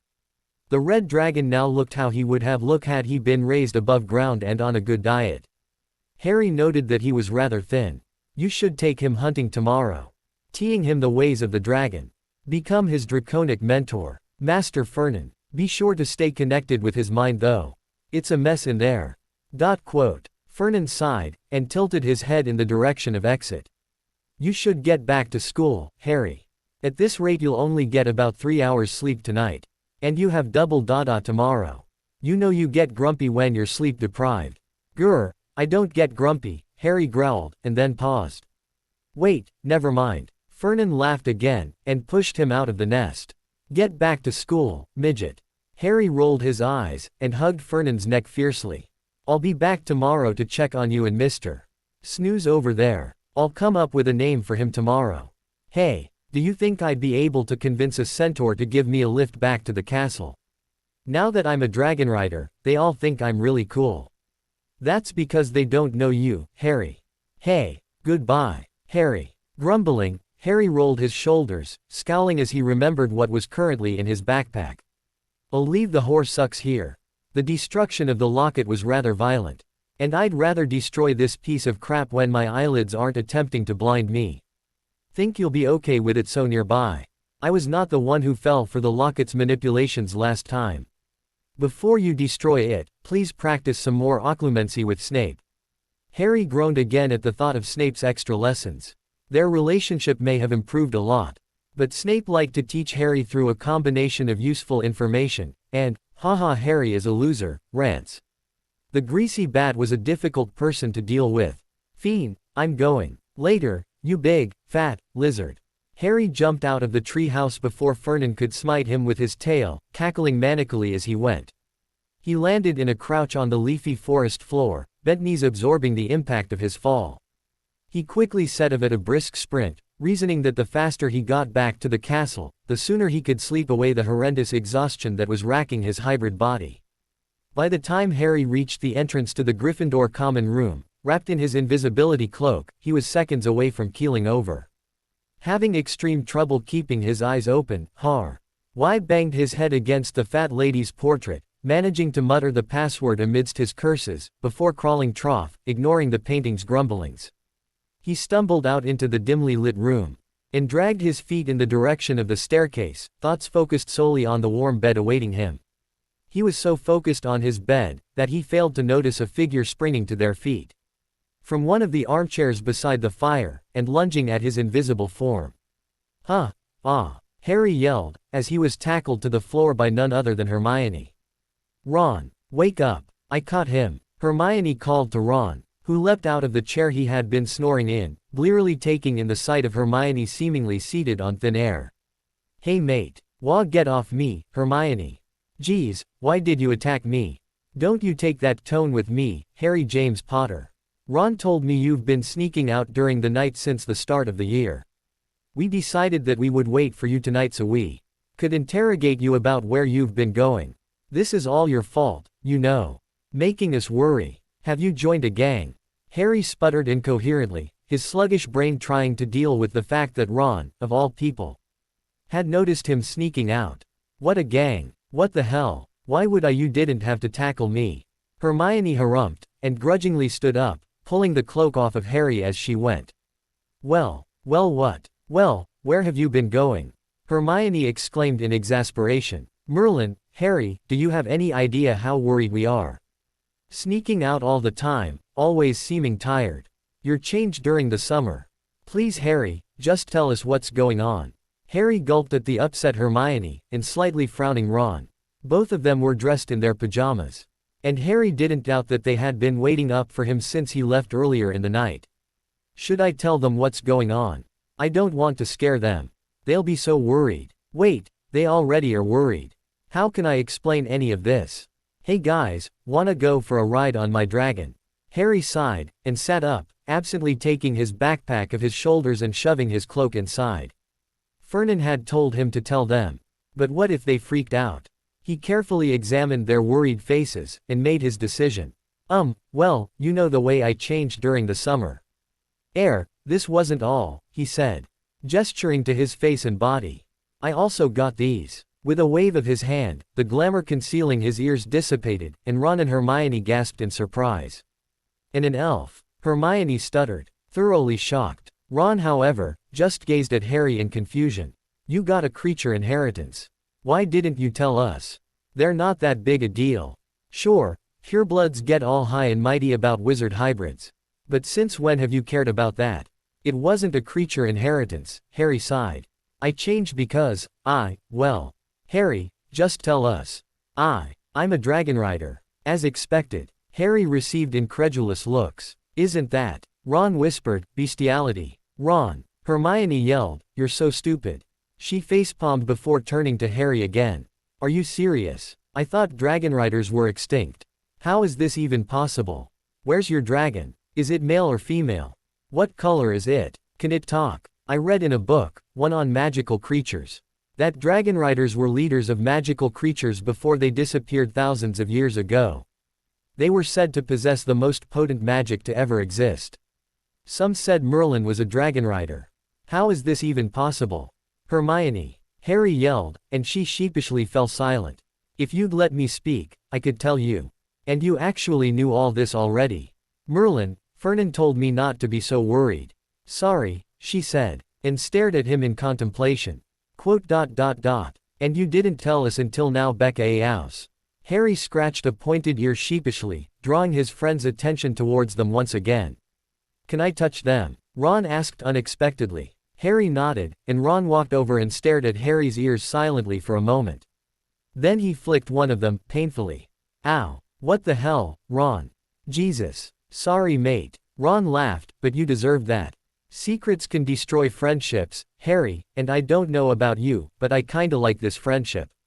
Harry grumbled at him, scowled fiercely, and rubbed his now red ear. "You're such an asshole sometimes, Ron." Ron just grinned cheekily, and went back over to the sofa. Hermione returned to her seat also, and Harry sprawled in front of the fire and stared at the softly glowing embers. "So, how did it happen?" "Well, at the start of the summer, I found a green stone." It took over an hour for Harry to get through the whole story, but by the end, Ron and Hermione knew everything. "Blimey mate, these Horcrux, they sound really dark. And you've already destroyed one, and got another in your secret hideout." Harry nodded, and sighed as he gazed out of the window.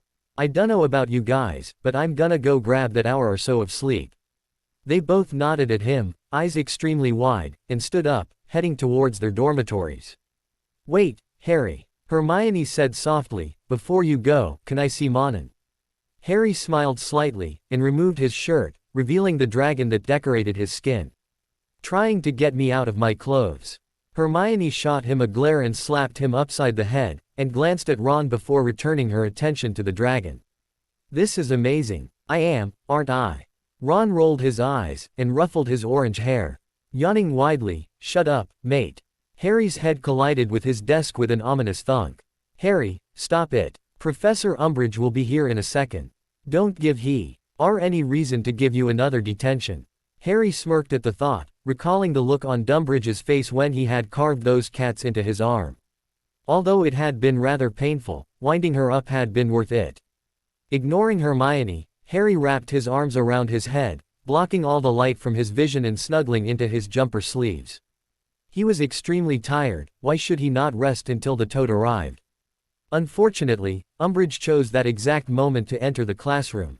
Harry winced as the door slammed loudly, and he reluctantly raised his head, wincing as his vision was assaulted by her disgustingly pink clothes. Good morning, class, she simpered. Good morning, Professor. She smiled sweetly, toad-like eyes bulging with pleasure. Already bored and looking for entertainment, Harry began to plot. Just as an idea began to form in his mind, a wad of paper smacked him in the side of his head. Snarling, Harry looked around to see Goyle laughing at him, obviously extremely proud that he had managed to hit Harry. Harry narrowed his eyes, and scanned the classroom. Umbridge had made her way to the front of the class, and was directing a piece of pink chalk to start writing notes on the blackboard. His fellow students were either staring at the board with unfocused eyes, or at random bricks in the walls, mouths agape with boredom. An evil smile made its way onto Harry's face. Perfect. Placing both of his elbows on the table so his wandless hands were in full view of the room, Harry carefully aimed his glamored silver palm in Goyle's direction. Said brute sat back in his chair, and smiled stupidly at Harry, as if daring him to retaliate. Smirking, Harry waved at him cheerfully, and whispered a few words in the ancient language. Goyle's pale face suddenly turned bright red, and he leapt up out of his chair. Umbridge looked up sharply at the movement, and seeing that it was a Slytherin, fixed a soothing smile on her face. Is everything all right, dear? Goyle's idiotic face grew even redder, and he looked to be constipated. Draco glanced up at his friend, curiously, then at Harry.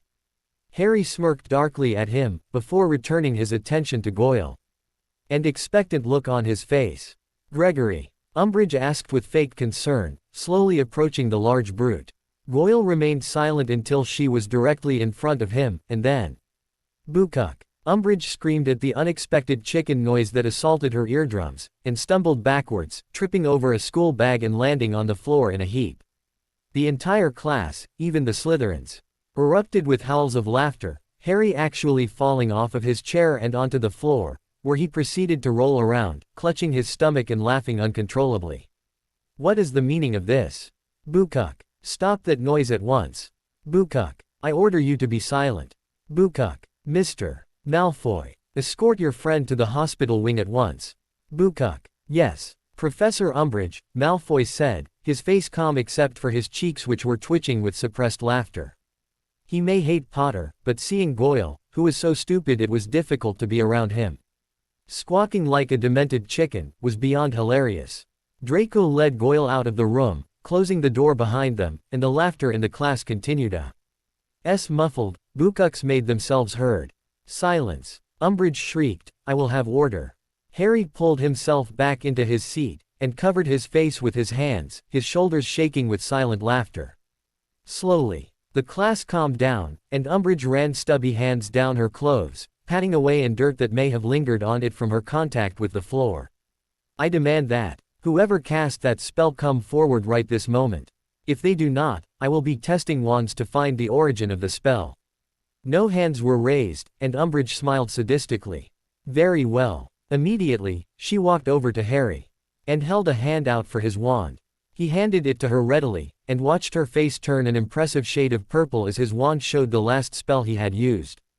A tickling hex he had cast on Ron that morning for trying to steal his socks since he hadn't washed any of his own. She glared at him furiously, before proceeding to check every wand in the room.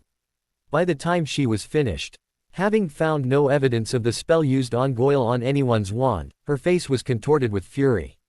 "I see," she whispered venomously, yet with a smile. "Know that whoever you are, I will find out who you are. I will not tolerate such behavior in my class, and you will suffer the consequences for your actions." Harry held his hand in her direction, and frowned in concentration. "That's it for today. I will stop here. I hope you all enjoyed this video. If you please consider subscribe and make sure to hit that like button, share with your friends, and don't forget to check out author of this story. Details in description.